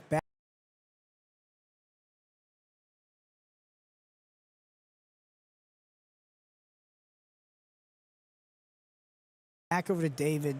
And it looks like he's going to scoop it up, which I think is absolutely I agree. correct. All right, so the Emerald Steel Mirror, I think we saw one of the more powerful openings possible there. Wondering what game 2 might look like. You know, we talked about play versus draw, how it can be less impactful, but Diablo, shift Diablo into Ursula, snag the song out of your hand, play the Ursula Singer, remove your entire board. Hard to come back from that one. Yeah, if you're Dave, I think you're just hoping for a similar opening, maybe hoping to see a Prince John or something like that. Yeah, we didn't see any Prince Johns that game. Anyway, let's get down to game 2. All right. All right, interesting to see our hand sculpting phase, how many cards players send back here. I do tend to see the Emerald Steel players aggressively look for very specific hands. Yeah, you do need to see a couple pieces of the Diablo shift line to really get it off consistently. Yeah, we see Evan shuffle that Diablo shift Diablo line to the front as well. What do we see in David's hands? We got Morph, Beast Tragic Hero. 2 Ursulas.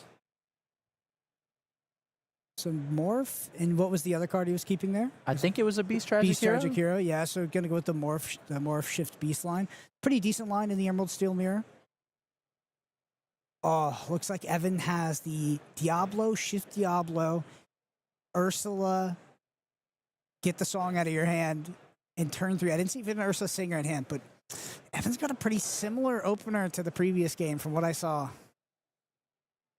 Yeah, that Diablo being able to come down, sing those powerful 3-cost songs like Let the Storm Rage On, and then also replace itself when it passes to your opponent's turn. Such a strong line.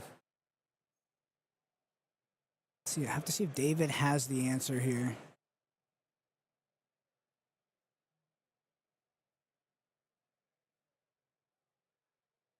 Super keen to see our metagame data for the day once we can finally get it. Just really interested to see where Emerald Steel is in terms of play rate. All right. David on the play, inking Friends. No 1-cost play. Little unfortunate. You don't get the knowledge of the 1-cost Diablo. Huh. All right, so we see the Morph and the Beast Tragic Hero as well as the Cove Hypnotize, a second redundant Beast Tragic Hero in hand. And then a Strength of a Raging Fire. See, the thing is, this Morph line is very strong if it is able to stick on the board. And when you're playing this matchup, there's so many cards that are able to just remove it.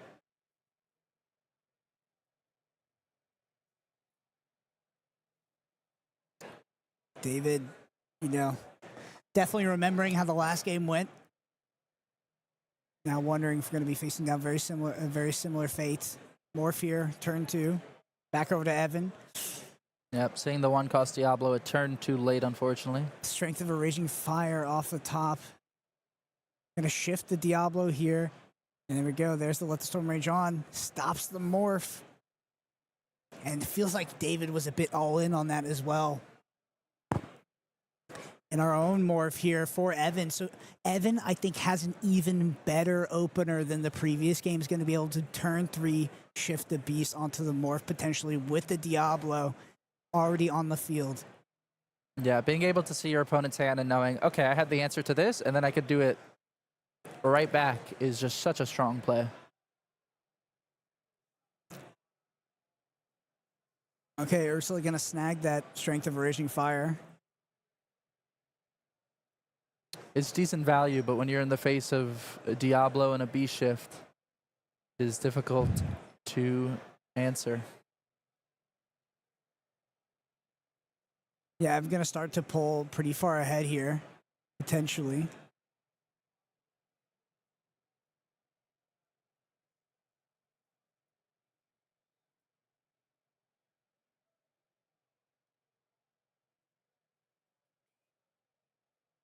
Looks like the players are thinking. Yeah, really thinking. I assume if he inks another card to play that Hidden Cove out, just get it established. Yeah. The inking decisions can be really tough in this matchup. Yeah. We're going to see Strength of a Raging Fire gets shuffled to the front. Looks like that's going to be the ink for turn. Does make sense. He did see the Ursula Deceiver in his opponent's hand, Mm-hmm. knowing that his songs are not safe there.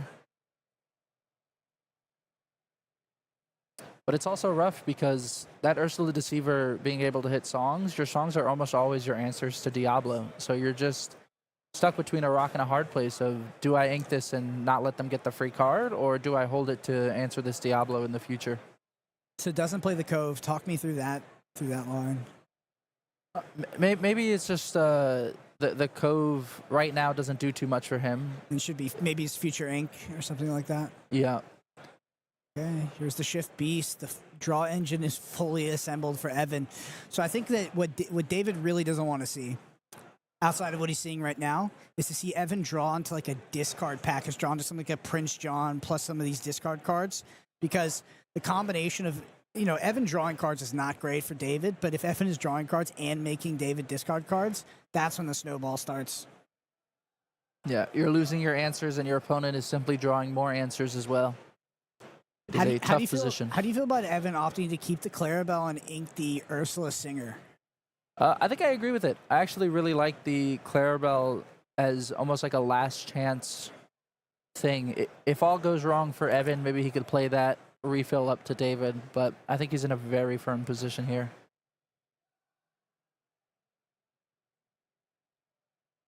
David thinking through what he wants to do here. Unfortunately, a turn away from Tragic Hero.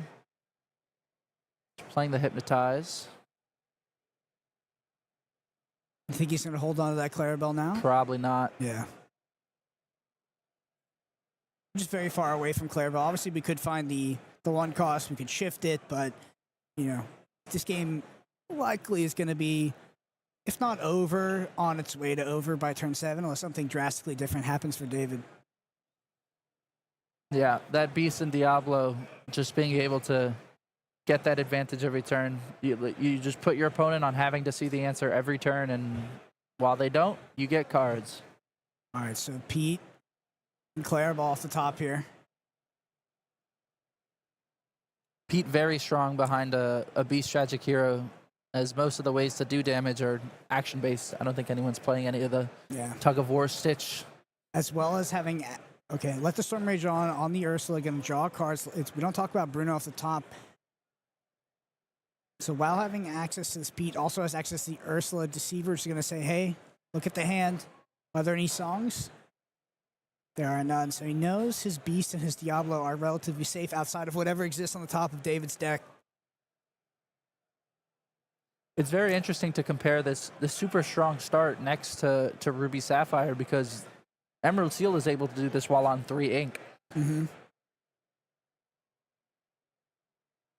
Yeah, and you can also see like how little the lore totals tend to move, even when if there was something like an advantage bar, it'd be heavily in the favor of Evan. But if you just looked at the lore totals, while you could deduce that the game is not necessarily a parity, it doesn't look like Evan is that far ahead. Yeah, you definitely don't want to exert your Beast Tragic Hero, and because even 1 damage turns it off, so it kind of just stays there, and its 2 lore doesn't make much use out of it until late in the game. Evan has access to double Pete, almost guaranteeing drawing something like 4 more cards. Like, it's just crazy. Like, Pete into Pete can just stop the potential answers out of David. David deploys his own Beast Tragic Hero, though. But we talked about the asymmetry between Beast Tragic Hero and an opposing Diablo. Diablo allowing Evan to draw cards off of David's trigger for Beast. Picking up double Sudden Chill here, maybe able to further that advantage gap. But I think I agree. Removing the Beast and just keeping David behind. I think that's 100%, right? Like, you're, in a sense, even though you're winning on board, you're kind of delaying the game while your draw engine just accrues value over value every single turn. And you can sort of assemble this insurmountable advantage that David can't come back from. Yeah. Discarding that Tragic Hero Beast. We knew it was likely. I believe he had 2 in hand, so twice as likely as anything else. Sudden chill coming down. More difficult decisions. Looks like we're going to see another sudden chill here. So we know that the Beast is the last card in hand here for David. I mean, it's a pretty good last card to have, but in this position, it is very difficult. Strength of a Raging Fire off the top. I don't think you could exert 3 ink to put a damage counter onto the Beast Dragikira to maybe stop that draw. Probably a losing play. You're just really hoping Evan here doesn't draw into any damage removal for your Beast, hoping to get that advantage back slowly. Yeah. I'm pretty much hoping that Evan doesn't draw the Ursula Singer seems really rough, as well as something like a Prince John package to maybe go with some of that discard. But we do see 2 sudden chills, so that kind of reduces the efficacy of something like Prince John. And there's the Pete. That's pretty rough. So I deploy my Ursula, which is going to threaten to clear your entire board. Plus I play Pete, so you can't really answer my Ursula. Yeah, Pete has so many strong pairings in this deck. It's almost a no-brainer that he's included. I think Pete's up there for best card in the game right now. So we see 2 cards drawn off this Beast. Yeah, 2 cards for Evan as well. Trigger off the Diablo. Yep. No songs, unfortunately, for Evan. This Ursula is not doing too much at the moment. Well, no songs, but is going to draw 2 more cards when he cycles over to his turn. And we think about the amount of advantage that Evan has accrued, yet the lore total is just 3-0. So innocuous. All right. An opposing Diablo here for David. David really hoping that Evan does not draw that song off the top. It's going to see 2 draws, though.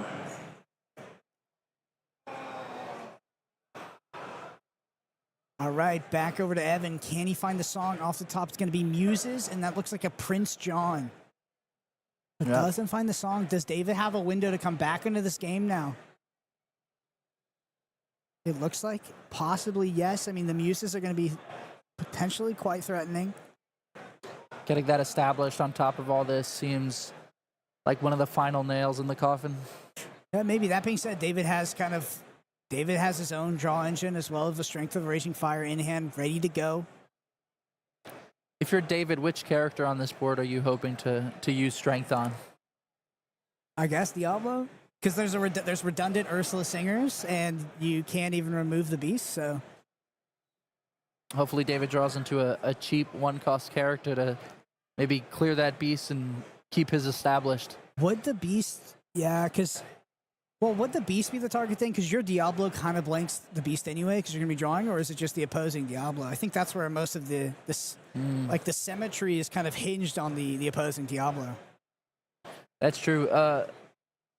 I guess it wouldn't work with the Strength, but a Hidden Cove here would be also pretty interesting to clear that Diablo from the opponent's board with your own and have your own stick around. That's fine. Let the Storm Rage on.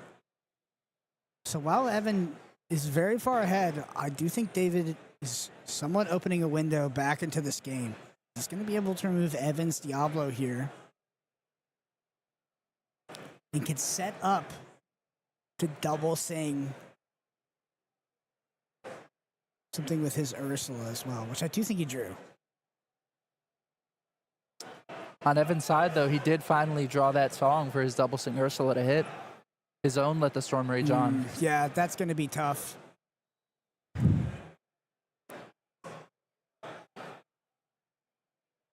All right, Diablo will sing Let the Storm Rage on. Drawing Evan a card, but getting banished in the process. Yep, interesting interaction from the bag there.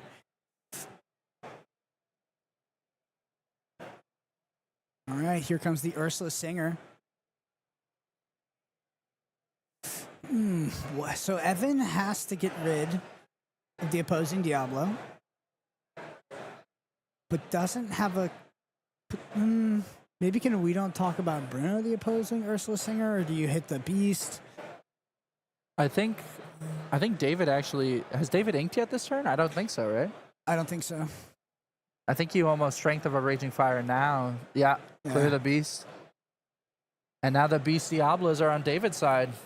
Yeah, so what is Evan So Evan has Strength of the Raging Fire, Double Sing. I think Evan has double Let the Storm Rage on. Sorry. Double Let the Storm Rage on. So he's going to target the Diablo. What else does he target? Keep in mind, he does have 2 Muses triggers, so maybe you just clear the Diablo and the Diablo 1 cost, and then return the Ursulas. Or sorry, clear the 2 cost Ursula, and then return the 1 cost Diablo. Lots of options. All right, so the first target on the Diablo. Trigger here for David as well to draw a card. It's like a Pete. Yep, and targets the Ursula. Maybe hoping to see another damage song. Just knows that that's kind of the impactful, scary character here. Oh. We don't talk about Bruno on the Beast, right? Setting up for the Tinkerbell is also very strong. To clear both Ursulas here. Oh, yeah. That's a good point. I didn't even see that. Yeah, I forgot about the Tinkerbell in hand. Looks like we missed a draw from the Storm Rage on here. Remembered it just in time. And now the Muse triggers. Yeah. The Muse is a super strong, newer part of the Emerald Steel list, based on Zan's list from Vegas. So absolutely looks like Evan is sort of queuing up to play that Tinkerbell and hit that 2-for-1, as well as stop the Beast from drawing. That Tinkerbell just gets so much value here. Yeah. Yeah, a Tinkerbell I think is a card that is not an auto slot in this list as well. It's kind of player to player in terms of who has it in there. Well, it definitely seems very strong in the mirror as shown here, and could be the card that pushes Evan over the edge here. Yeah, Evan's starting to go sideways here, so we're going to see this lore gain actually start to progress.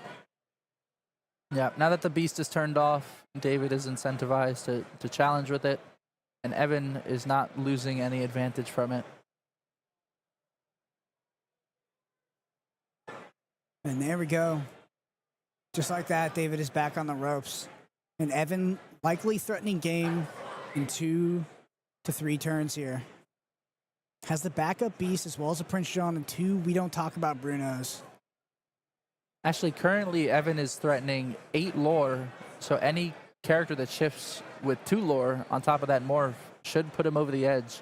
Yeah, I do think that David will clear something with the Beast here just because there's the damage trigger on it. Yeah. It has that challenge, that extra strength from challenging, and, you know, you're not going to be questing at 0, your opponent's at 11.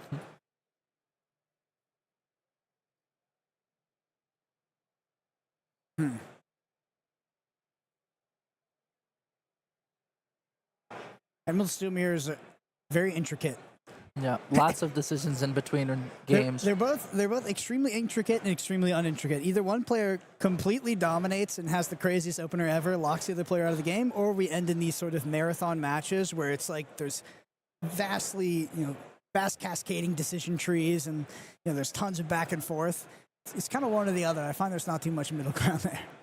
Yeah, I feel like it narrows down largely to who draws and is able to keep their removal for those cards that gain advantage. And there's the fist bump. David sees the writing on the wall, and it's going to go over to Evan, who 2 O's in the Emerald Steel Mirror. What do you think about did you see any potential disparities in this list? So we talked about, there's a Clarabelle, there's the Muses. We didn't see any Muses out of David, and of course we saw the Cove as well. How do you feel about the potential differences in the deck building? Also, yeah, we did see the morph out of David, but... Yeah, I think the Clarabelle is really strong in there. Maybe not in this matchup, but into maybe Ruby Amethyst and decks like that. But I think the one that really shined through in this matchup was the Tinkerbell. Being able to shut off your opponent's Beast Tragic Heroes and just get that extra damage on Diablos is super strong, especially when you're pairing it with Morph. When you're able to surprise someone, deal all that damage, and then rush in and clear a character, I think that definitely pushes it over the edge in the mirror. Yeah, I think Evan had some great openers both in Game 1 and Game 2. Game 1 had the Diablo, shift Diablo into Ursula, but then in game 2 had the Diablo Shift Diablo, but also that morph into Shift Beast, which just seems super powerful. So very interesting matchup.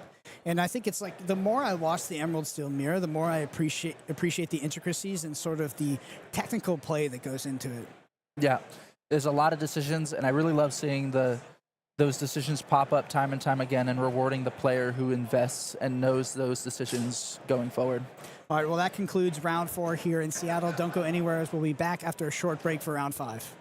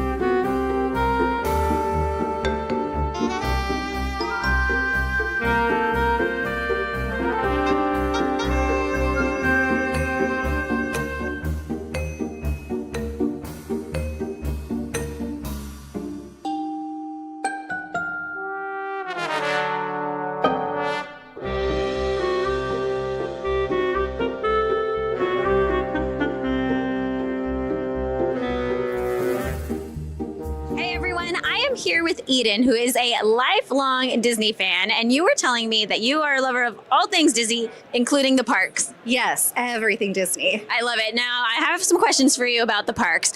What is your favorite Disney park? Oh, gosh. Grew up with Disneyland, so I'm going to have to say Disneyland is it. As I got older, definitely California Adventure has gotten up there. I love it. And if you go to the parks, are you more of a rope drop or a park close kind of person? Do I have to choose? Both. Both, yes. And okay, if you're there rope drop, what's the first ride that you're running to? Rise of the Resistance. I love it. Okay, yes. Now, being a lifelong Disney fan, obviously Disney Lorcana was something that kind of naturally appealed to you. How long have you been playing? I've been playing since set 1. Yeah, Excellent. first chapter. Now, do you have any set that's been your favorite so far, or like a favorite character or a card that you love from the game? Oh, I love playing an Aladdin deck. So I'm going to have to say everything Aladdin. I love it. Aladdin. We've seen some new Aladdin cards too for Azurite Sea, which comes out in 3 weeks. I'm so excited. Are there any of those cards you've seen that you're excited about, the previews? Definitely the Jasmine. Yes. She's so cool. I can't wait to have that card in my hands. It's going to be a lot of fun. And you don't play on your own. You have someone else in your family who also plays. Yes, my husband and I have both played since the first chapter and go to our local leagues, and we have tons of friends that are here with us today. So having a lot of fun. Good. And this is your first challenge event. So how's the experience been? It's been a lot of fun. I actually was more nervous than I should have been. Like, you come in and it's so welcoming and everyone's just here to have a good time. It's really been a blast. That's great. And I love your outfit today. We have Scar and the hyenas here. Great outfit. Thank you. Well, good luck to you the rest of this weekend and have fun. And we're going back to the booth. Welcome back, Illumineers, to the Disney Lorcana Challenge here in Seattle, Washington. We're about halfway through the day now. We're going to go into round 5 soon, but I've been loving these interviews by Rebecca. One of my favorite things is seeing all of these Disney fans that have turned into TCG fans or, coming to Lorcana fans. I haven't been to the parks in about 7 years, and so I'm very excited to have Continentals at basically around Disneyland, and then also have Worlds at Disney World would be a great excuse for me to go back. So I know there's a bit of a discussion on which one is better, the Disneyland or Disney World, and I'll be eager to find out for myself in a couple months. Just like Eden, I find myself just a huge fan of the Aladdin cards. I personally love Aladdin, Heroic Outlaw from Cell 1. That card is so fun to play with. Just taking lore, gaining lore. I mean, what could be better than that? It was kind of a menace in set 1 in Ruby Amethyst. I kind of hate that it's moved out of the meta game because it was someone I also really liked. If you couldn't tell, Stitch is a favorite movie of mine, but Aladdin is a close second. I think Aladdin has one of the better soundtracks in Lorcana, so I navigate towards a whole new world decks. I think the card is great, but also just really good. But enough about that. We do have some games for you coming up in round 5, so I think we should go ahead and get started with those. Yep, let's see them. All right, it looks like we're going to start off with Evan Moore and Etienne Thompson. I'm not sure what either of these players are playing, so we'll see if we can get a good look at their hands real quick. I do see a Diablo and a few Ursulas in Evan's hands, so it looks like we got an Emerald Steel deck. Yep, I do see Storm Rage on. And it looks like Etienne is playing Emerald Amethyst, which means we should have a pretty interesting Emerald matchup here. Typically, the steel decks, I think, are favored a little bit in this. When we look at a card like Ursula, Deceiver of All, in Evan's hand, being able to sing songs twice, it can really disrupt a lot of what Etienne is doing. And Emerald Amethyst deck, I think, wants to play cards to board, build a lot of tempo, go kind of wide, but still having access to some of those removal songs, like with the Storm Rage on, Strength of a Raging Fire, things like that. It can really disrupt what Etienne is doing by playing cards to the board. So it looks like both players are considering putting back 3. Looks like Evan is going to put back 3, and Etienne is also, or is that a 4th card under the, no, I think it's just 3 for Etienne. I think if I'm Etienne here, I'm looking for a strong Clarabelle line to start off the game, because their willpower lines up pretty well into, well, not the 1 cost, but the 3 cost, and their willpower lines up pretty well into steel removal. A lot of it is doing 2 damage to either 1 character or multiple characters, and you have your 3 cost Clarabelle that draws you a card and has 3 willpower, and it shifts into a 6 willpower character. So yeah, I mean, Clarabelle is one of the top end cards that we typically see in Emerald Amethyst, both Clarabelle and Ursula. I love the new Clarabelle from Shimmering Skies. It's a shift character. I believe you can shift it on 5, and at the end of your turn, if you have less cards than your opponent does, and you get to draw up to the amount of cards they have in their hand. So it makes for a really great strategy of being able to put a bunch of cards on the table, whether that's singing songs or just playing characters. And then at the end of your turn, you know, if your opponent has a handful of cards, you get to just draw a ton of cards and gain a lot of card advantage through that. So eager to see if Etsen is playing that Clarabelle line. I think I see... oh no, it looks like a Cursed Merfolk on the end. I thought it might be a one-drop Clarabelle. But I think Evan is going to be starting us out here. So I'm not seeing any one-cost characters in Evan's hand, and nope, we do not. So I think, and it looks like his 2-cost is Ursula this time around. Yeah, so we do see Etsen playing a Cursed Merfolk here after inking a Pegasus, I think that was. Cursed Merfolk, a card that I really like in Emerald. It is a 0/1 with 2 lore, so a very aggressive 1-cost character. But if you challenge Cursed Merfolk, then you have to discard a card. So you can sort of come out exploding, gaining 2 lore, and then if your opponent can't remove it with something like a song, then they're going to be forced to discard a card out of hand. But we do see that Ursula Deceiver being played by Evan here, getting a look at Etsen's hand, looking for any songs. They don't find any, but Etsen has a pretty strong hand here, I think. A really solid curve on 2, 3, 4, and even up to 5 with that Elsa, the 5th Spirit. So we did see a Sir Hiss that was in Etsen's hand. I'll be interested to see if we find that being played in an evasive character, so can't be challenged unless the challenging character also has evasive. Of course, Evan could have some steal actions or songs available to banish Sir Hiss with only the 1 willpower. Pretty easy to do. We're just going to go ahead and quest with the Cursed Merfolk and then pass. And going back to Evan here, it looks like we have a few Diablos in our hand that maybe we could play. I think we had a Let the Storm Rage on that could be used on either of these 2 opposing characters. So let's see what he decides to do here, what he values more. Setting up a Diablo for maybe a Storm Rage on next turn, or getting rid of the Sir Hiss or the Merfolk right away. So it looks like we're actually going for Ursula.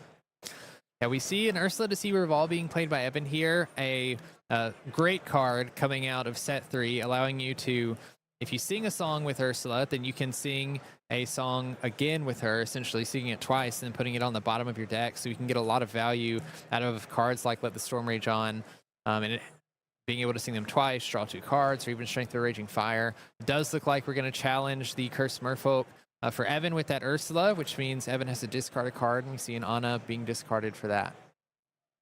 I think I see Etsen eyeing up a Madame M. Fox play, maybe to take out this Ursula here.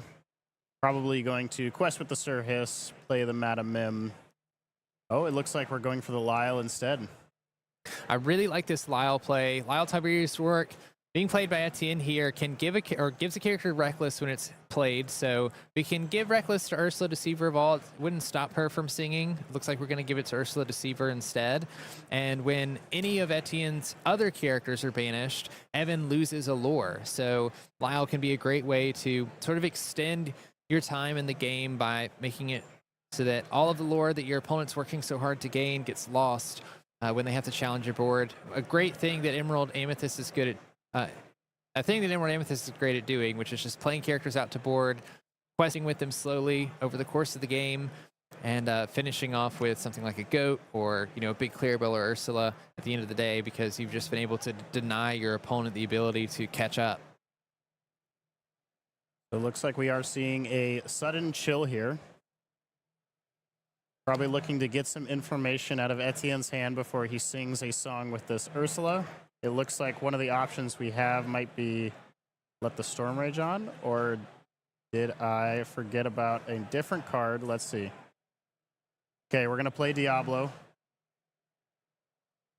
And we are, in fact, going to sing, but we're going to sing Strength of a Raging Fire. So this is going to deal 3 damage to each character because Evan has 3 characters in play. And then it's going to go right to the bottom of his deck. Right, and Evan's able to sing that twice because it was sung with Ursula Deceiver of all. We have to get rid of this Sir Hiss here because Sir Hiss has evasive, and of course so does our Diablo. We know that Diablo can get a ton of value when it's exerted, allowing you to draw cards when your opponent draws cards on their turn. So we want to get that Diablo exerted if we can. But if Sir Hiss is sitting on the other side of the board, you know that if you pass your turn with Diablo being exerted, that it's not going to be around for very much. So We do see Etsen playing the Madame Fox, bouncing this Lyle and rushing into Ursula Deceiver Evolve, banishing her, making sure that Evan doesn't get any extra value out of any songs he might draw.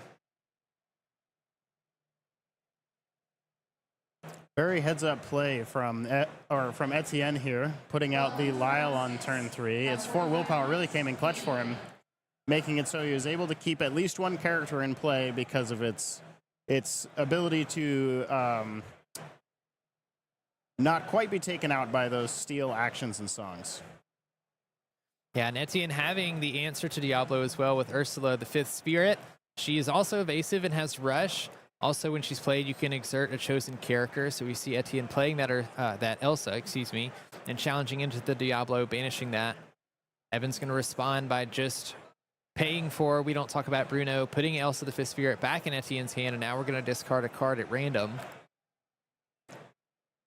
Right, and it looks like we chose the one on the left, which is Merlin Rabbit. Pretty good card to discard. Merlin Rabbit, a really great draw engine, card advantage card, one that when it enters play and when it leaves play, you get to draw a card, and we see Etsen only has about 3 cards in hand, so probably was looking to play that soon. We're going to replay the Lyle that we picked up a couple turns ago, giving Pete Reckless, and just pass the turn on that. So it looks like Evan is living off the top of his deck right now. So every card he draws, he will likely play. Let's see. We got Diablo. That is going to let us take a peek, but it's probably not exactly what we wanted. We were probably looking for something like a Beast Tragic Hero here. Yeah, I think Evan really needs to find some of these cards that can turn on his card draw. We had the Diablo earlier, but of course going against an Amethyst deck specifically, it's going to be a little tough because of this Elsa 5th Spirit. A lot of Amethyst players, including Ruby Amethyst, are playing this card specifically for this Diablo matchup. It can be difficult to keep one around for very long. We saw the Sir Hiss earlier having evasive. I've seen some Emerald Amethyst players playing cards like Cloud Kicker just to bounce the Diablo back to hand before you can exert it, so you have to replay it. But Beast Tragic Hero would be a great card in this scenario to just play a card, and then Emerald Amethyst actually doesn't have very many great answers for that outside of and also being able to exert it. There is a You're Welcome, I think, that Etsen has in hand that you could use to shuffle the Beast back into Evan's deck, but then Evan would get to draw 2 cards off of that, so... Yeah. Well, it looks like we top-decked Rabbit, so we are back in this game, drawing a bunch of cards. And we are going to Sing Friends that we got off the Rabbit, and we're going to get 2 more, and now we're off to the races. So we're going to quest with Elsa, throw it on back. And let's see, what does Evan have for us this time? 3 for a Diablo. Diablo's pretty good, but is it good enough here? Let's see what Etsen has in response to this. We find a Diablo. It's not going to get a ton of value with this Elsa still on board, so we're really looking for something to answer that as well. Also see a Sir Hiss in hand. Could be backup. We're going to start with a Merlin Rabbit, draw cards, see what we're working with. Haven't inked yet for turn, so if we wanted to, we could ink and play a Sir Hiss just for backup, and that's what we see here. But multiple rabbits being drawn by Etsen, playing them, getting to draw cards. We can really see how this game's ramped up for him, having a lot more resources than Evan does right now. And just like you said earlier, Brandon, the Emerald Amethyst deck is just looking to play a lot of characters that can get them incremental value and then slowly quest with those characters until their opponent is out of resources and they're winning the game. So that's kind of what we're seeing right here. It goes to Evan's turn. We do draw a Hypnotize, which means that Etsen has to discard a card and Evan gets to draw a card. And then we draw into an Ursula Deceiver just to get a peek at Etsen's hand, and he sees a 3rd Merlin Rabbit, which is probably not very happy to see. There's too many rabbits already. We're going to banish one of them, the exerted one with Pete here. Pete taking 2 damage, and then Etsen's going to draw a card when Merlin Rabbit leaves play. Just showing the strength of Merlin Rabbit, why it's such a powerful card. You know, you can just... It's essentially 2 cards almost guaranteed when played, just for 1. See that Merlin Rabbit coming down. So we're going to play the Rabbit before we challenge with the Elsa. Okay, and then we're going to challenge with the Elsa. Let's see. Great sequencing by Etsen there. Drawing a card first before, making any decisions in case we find anything that might change our lines of play. Looks like so one of the great things about Lyle is that he not only allows you to race with your opponent in lore, but he almost punishes them for trying to stop you from racing, because any character that they take out on your side is just going to make them continuously lose lore. Right. I mean, we saw there with the Sir Hiss challenging into the Pete, it's not the most favorable trade for you because both players are losing a card. But in this case, because your Sir Hiss was banished and you have Lyle on board, Evan's losing lore, as he's already behind Etien by quite a bit. So you're absolutely right. Lyle Tiberius work, putting in a lot of work here. Evan's going to draw an Ursula Deceiver Vault, and we're going to see that being played. Probably looking for a song off of the top on this next turn if we can keep this Ursula Deceiver Vol around. And we're going to see the infamous Queen's Castle coming down. That's definitely a scary card for these Emerald Steel decks to see. Yeah, a scary card in general, just because Emerald Steel has such a difficult time dealing with locations. Most of their characters don't have a lot of strength to deal the damage needed to banish these locations with a lot of willpower, but on top of that, we're already behind. There's so many characters on board that we need to answer, and I don't think, we don't have the resources. Evan doesn't have the resources in hand to deal with most of it now. It looks like we are going to start by singing a Let the Storm Rage On. This is a pretty good card to have to double sing with Ursula Deceiver Vault. We're going to deal 2 damage twice and then draw a card, banishing some of Etienne's characters that just moved to the Queen's Castle, which would draw him an extra card at the start of his turn, so denying a little bit of the card draw there. And then also, like I mentioned, being able to draw us a couple cards. Hopefully hopefully Evan can find a few more answers. See another Hypnotize being played, forcing Etienne to discard a card. We're going to draw another card. We see the last card in hand for Etienne is Merlin Goat, which is, if Evan knew, he would not be happy to know that. No, this is a pretty good card to have at this point in the game. At the start of Etienne's turn, Queen's Castle is going to gain 2 lore. It's going to push us to 17. You could potentially quest with Rabbit and Lyle, go up to 19, and then with the Merlin Goat in hand, that means that Etienne wins on the next turn if we don't get rid of one of these other cards in play. And it looks like we could not, so I think this is going to signal the end of the game for our players. Let's see. Etienne's going to draw for turn. Go ahead and quest. Show us the goat.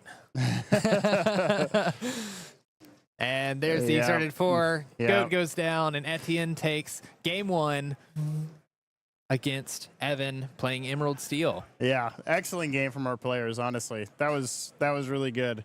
And Etienne played that great, being on the back foot there, just coming back with all those rabbits just kept coming. Yeah, we can see where Emerald Amethyst has really teched for Diablo, playing the Sir Hisses, playing the Elsa Fifth Spirits especially, because Emerald Steel is so reliant on cards like Diablo to continue to draw cards.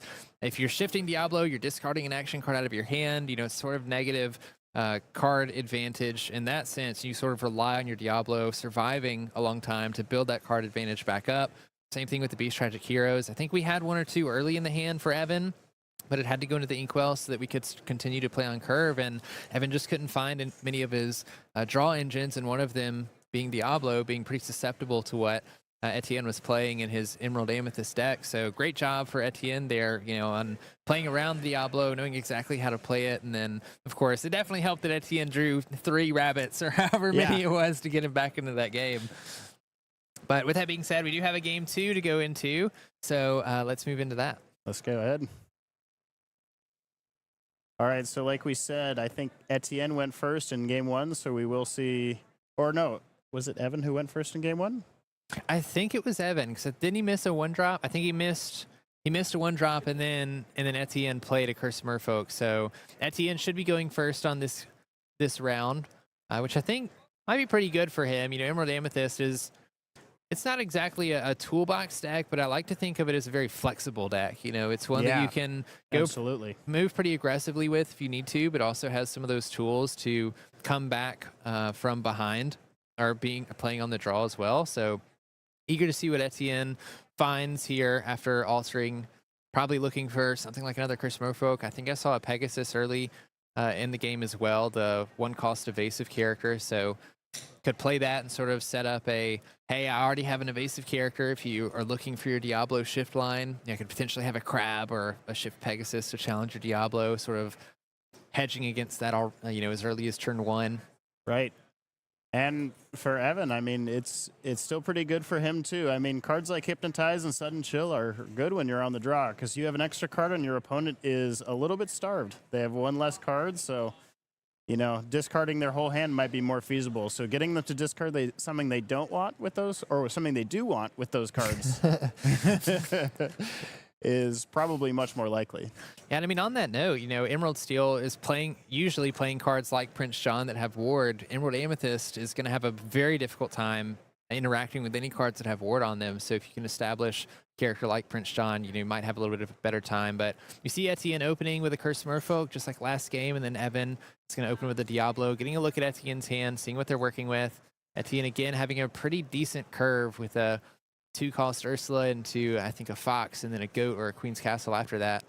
Inking the Clarabelle, we'll see the Ursula Deceiver being played. Now we're just looking at each other's hands at this point. What did you open? No, what did you open? So we are going to find 3 songs in Evan's hand that Etienne can choose from. It's going to choose the Strength of a Raging Fire, passing it back. We did see the Diablo shift line as well, so we have an action to shift if we want to on this next turn for Evan, getting that Diablo shift and exerting it or challenging the Cursed Merfolk if we wanted to. That must be pretty scary to see. The triple action plus Diablo shift, one of them being Let the Storm Rage On, is very scary to see when your character has less than 2 willpower. So, yeah, kind of a perfect opening here. Getting the shift off, being able to sing that Let the Storm Rage On, drawing a card, not having to discard a card when you banish the Cursed Merfolk because you can banish it with the song. And Morph is also a very scary card to find here as well. There's a lot of shift characters in Emerald Steel that can threaten the board, and Morph kind of makes you go, I wonder what Evan has, you know, could potentially draw or have in his hand. Etienne got a recent look, but could potentially be looking at a Tragic Beast being shifted or a eventual Tinkerbell Giant Fairy, or maybe even another Diablo if we really wanted to be aggressive in that line. we do see Evan adding back his Ursula Deceiver here. So he will be likely checking Evan's hand again at some point, maybe to find another song. That could be very helpful. Yeah, very useful card to bounce back to hand. Using Madame Mim to just establish another character on board.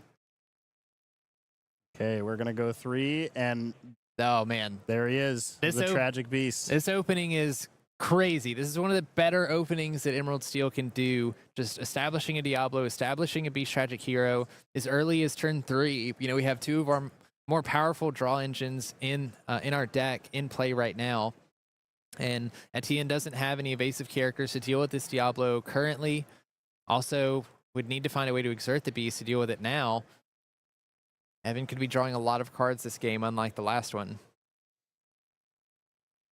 We are going to see Etienne playing a Queen's Castle, though, which I think is interesting because it's sort of tempting Evan to challenge this Queen's Castle, you know, if possible, with a Beast or with a Diablo to put damage on it. We've talked before about how difficult it can be for Emerald Steel to deal with locations, just because typically they don't have the strength needed on their characters. Beast is one of the better characters to have, I think, to battle locations, because if you ever get your Beast damaged, you know, you can gain all that strength at the start of your turn, banish those characters. But I think the more valuable thing is getting the card draw off. So we'll see what happens here. We're going to sing Let the Storm Rage On with Beast, banishing the Madame M Fox. We actually sang 2 of them just to banish that 1 Fox, so 3 total this game. Very nice.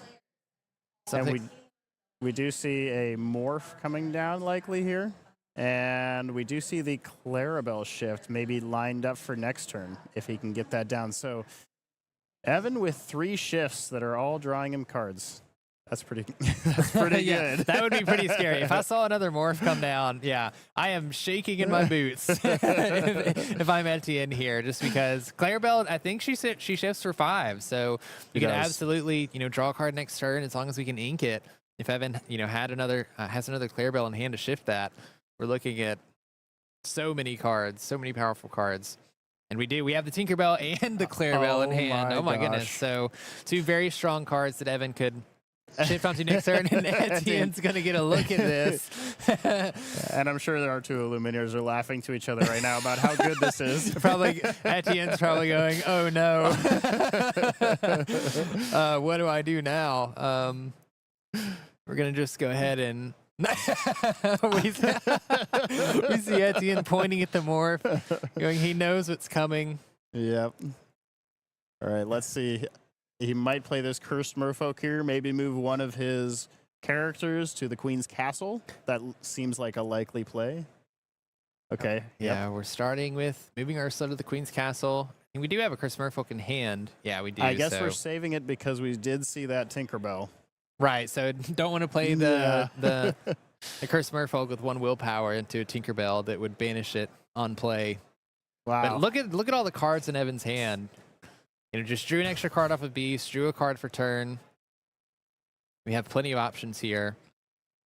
I think looking to ink this Ursula Deceiver of All. Not really needed at this point in the game. And here we go for 5. That's got to be Clarabelle. Yeah, there it is. We can reduce our hand down so that Etsen has 3 cards in hand. Evan only has 2, so at the end of this turn, Evan's going to get to draw a card just off of the Clarabelle because Etsen has more cards than Evan does. All right, so it looks like we're going to have Clarabelle and Diablo come down on the castle, and then Beast is going to stay ready, like he always does, and Ursula is going to go on a little quest. Stays ready, looking off of his balcony. Yes. This is where Emerald Amethyst can really struggle against a deck that can get wide, if you can ever go wide. Unlike something like Amethyst Ruby that has the likes of Be Prepared and Big Sisu that can wipe a board, Emerald Amethyst doesn't have any of those options. They really rely on establishing a board, keeping tempo with cards like Fox, or Madam and Fox and Merlin Crab to keep your opponent from going wide, because now Etsen really needs to put a bunch of characters out on board so that we can start banishing some of these characters. And a lot of the characters that Evan has on board right now are pretty difficult to deal with. Diablo having evasive, the Clarabelle having 6 willpower. We're probably not exerting the Beast if we don't have to, so maybe you need to find an Elsifith Spirit just to get that exerted and put some damage on it.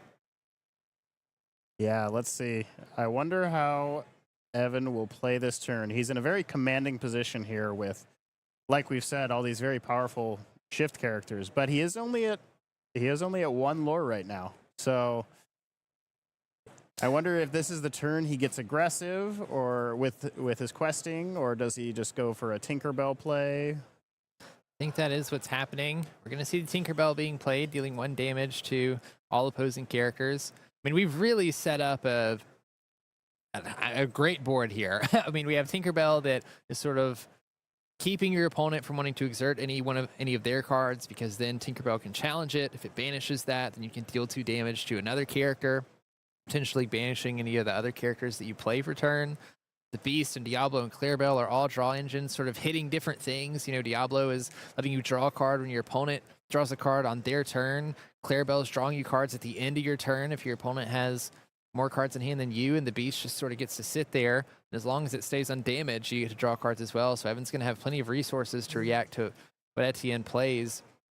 There is an Ursula Sea Witch Queen in hand. We don't have enough ink to play it this turn, but if we can get that out, Ursula Sea Witch Queen would stop Evan from being able to play any or sing any songs. Excuse me. He'd have to pay for them, which could slow things down a little. We also have You're Welcome. We could use to send any of these characters back into Evan's deck, but then Evan gets to draw 2 cards off of that. And Cloud Kicker could bounce Diablo back to hand if we wanted to. So we'll see what Etsen decides to go with here. Starting 3 makes me think we're going to see Kit come into play. When Kit's played, you can bounce a character with 2 strength or less back to your opponent's hand. So we see the Diablo going back. And it looks like we are eyeing up an ink of the Madam Mim and playing the Merfolk. So we're looking to maybe get a big quest in next turn by shifting this Ursula. That is definitely a possibility. Let's see. Okay, so he's going to pass turn to Evan. Evan is going to draw 2 off his Beast. He's going to look at his grip of cards. Evan's going to look at his entire deck in his hand. I don't even know how many cards he has in there at this point, but surely he has something that he can play. So, how many cards in hand do you think are necessary before you start questing with your Tragic Beast? I honestly think we have enough, if we're being honest. We have every possible draw engine in this deck on board now with the French John being played. I think we're okay if our Beast doesn't get any extra draws for the turn. Or, I'm sorry, the Diablo's back in hand. We're actually missing a Diablo. A Diablo would finish it. Oh, man. Oh, the sudden chill for the last card. The Sudden Chill is going to get rid of that Ursula Sea Witch Queen being sung by Ursula Deceiver. We're going to draw a card off of that with Prince Etsen Sean. shows his hands. His non-existent hand. I think Evan has enough cards. You could probably let Etienne borrow a couple. So it looks like Evan does agree with us. It is time to turn Beast sideways and start winning the game.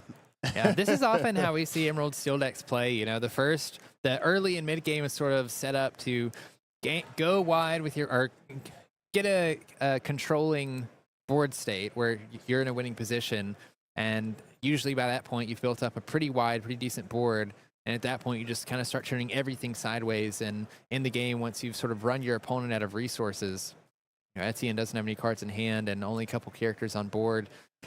None of them, well, the Cloud Kicker has 2 strength, but other than that, everything else either has 0 strength or 1. So, and our Illuminators are going to shake hands here. That is the game. Yeah, so that was a 1-1 split between Evan and Etienne there, seeing kind of the power of both decks. You know, both popped off in their respective manners, you know, for the ones that they won. We saw Etienne have or win a very long grind game in game 1 with his Emerald Amethyst, just using his Amethyst cards to compile cards in his hand, taking out Diablos as they hit the board. But in game 2, it didn't quite work out. His curve wasn't as good as it was game 1, and then Evan's curve was perfect. Yeah, fortunately for Evan, you know, Etienne didn't have any of those evasive characters that we could use to get rid of Diablo, and we saw just how crazy an opening can be where you get to shift Diablo on turn 2 and then follow it with a shift Beast on turn 3. You know, now you've established 2 amazing card draw engines for your deck. And so at that point, Evan just had plenty of cards in hand, plenty of resources, and then, I mean, the Claire Bell on top of that, like, come on. Yeah. You know, take out one, you got to deal with the other 2. Yeah, so really great game from both of those, but we are going to go to a quick break, and then we'll be right back. Oh, sorry. We actually have, we're just moving right into the next match, it sounds like. So let's do it. We'll just move into the next match. All right, so we have Steve Silverman on the right, and we have Hamza Khan on the left here, both with blue sleeves. Maybe it's a mirror match.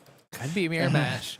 For the viewers at home, you might recognize Hamza Khan's name. He placed 6th in the Atlanta Disney Lorcana Challenge, playing Ruby Sapphire. So that was quite a long time ago. We were playing into the Inklands at that point.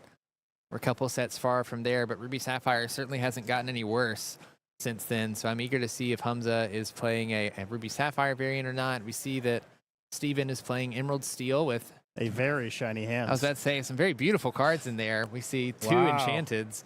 And a D23 Ursula. Wow. Impressive. I love seeing these decks, the ones that people, you know, foil out. I don't even foil out Max Maturity, really. And on Hamza Khan's side, it looks like we have some kind of Sapphire deck. I can't see the second color yet. Can't either. He did play a Ruby Sapphire at Atlanta, so maybe that is what we're seeing here. I saw McDuck Manor in there. Okay, there it was. I think I saw a Brawl. A Brawl. That's the last thing that he drew. But he is playing McDuck Manor. That's very interesting. Yeah, McDuck Manor, very interesting location. It costs 4, has 9 willpower, has 2 lore on it, has no text, but there's a very interesting play line for Ruby Sapphire players where if you can do your turn 1 Popsicle, then on turn 2, if you play a Tipo or 1 jump ahead, you know, you can get 1 extra ink into your Inkwell, ramping up. Then on turn 4, you can slam this McDuck Manor. And especially against a deck like Emerald Steel, that can be really difficult to banish because of the 9 willpower. You know, it's tough for Emerald Steel to have enough strength on board, really, for them to banish this in one fell swoop. Relies on cards like Hidden Cove or Ana, cards that can boost character strength to sort of banish this location efficiently. Otherwise, Steven may be spending the next couple turns just challenging into a location to banish it, because 2 lore every turn, and that starts to add up quickly. As we saw with Queen's Castle last match, it is definitely something that adds up fast, and you don't want to let get out of control. And at worst, what McDuck Manor does, it distracts the other player until they get rid of it. So sometimes it will distract them for 3 full turns, which, if you think about that, that's pretty valuable. Yeah, I mean, like, 3 turns of not questing, having to challenge new location, that can be what you need to finish the game. Looks like Steven's going to start us out here, inking. We don't talk about Bruno in passing, not having the 1-drop Diablo that we typically see out of this list.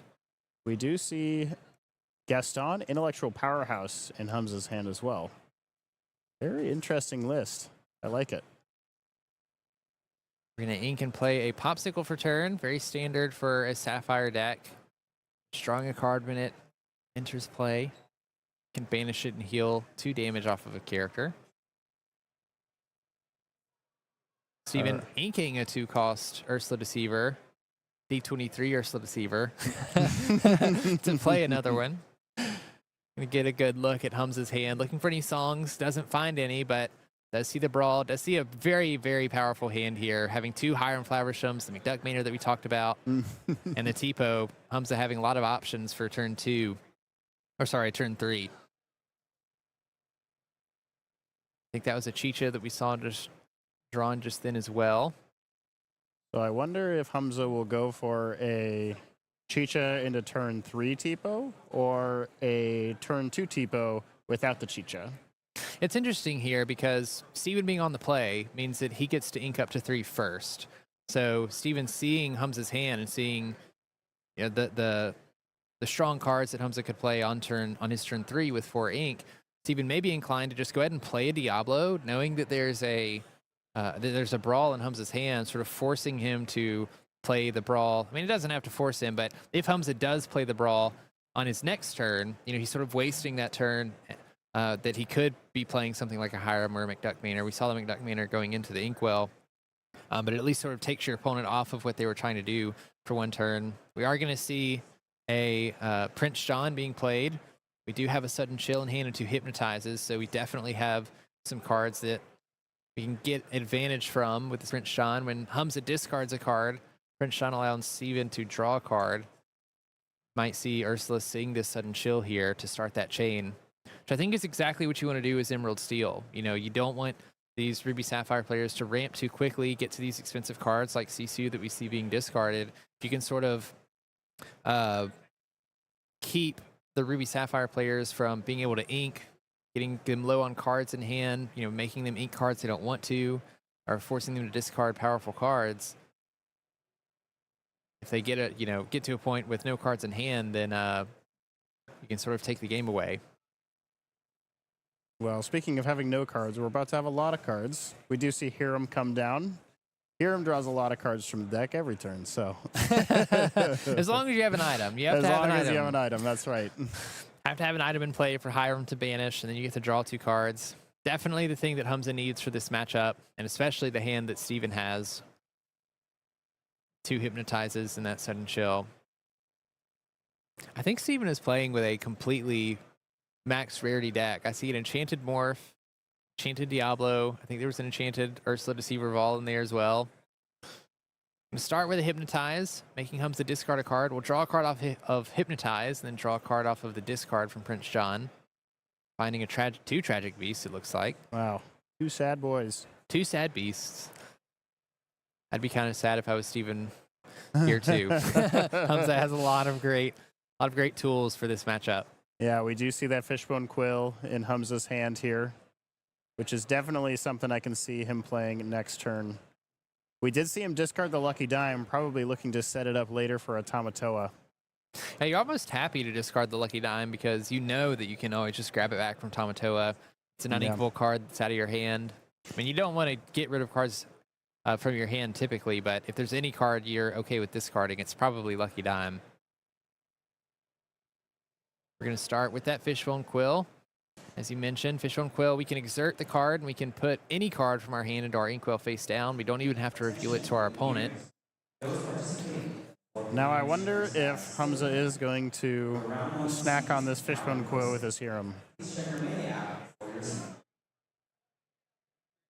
Humza deciding if we want to ink extra cards out of our hand because we know that discard is a game plan for Emerald Steel here, especially with the Prince John. So every extra card out of your hand sort of makes you more vulnerable to that game plan.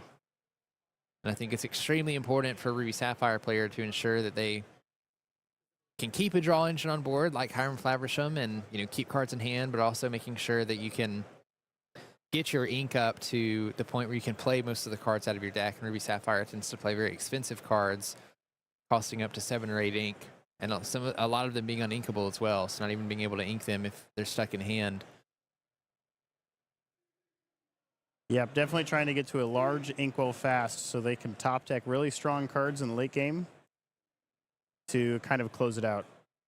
So it looks like we are, in fact, going for the ink with our Fishbone Quill, and we are going to eat the Fishbone Quill. So we're going to draw 2 here with Hiram, gain a lore. Very nice. And let's see if we have any follow-up here. We do still have 3 ready ink. Maybe we can play... Okay, we have 2 for our Visions of the Future. Very nice. One of my favorite cards to come out of Shimmering Skies, and it's a 2-cost action. When you play it, you can look at the top 5 cards of your deck, and then you get to choose one and put it into your hand. So really helps you dig deep into your deck and find any particular card that you're looking for. And we have some pretty good options here from Hamza. We have a Tamatoa that we could potentially start playing towards. There's a Popsicle we could use to play this turn and sort of set up Hiram for the next turn as an item to banish and draw extra cards.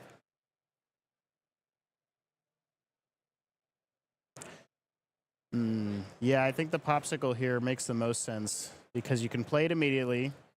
You can get it on the table, so that way it can't be discarded.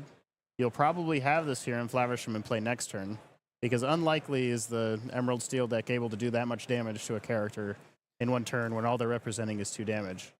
Yeah. So yeah, I like this play here from Hamza. Yeah, the only punish that I can think of right now for Steven would be, if we had we don't talk about Bruno, you could bounce the Hiram back, but, you could replay it next turn if you wanted to, or if we found an Ana, we could use Ana's extra ability to banish Hiram if we put a damage on it. But it doesn't look like either of those cards are in Steven's hand, so we're going to start by inking a Morph and exerting 5 cards to play Beast Tragic Hero, trying to get some sort of draw on board.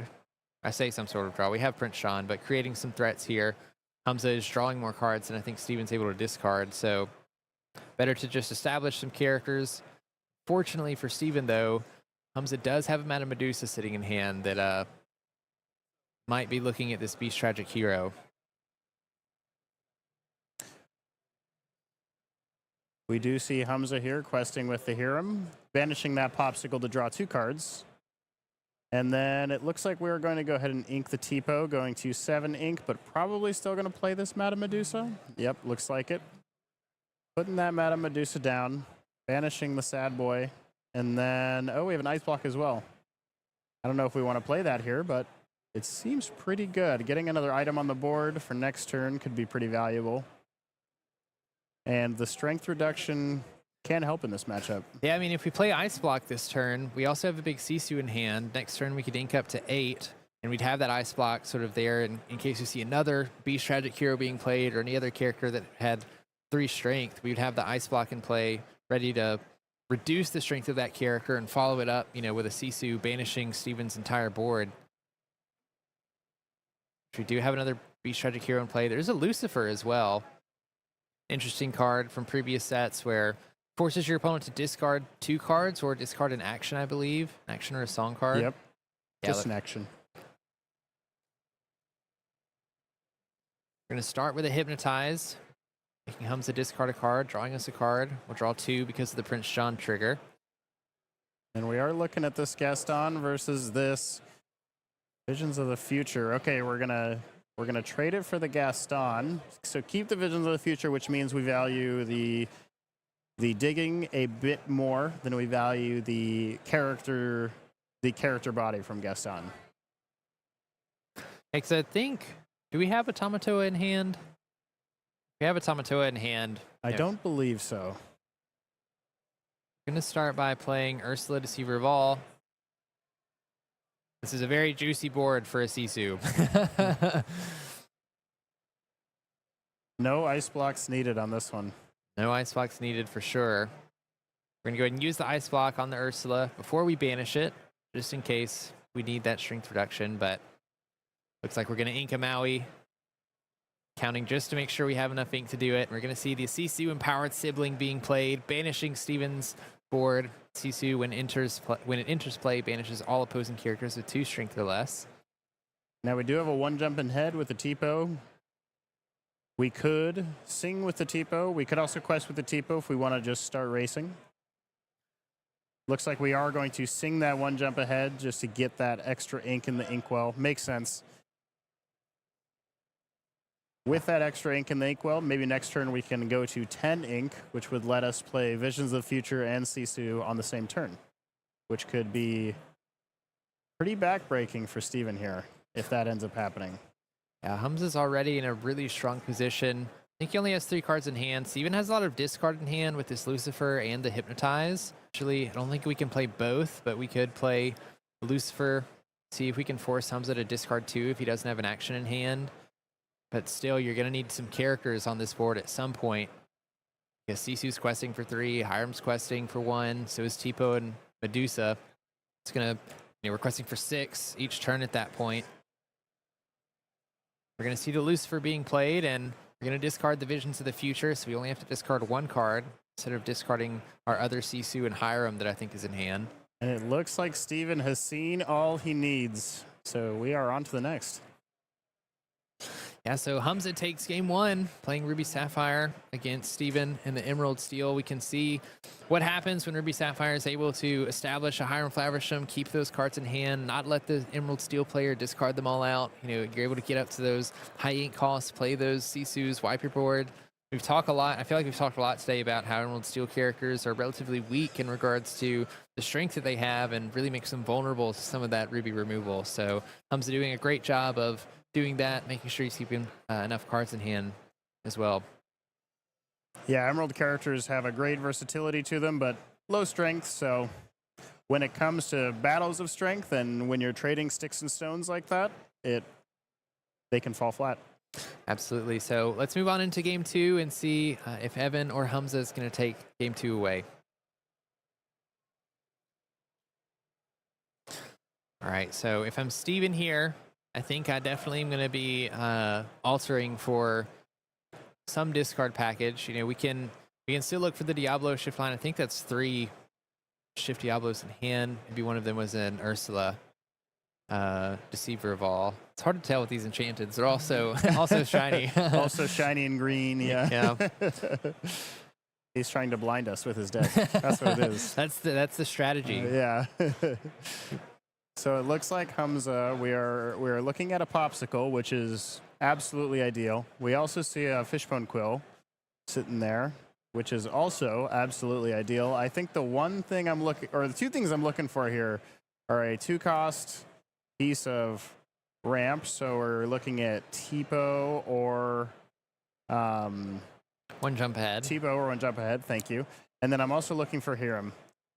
Yeah, I think Hiram is crucial in this matchup. I do see Hamza did find both a 1 jump ahead and a Tipo, so has options for both. I believe Steven went first last game as well, so one fun thing that we can do is we can actually play this 1 jump ahead.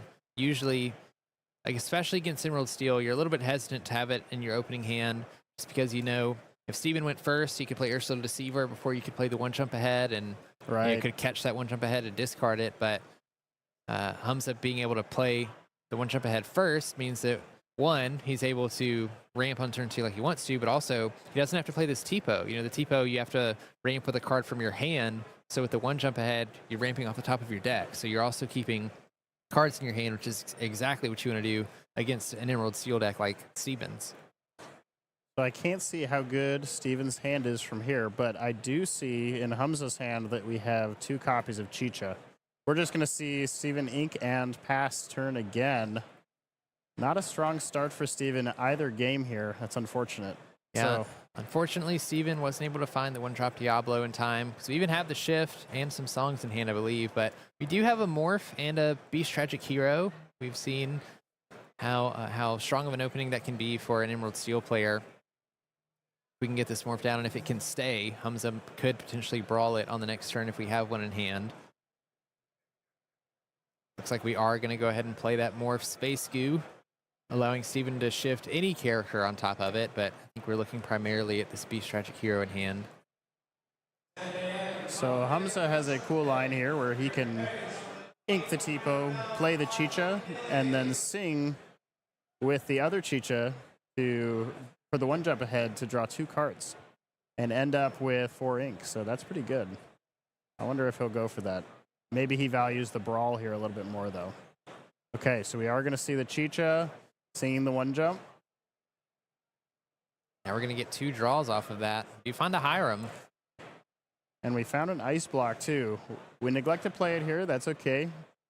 We're probably okay with keeping it in our hand for now until we need it.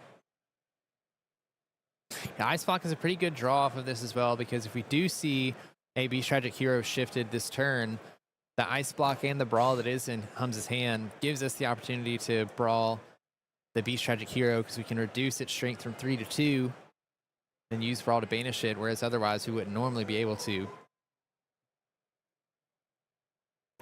And maybe keeping it in hand here for Hamza is a good way to conceal the fact that we have that combo. So maybe Steven will play right into it. We also have a couple really great 3-drops to play here. There's a Diablo and an Ursula Deceiver of all in Steven's hand. So I'm eager to see which route he takes here. Knowing that maybe if we shift the Beast and that gets banished, then we're extremely far behind. We're going to play the Ursula Deceiver of all, which is typically a great card at coming back from behind. You know, being able to sing a song twice. I see a Strength of a Raging Fire that's in Steven's hand. We're going to shift the Diablo on top of the Beast here, discarding a we don't talk about Bruno. Steven going for the record of shiniest board of all time. Blinding. Wow. Blinding now here. That is an amazing looking board right there. One even in the ink, you know? Yeah, right. Not just in play. When you even make your ink enchanted. We're going to go ahead and quest at this Diablo 2 so that Steven gets to draw a card when Hamza draws a card for turn, which means that now if Hamza wants to play something like a Hiram on this turn, the cards that he draws off of that, Steven also gets to draw. So I have to imagine we're going to see a brawl coming out. I think there's a human Sisu in hand too. We could potentially play an ice block, reduce the strength of either the Deceiver of All or the Diablo, and then use the human Sisu to banish it. She is an evasive, and when she's played, you can banish a character with 1 strength or less. We are going to see 3 here, and that's going to go ahead and put that Fishbone Quill out there. So we're going to throw down the ice block. I wonder if we plan on drawing off these Chichas before we brawl the Diablo. We're going to ink for a second time this turn, so both Chichas are going to activate, and Hamza's going to draw 2. Steven's going to draw 2 as well. Steven looking very happy to take those 2 cards before his Diablo goes down. You see the brawl being played by Hamza, banishing the Diablo. Like you said, I think Steven is very happy to have gotten those Chicha draws first. We're going to move over to Steven, and Steven has a Strength of a Raging Fire in hand. If we can get... Well, actually, we don't need any characters on board. We can just deal 1 damage twice to both of these Chichas. It's not often you see 2 characters with 1 willpower. We are going to play an Ursula Deceiver first, get a look at Hamza's hand, see if he has any songs to discard, which he doesn't, but now Steven has information on what Hamza's working with. In these 2 games, we haven't seen any copies of Be Prepared from Hamza. I wonder if he's playing any at all. Yeah, it might not be. There's a couple Ruby Sapphire lists that I've seen floating around that, cut a lot of Be Prepared, go down to 1 or 2. So may not be playing any, might just not be playing enough for us to see them very frequently. We are going to see Ursula Deceiver of All double sing Strength of a Raging Fire to banish both Chichas. It's going to put Strength of the Raging Fire on the bottom of Steven's deck because of Ursula Deceiver of All's ability. All right, and then we are going to go ahead and ink Ursula Deceiver here, paying to get out a morph. And this does represent any shift, so I'm sure Hamza is thinking about that when he takes his next turn. Emerald Steel is doing something that it does very well, which is present multiple threats to your opponent sort of forcing your opponent to decide which one do they value more. You know, the Ursula Deceiver Ball, being able to sing a card twice can be very strong, but then this morph could represent anything. It could be a Tragic Beast, it could be Robin Hood, it could be a Tinkerbell Giant Fairy, it could be another Diablo. So Hamza has to consider all of that going into his next turn, and you know, if he can banish one, which one he wants to banish or set up to banish, playing this Visions of the Future, looking at the top 5 cards of his deck, and then putting one into his hand. And we do see Great Stone Dragon in Hamza Khan's deck. A fantastic card to have in your deck for games that go a little bit longer. It's a card that lets you take any character from your discard once per turn and put it into your inkwell. And it does come into play exerted, and it does put the card into play exerted. But unlike Fishbone Quill, this card doesn't cost you any card from your hand. So very good when you're playing a game of just attrition with the person across from you. It's a fan favorite too. There's a lot of debate on the community on, you know, whether Great Stone Dragon is going to have to be played. I love it. I think it's a great card. Basically puts text on every character card. You know, you can move it from your discard into your inkwell, and when you get all of that extra value out of your cards, if the game lasts long enough, I think it can be great, especially playing against a discard deck where you're naturally putting cards into your discard pile anyway. It's almost like they're doing it for you. yeah, exactly. Yeah. So we do see an Ice Block being played by Hamza as well at the end of that turn. And we're going to pass over to Steven here. Steven has a sudden chill. We can sing twice with Ursula Deceiver, forcing Hamza to discard 2 cards from hand. Steven really considering that play line. That's what he wants to do first. Or if maybe we want to play Hypnotize, draw a card first, or shift the Beast. He's probably considering here whether his opponent has a copy of Maui in hands to... And maybe he wants to save this Ursula for a later turn where he can get maybe a Storm Rage on to get him some cards rather than take away cards from Hamza. Also might be considering what he wants to ink here. You know, I don't think Steven wants to ink any of these cards. A lot of them are pretty useful for this current state. We have a Tinkerbell Giant Fairy we could play as well. Or shift onto the morph, you know, putting some damage onto the Hiram if the Hiram's exerted next turn, and then immediately challenge for 4 strength. All you need to do is deal an extra damage. We have a Ursula Deceiver in play that we could do that with. We are going to sing Sudden Chill twice, forcing Hamza to discard a little Sisu and a Bell, strange but special, out of his hand. And it looks like Hamza is left with 2 cards in his hand. Yep, just 2. Oh, but he draws into a Visions of the Future. What are the best cards to have when you just need any card? Yeah, it definitely is that. Trying to see how much ink we have here.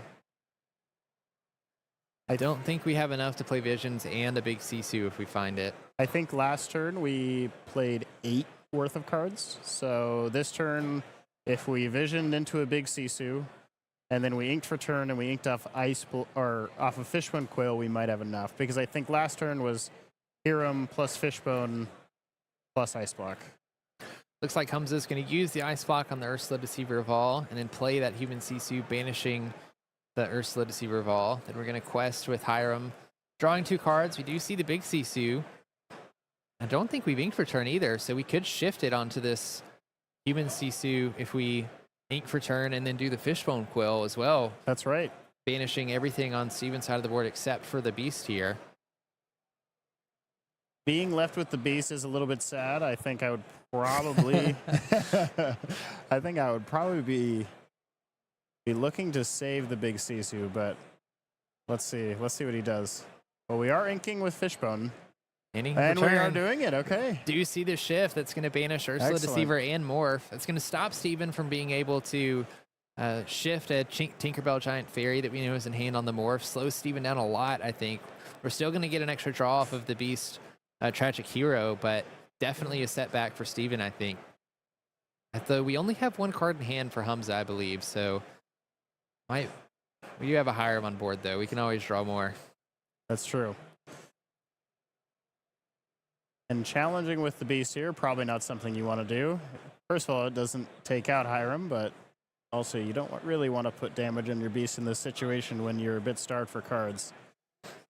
Looks like we drew a Strength or the Diablo, one of the two. But now we're going to play this big Tinkerbell. We're going to deal 1 to everything.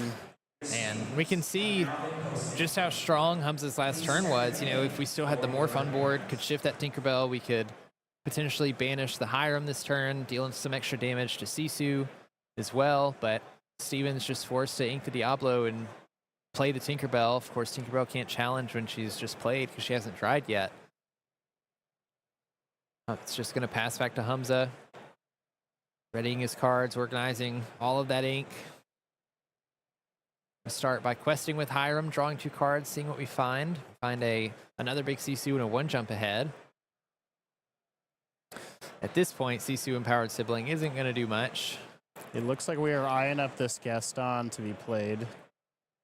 This is going to let us look at the top 3 cards of our deck and take any of them to add to our hands. And it's going to have that 3 lore, which can be pretty good for our lucky dimes later on. We are seeing Hades here. Hades, a very powerful card from set 1 that doesn't see a ton of play in these decks, but when you play it, you get to take any of your opponent's characters and put it into the inkwell. I love this card from set 1. It's one of my favorite arts, and I don't know, I feel like it encompasses Sapphire a lot, and a great removal tool for Sapphire too. You almost never want to give your opponent extra ink to work with, but when you're able to remove a card that's more threatening than an extra ink, it can be really useful in removing that card and then also just establishing a large body, having 3 strength, 6 willpower, and 2 lore.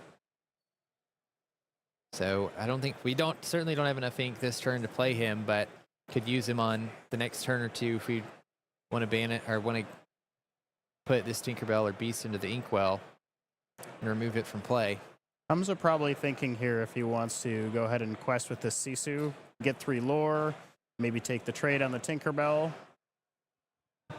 Maybe ultimately deciding that that's too risky. Yeah, looks like it. So he's just going to keep it ready, keep it safe. We're going to draw 2 for turn with that Tragic Beast. We do see a Prince John. Our way to discard right now is Ursula, which is a bit dependent on what Hamza has in his hand. Might have a 1-jump still in there. Oh, I think he did have a 1-jump. Yeah, there it is. So we could see the Prince John being played, and we hit the 1-jump, we get to draw a card. So we are going to see that Prince John coming down and that Ursula coming down. Yep. Oh gosh, and we have a Scar Vicious Cheater in hand as well for Hamza. That's pretty terrifying. So now Steven knows if he exerts any of his cards, it's susceptible to Scar. Just tons of removal in Hamza's hand between the Sisu Empowered Sibling, Scar Vicious Cheater, and the Hades Infernal Schemer. Hamza basically showing Steven that no matter what you do this turn, something's going away. Yeah. Yeah. Also in kind of a weird spot here where we don't have a great way to deal an extra damage to Hiram in order to banish it with Tinkerbell, because Tinkerbell Giant Fairy only has 4 strength. Hiram has a damage on it, but with 6 willpower, that's not going to be enough to banish it and put some damage on something else. And I think the only thing we can challenge with right now is the Beast Tragic Hero, and definitely don't want to put damage on that if you don't have to. Looks like he is considering maybe challenging the Hiram with Beast just to take the draw power off the board. He has seen Hamza's hand though, so he does know that there are no items right now, at least. So no items right now. No items drawn. We see a Bell Stranger Special being drawn. I'm pretty sure if we're not at 10 ink already, we're pretty dang close for that Strange but Special to our ability to be online. Yeah, we can see Hamza counting his ink here. Let's see. Sisu. Play another Sisu Empowered Sibling, banishing that Prince John and Ursula Deceiver. Of course, it's not going to banish the Tinkerbell or the Beast. But one thing that I kind of like that Hamza's doing right now is, we can play the Sisu Empowered Sibling, banish both of those cards, and then, like you said, Steven knows Hamza's hand. He knows that there's a Scar in there, knows that there's a Hades. So I was just kind of sitting there like, you can challenge with the Tinkerbell or quest or challenge with the Beast if you want to, but you know what's coming afterwards if you do. So we do see 3 copies of Diablo, and they're all enchanted, of course, in Steven's hand, Would you along expect with a anything string. less from Steven? After this, I certainly won't. But it could be relatively good play for Steven here. Now that we saw the second Sisu being played, knowing that that's not in hand anymore, because it would be pretty brutal to play out these Diablos and immediately see another Sisu. But right now, Steven only knows that there's the Hades and the Scar in play, and of course Scar can't challenge the Diablos. We can't exert these Diablos this turn, but if you can potentially survive a turn and get them exerted on the next one, then maybe we can start drawing cards that we need to get back into this game. All right, looks like we are playing at least one of our 3 Diablos, and it looks like we're going to use our ink to play this. Oh, okay. I spoke too soon. I think Steven's trying to decide if we're playing another Diablo or if we're paying 3 to play the Strength for Raging Fire to banish the damaged Sisu. Yeah. Because we would deal 3 damage to it. That's what it looks like is happening. Now, Tinkerbell does line up pretty well with this Gaston. You could challenge the Gaston, deal 4 damage to it. You would still survive with your 5 willpower, and then you do get to do 2 damage anywhere you want. And it looks like we are going to choose not to do the 2 damage. And it's going to go right back to Hamza. We do see a Be Prepared drawn, so that is something that we thought was not in Hamza's deck, but it looks like it is. Another removal option for Hamza. Got plenty of removal options between the Scar, the Hades, and Be Prepared. Could set up a Bell Estrangement special this turn if we wanted to. It should be questing for 5. Every turn. It looks like we're going to quest for 4 with the Sisu and the Hiram. We don't have an item to banish to draw any extra cards. And we are just going to be prepared. Not giving Steven the option to draw from the Beast at the start of his turn and then get that Diablo exerted to draw at the start of Hamza's turn. Knowing that Hamza has plenty of stuff that he can respond with. We are going to see Steven play the 2 other Diablos that were in his hand when it comes to his turn, spending all of his ink in his inkwell, passing right back to Hamza. We do see Hades come down, take out one of those Diablos. We kind of knew that was going to happen, but let's see what else. We got Tipo coming down. That's a good 1 lore on board pretty much every turn that he stays. We did draw Lucifer here, so we're going to slam the Lucifer, forcing Hamza to discard 2 cards, both the Bell and the Scar. I think we see Steven pop off a little bit there, saying, glad you didn't have an action there. Yeah. Now Hamza doesn't have any cards in hand. No draw engine on board either. Of course, Steven has a long way to go before we catch back up to Hamza, though. Only having 4 lore, Hamza having accrued 12 over the course of this game, and oh no! A McDuck Manor, just like we were talking about earlier. This lore that is just going to keep coming from the McDuck is absolutely going to be hard to deal with for Steven. Yeah, even if we find something like a Hidden Cove, that's still not going to be enough strength from the characters on board currently to banish the McDuck Manor in one fell swoop. We'd need a lot, so it's going to be at least 1 turn that this McDuck Manor survives. We don't have anything in hand right now to boost anything strength, to banish it. We are looking at a Beast Tragic Hero, a Pete, and a Morph.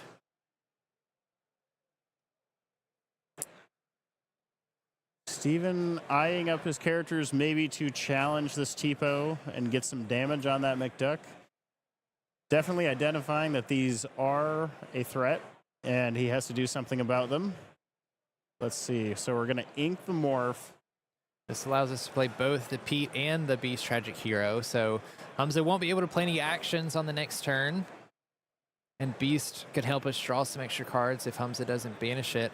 Looks like we're going to remove the Tipo with that Lucifer and then put 2 damage on McDuck with Diablo, setting ourselves up. Now Hamza is going to 17 here, so this is still scary. Let's see. Oh, we see another Hades Infernal Schemer being played. And that's absolutely brutal. Taking away the draw power from the Beast Tragic Hero. It does give him some extra ink, but that's certainly not what he wanted to see there. No, especially because if we can get some extra strength off of this board, this McDuck Manor might survive a little bit longer. I think we have exactly 7 that we could deal to the McDuck Manor, but Hamza's up at 19 lore at this point with 2 Hades and the McDuck. Steven showing, I don't have it. I can't get rid of this. good game, and that's going to be Hamza for game 2 of The round Ruby 5. Sapphire deck taking the win over Emerald Steel. Yeah, we can see how Ruby Sapphire has used its draw engine through Hiram, being able to get it out on turn 3 after a turn 1 popsicle and then a ramp on turn 2 to sort of negate a lot of the draw power from Emerald Steel there. And then, I mean, once you can get enough ink into your inkwell, at that point, it's just starving the Emerald Steel player from those draw engines that they're so dependent on in order to take a game away. Yeah, and it's so hard for the Emerald Steel deck to keep up when you get to that much ink and you have these huge characters coming down with stat lines that are way bigger than yours and McDuck manners off the top. Yeah, McDuck manners are extra difficult to get rid of, and you know, most of your characters having strength that's so low is very susceptible to a lot of the rupee removal, like Brawl, Medusa. Sisu, Empowered Sibling, you know, had a couple good turns there for Hamza. So congrats on Hamza moving on from round 5. But with that, we're going to move on to round 6, and we're going to take a quick break. So don't go anywhere.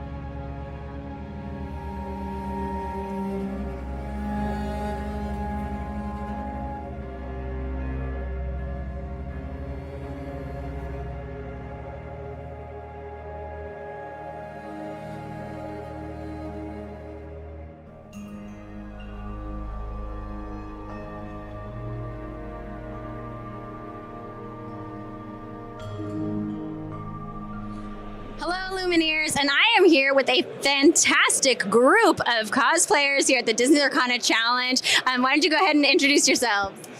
I'm Rob. I'm James. And I'm Anna. And I have to ask, how did this all get inspired? You know, we were looking at going to a Halloween party, and it would have been today as well, and we were like, can't miss the DLC. Yes. Sorry, party, we gotta go. We'll bring the costume, it's fine. I love it. Is Alice in Wonderland a favorite movie of yours? Oh, yeah, we watched it just the other day. Did you really? Yeah, really, like 2 days ago, yeah. I love it. Yeah. Now, the two of you are here as competitors. How's the day going for you so far? It's going okay. Not as well as what I would like, but I've had some really good matchups, some good games, so can't be mad about it. Fantastic. And is this your first time at a DLC? I know that you've been. Yes. This is Yep. your first time. Yep. Okay. So it's his fault here that you're into the game. Sadly, but graciously, yes. I love it. So, you know, I hear so many stories about friends who get their other friends or family into the game, and it sounds like that's what happened with you as well, yes? Yeah, it did. He started playing in August when the game came out, and after seeing him compete at the Chicago DLC, I was pretty hooked, and now the rest is history, so. I love it. Okay, and are you all Disney Parks fans as well? Yeah, oh yeah. Parks? Okay, so let's do some quick rapid fire parks questions, okay? So rope drop or park close? Probably rope drop. Rope drop. Park close. Park close. Park close. Park close. Okay. If you do rope drop, what's the first ride that you run into? Oh God, I don't know. I'm sorry. Galaxy's Edge. Yeah. Get to Galaxy's Edge and do, gosh, what's the name of the? Rise of the Resistance. Yes. Oh yes, my Rise gosh, of the yeah, Resistance. Yeah. Yes. Yeah. Probably Haunted Mansion one is my go-to. That one's great. Yeah. God, I don't. Yeah. Honestly, it was hard for me to like pick one right out of the Yeah. pot. So. All right. And your favorite park snack? Ooh, park snack. Gosh. Honestly, just popcorn. Popcorn. Yeah. Probably a corn dog, honestly. Is it the Dole Whip? Is that the favorite? Whip. Yeah. Yes, I'm a Dole Whipper as well. Absolutely. Well, thanks so much for chatting with me. You guys look fabulous, and I hope you enjoy the rest of your weekend. Thanks. Welcome back to the booth here in Seattle. Brendan Patrick joined by Etsen Bonin. And we have something very, very special for you all. We finally have our day one metagame data. So without further ado, let's get right into that. All right, Etsen, we talked about your prediction. How do you feel with how it actually played out? So at the top, I think we were pretty much on point. Ruby Sapphire and Emerald Steel being the main two there, and Amethyst Ruby not far behind. I'm a little gutted. There's no Emerald Amethyst up here. Yeah, I mean, Unfortunate. Emerald Amethyst, that was a deck that was sort of, it was having a come up in Vegas. But I think with the rise of Emerald Steel and the expected rise of that deck, it was maybe a bit of a hostile environment for it. Some things I think that are particularly interesting about this metagame breakdown is that number 3 slot. Ruby Amethyst, a deck that doesn't have a fantastic matchup into Emerald Steel. I mean, it's okay, and there's some tech cards that have made it into the list.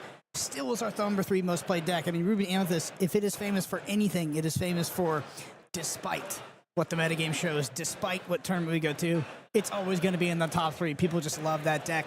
And then coming in at our 4, 5, 6, we have Amber Steel, Amber Amethyst. What? I don't.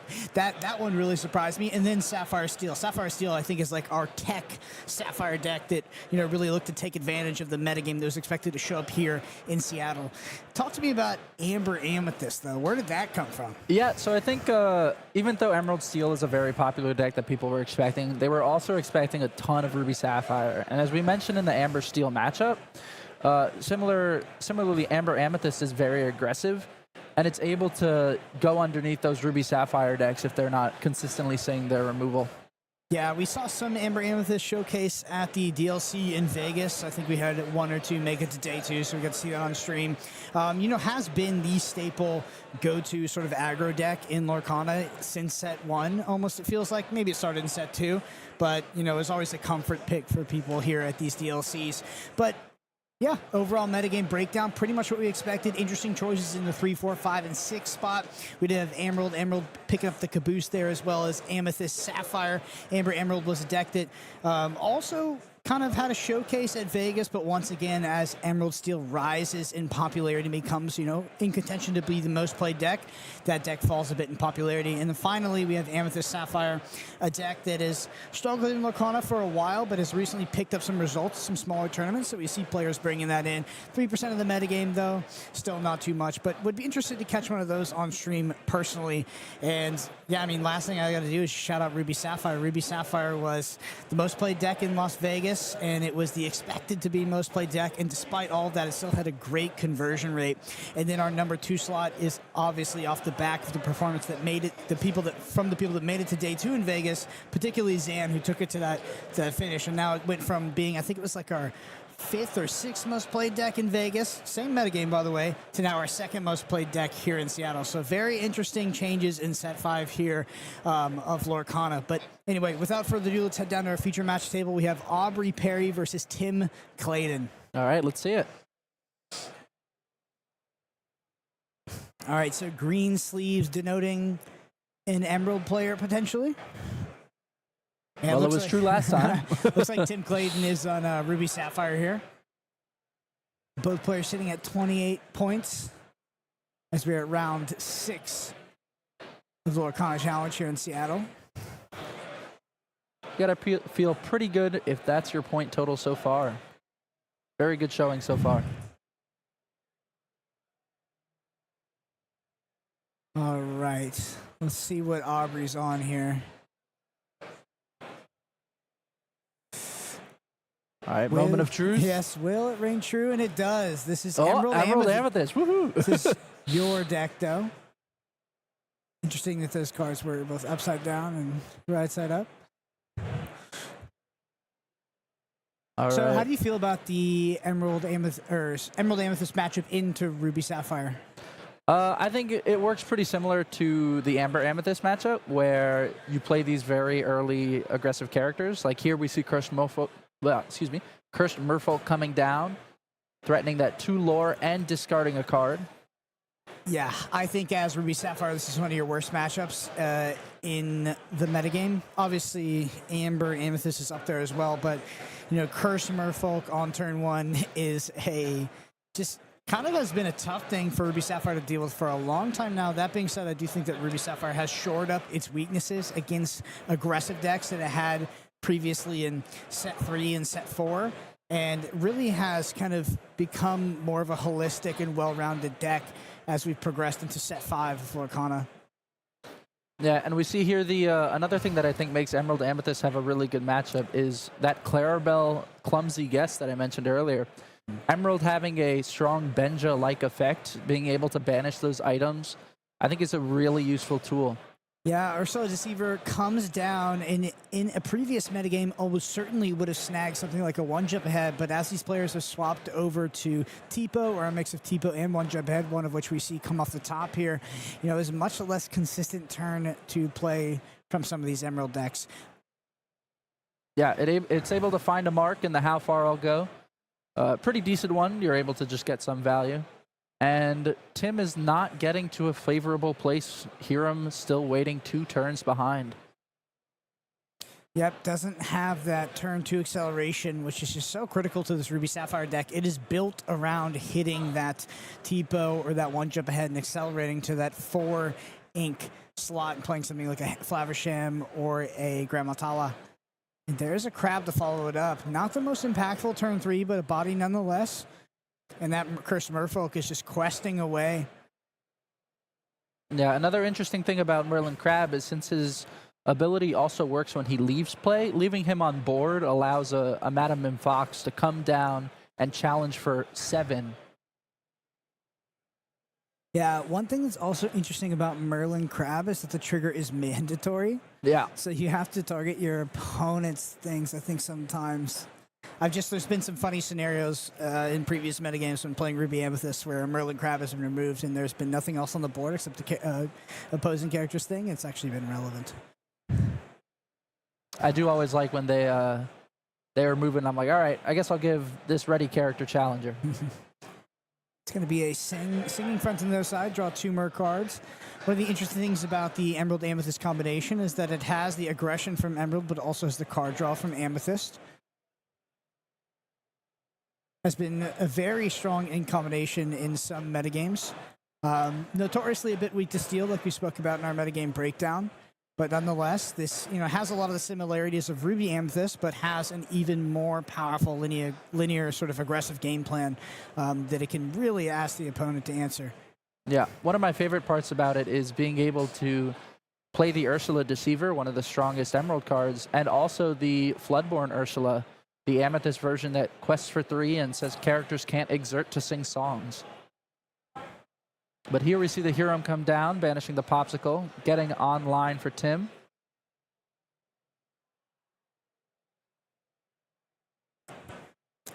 All right, so Tim definitely sitting behind in terms of tempo right now, but Aubrey, outside of playing the Merfolk, hasn't had the next few plays haven't been too aggressive, so kind of sort of pivoted into more of a mid-range plan here. There's that Floodborn Ursula you were talking about. And a Merlin Goat. Goat pretty strong into these Ruby matchups where you're able to get that value even through a Be Prepared, especially when you're looking for that top card when you're at 18 or 19 lore. Yeah, one of the cards I usually really like in this matchup as any Amethyst deck is actually the Queen's Castle, especially if they don't find that turn 2 acceleration. They can often have a really hard time to deal with it. And just that passive lore gain can be so much. Yeah, it's almost like an aggressive character in itself because since Maui can't take it out in one swing, you're able to just almost always guarantee 2 lore from it. and some draws sometimes.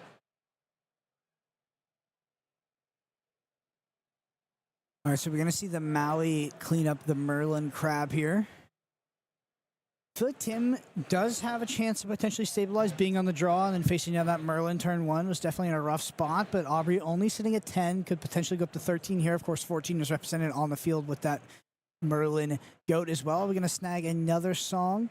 We are not. But we take a look at the hand, and we know that that Sisu is something we might have to play around.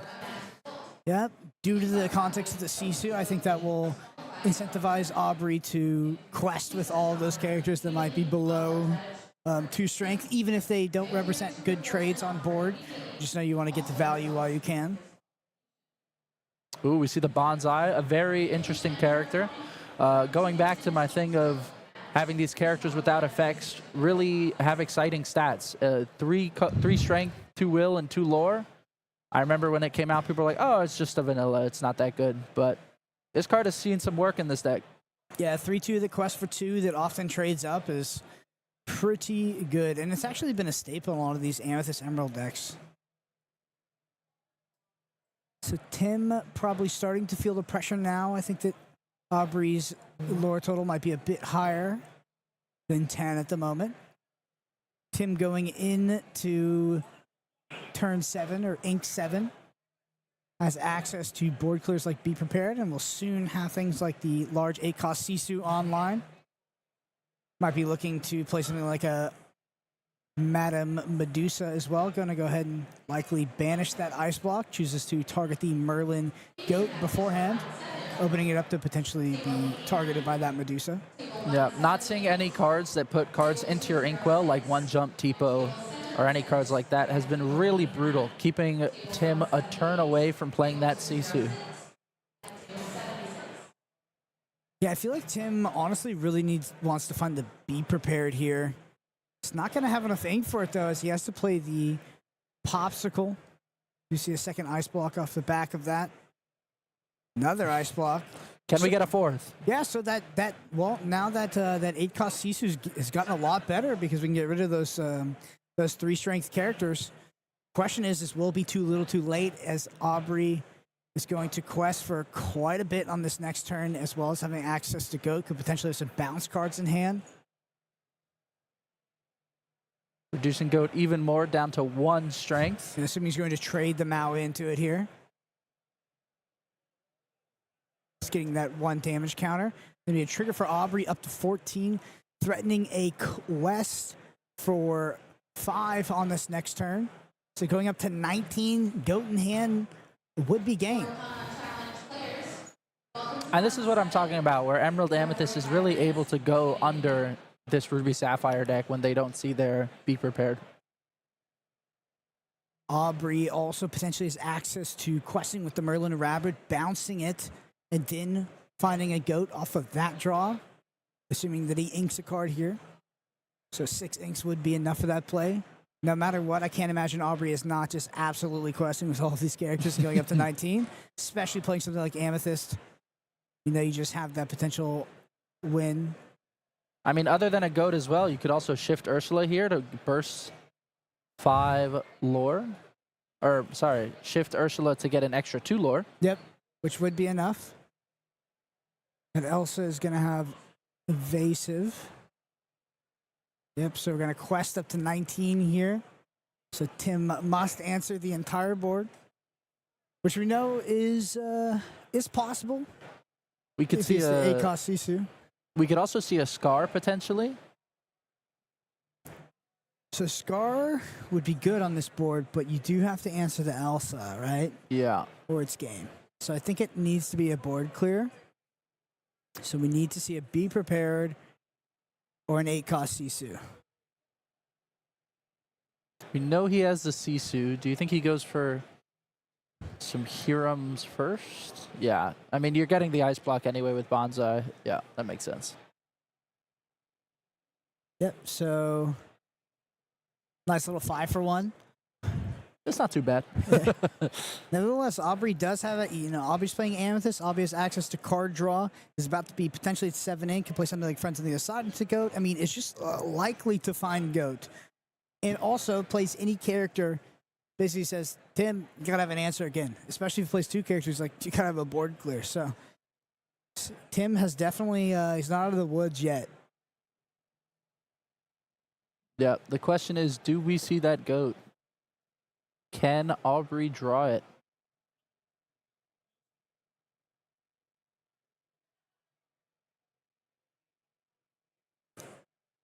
All right. Tim up to 3 lore now. Back over to Aubrey. All right, here it is. We've all been in there. It is. Yeah, we've all been in that scenario where it's like, please don't have the goat. And yeah, of course. There's the goat. All right, well, a blistering game 1 as our Emerald Amethyst player is able to take it out, showcasing the power of this more aggressively oriented decks against a deck like Ruby Sapphire, our most represented deck in the metagame. But let's get down back to the feature match for game 2. Sounds good. All right, so notably, Tim is going to be on the play here. So Aubrey was on the play. That was that Merfolk that came down on turn 1. I do think that play draw is quite significant in this matchup, especially the more aggressive the Emerald Amethyst deck is. And also, Tim, we already see it in hand. Tim already has that Tipo, so it feels like it's off to a better start than last game. Yeah, now he's just looking for the popsicle Heroes if he doesn't have them already. Yep, so keeping Tipo Grammatal in hand, there's a Great Stone Dragon, that tech card that has come in since the rise of Emeralds. And only Sapphire hand here without a popsicle. So it's an all Sapphire hand, not great, but the turn 2 acceleration into the How Far I'll Go will give you a lot of selection. I can't remember if I saw 2 How Far I'll Goes, but the one they could be snagged by that Ursula Deceiver potentially. I think I only saw the 1, and then there was a Lucky Dime as well. Lucky Dime, really not what you want to see here. Yeah, unlike the Steel matchups earlier, A Whole New World will not be putting that card in your discard for you. You're going to have it stuck there until you can Tipo it.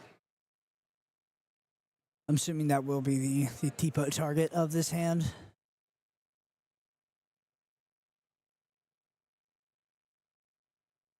All right, and we're off over to Tim, who will be on the play for this match. It's going to be a Great Stone Dragon into the ink and a pass over to Aubrey. We're going to see Merfolk on turn 1.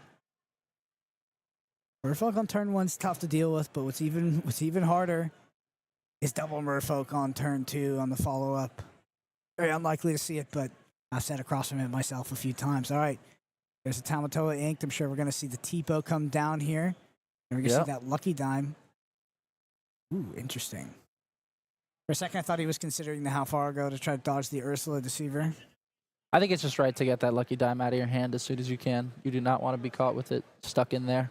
Yeah, I think that his game plan is to play the Grammatala and then sing the How Far I'll Go on the turn after that. Yeah.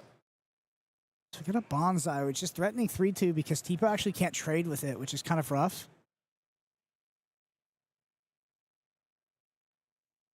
Tipo can be very good against aggressive decks like Amber Amethyst, which run a lot of 1-cost 1/1s that quest for 2, where Tipo can trade 2 for 1 with those. But against the Clarabelle and the Bonsai, it doesn't look too good. Grammatal going to look at the top 2. We see an Ice Block plus a Visions of the Future. It's going to be Ice Block to hand, Visions to the bottom.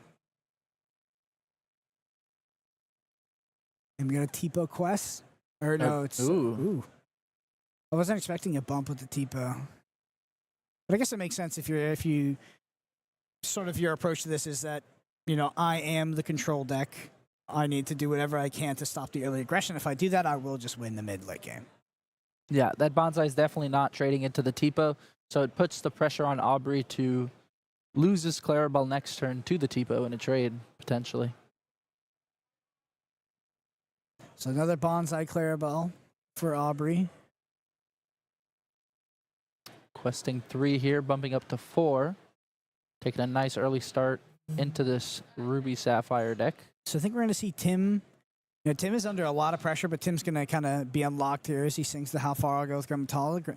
How Far I'll Go will both ramp Tim as well as, effectively get him another card. So we're going to start off with the 4-cost Grammatala. It's going to see a Popsicle and a Maleficent Monstrous Dragon. I think it's safe to assume he took that Popsicle. That would be my assumption as well. Ice blocking the Bonsai. Nice. Challenging it with Grammatala. that ice block, it's just so versatile, even in regular challenges, where normally that Grandma Tala would have traded with the bonsai, but because of the ice block, she's still around. Interesting. Yeah, so Tim really on that more controlling game plan because the context of the ice block coming down opts to not think how far I'll go and actually, takes a strength off of bonsai and goes ahead and trades and setting up this Grandma Tala for a 2-for-1. Navigating this matchup expertly, really understanding the Sapphire Ruby role in the matchup. The Emerald Amethyst deck seems pretty well positioned for going second this game, having Rabbit down and what looks like a decently sized hand at the moment. Yeah, I wonder if we're going to see the... There we go. We're going to get rid of the Clarabelle. See if the draw engine comes out of Tim. Something like that popsicle that we saw. And we're going to go ahead and play how far I'll go. So look at the top two. One will go to the Inkwell Exert. The other one goes to the hand. You'd have to feel pretty decent if you're Aubrey, though. How Far I'll Go gets so much value when it's sung off of the Tala. But because Tala had the challenge into the Clarabelle, it's not too big of a deal. And there's that popsicle. Draw a card. We see a Maui off the top.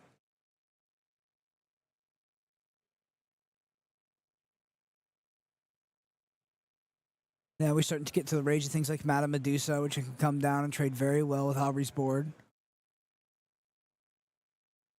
Yeah, only one rabbit on the board. Not too scary of a position for Tim. 7 lore is not the end of the world. Could potentially see that rabbit get bounced and Aubrey transition to more of like a mid-rangey game plan, which can be good.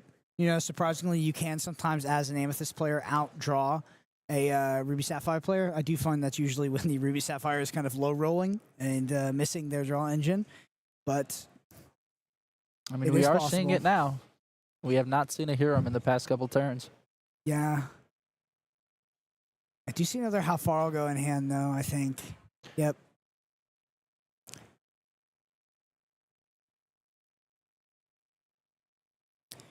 Aubrey up to 8 lore.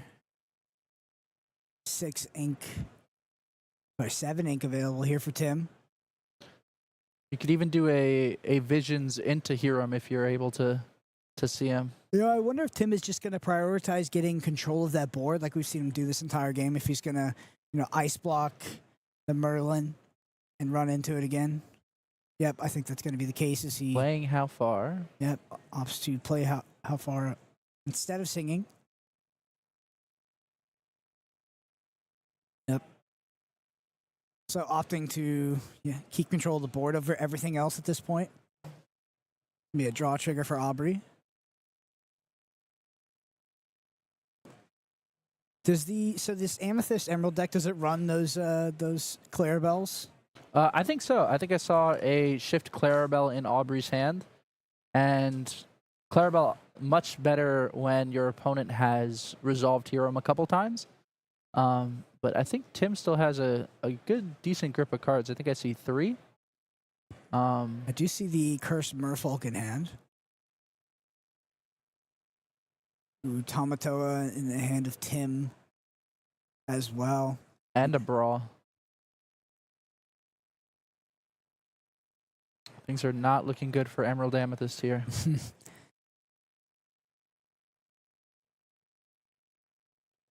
Well, I guess there goes the Clarabelle into the Inkwell. We do see it inked, yep. Makes sense. I think Aubrey has 4 cards in hand. You're not getting too much value there. Looks like he's exerting. What are we going to see off of here? 4 ink for the goat, up to 9. Notably, I thought Aubrey passed the turn there for a second. I was just wondering, did Aubrey not play the Cursed Merfolk? Ooh, Churnabogs and a rabbit. I think he's holding the Merfolk for the sweeper. Yeah, waiting to see the Be Prepared or the Sisu, and then committing to it after. I don't hate that idea. Interesting. I wonder if there's like an inflection point there where you have to just commit to the board.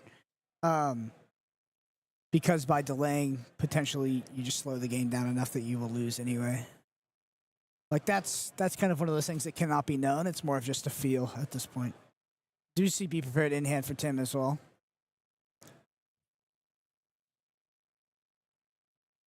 Tala taking out that rabbit, getting healed up with a popsicle, and then Tamatoa adding back that popsicle to get one extra draw.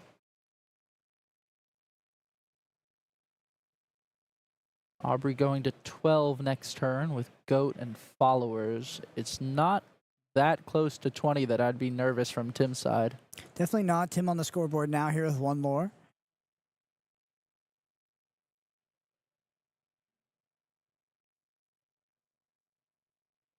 So Tim has access to a Hiram as well. So it feels like the next at least 2 to 3 turns, Tim's going to really turn the corner on this game unless Aubrey can come up with something very significant to try to close it out. Because it has access to the Tamatoa Hiram package, which is a recursive draw package utilizing the item of Popsicle. We're going to use followers to quest and banish itself to draw one extra card. What do you think he's looking for here? I think just aggressive. Oh, for the Ursula is here, going to snag that. Be prepared. So now he knows that the coast is somewhat clear to deploy onto this board.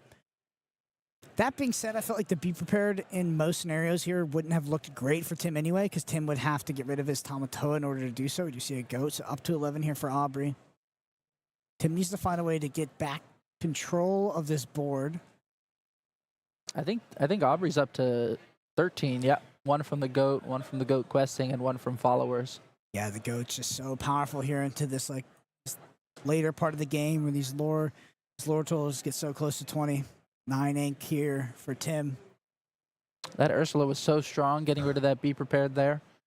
Even though Tim maybe isn't incentivized to do it while having Tamatoa, it definitely saves you from having to get Be Prepared while you get closer to that 17, 18 range. Yeah, Be Prepared would not have felt great on this board, but maybe it's what was needed to win.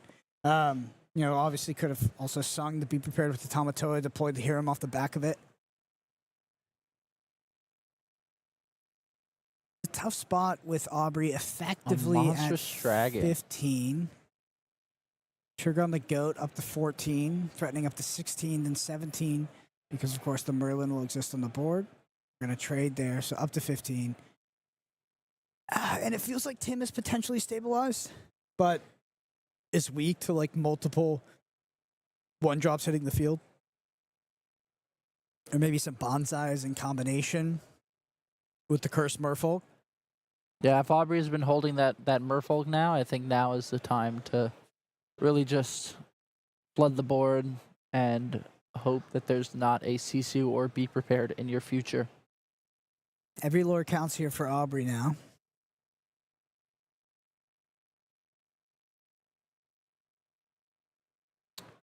Inks the castle. So 1, 2, 3, 4, 5, 6, 7, 2, 3, 6. We're at 7. 7 ink available. So what's here there it is. There's the Clarabelle. So we're gonna draw back up.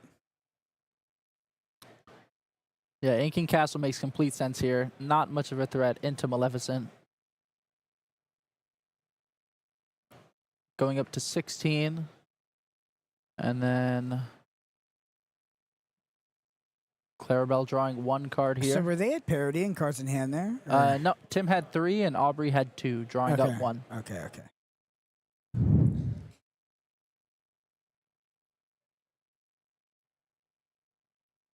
We're visioning here.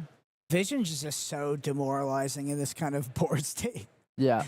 So I just need these 2 characters, or this one character to stick, and then maybe I can close it out with something like a goat and a bounce. And then you see your opponent just look at 5 cards, and you're like, ugh. They're looking for that board wipe. I think they may have added the Be Prepared. Not seeing. Don't see a Be Prepared in hand. But we are going to quest for 6 for Tim. Was there a item for Tamatoa there? And then Be Prepared. Interesting. What do you think of the Be Prepared there? So, it could be necessary, right? If Aubrey goes up to 19 and you just put him in the same scenario where he just goats and you lose. Castle very strong here after a Be Prepared.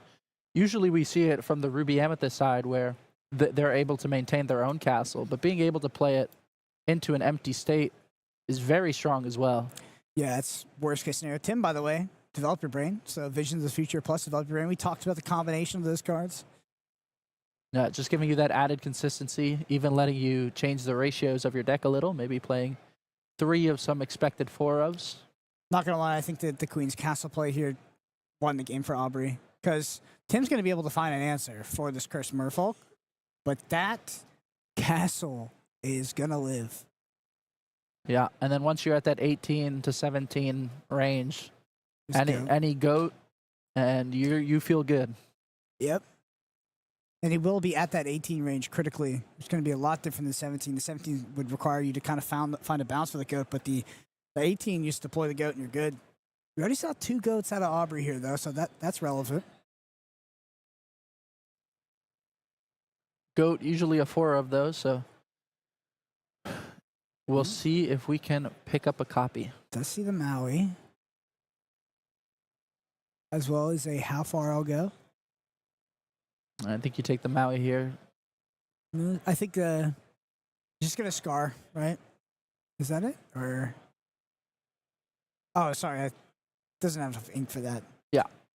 But on the following turn, we'll Scar. But that puts Aubrey at 18, so just goat would be pretty much it. Tim doesn't really have a quick way to end the game, doesn't have access to that lucky dime. Paying 3 for Emerald Chromicon, one of my favorite items, actually, from Shimmering Skies. Whenever one of your characters is banished during an opponent's turn, you get to return a character in play to their player's hand. So you're able to use it on cards like the Floodborn Sisu to return it back and force them to play it out each turn, denying them playing other cards for tempo. Or you can use it to return your cards, things like Goat or Rabbit. I think Aubrey's turned this around. It's definitely not over, but Tim's in a really bad spot. Yep, having to play the Scar to clear this. With the Flaversham, clear the castle. You feel so fine if you're Aubrey here. Yeah.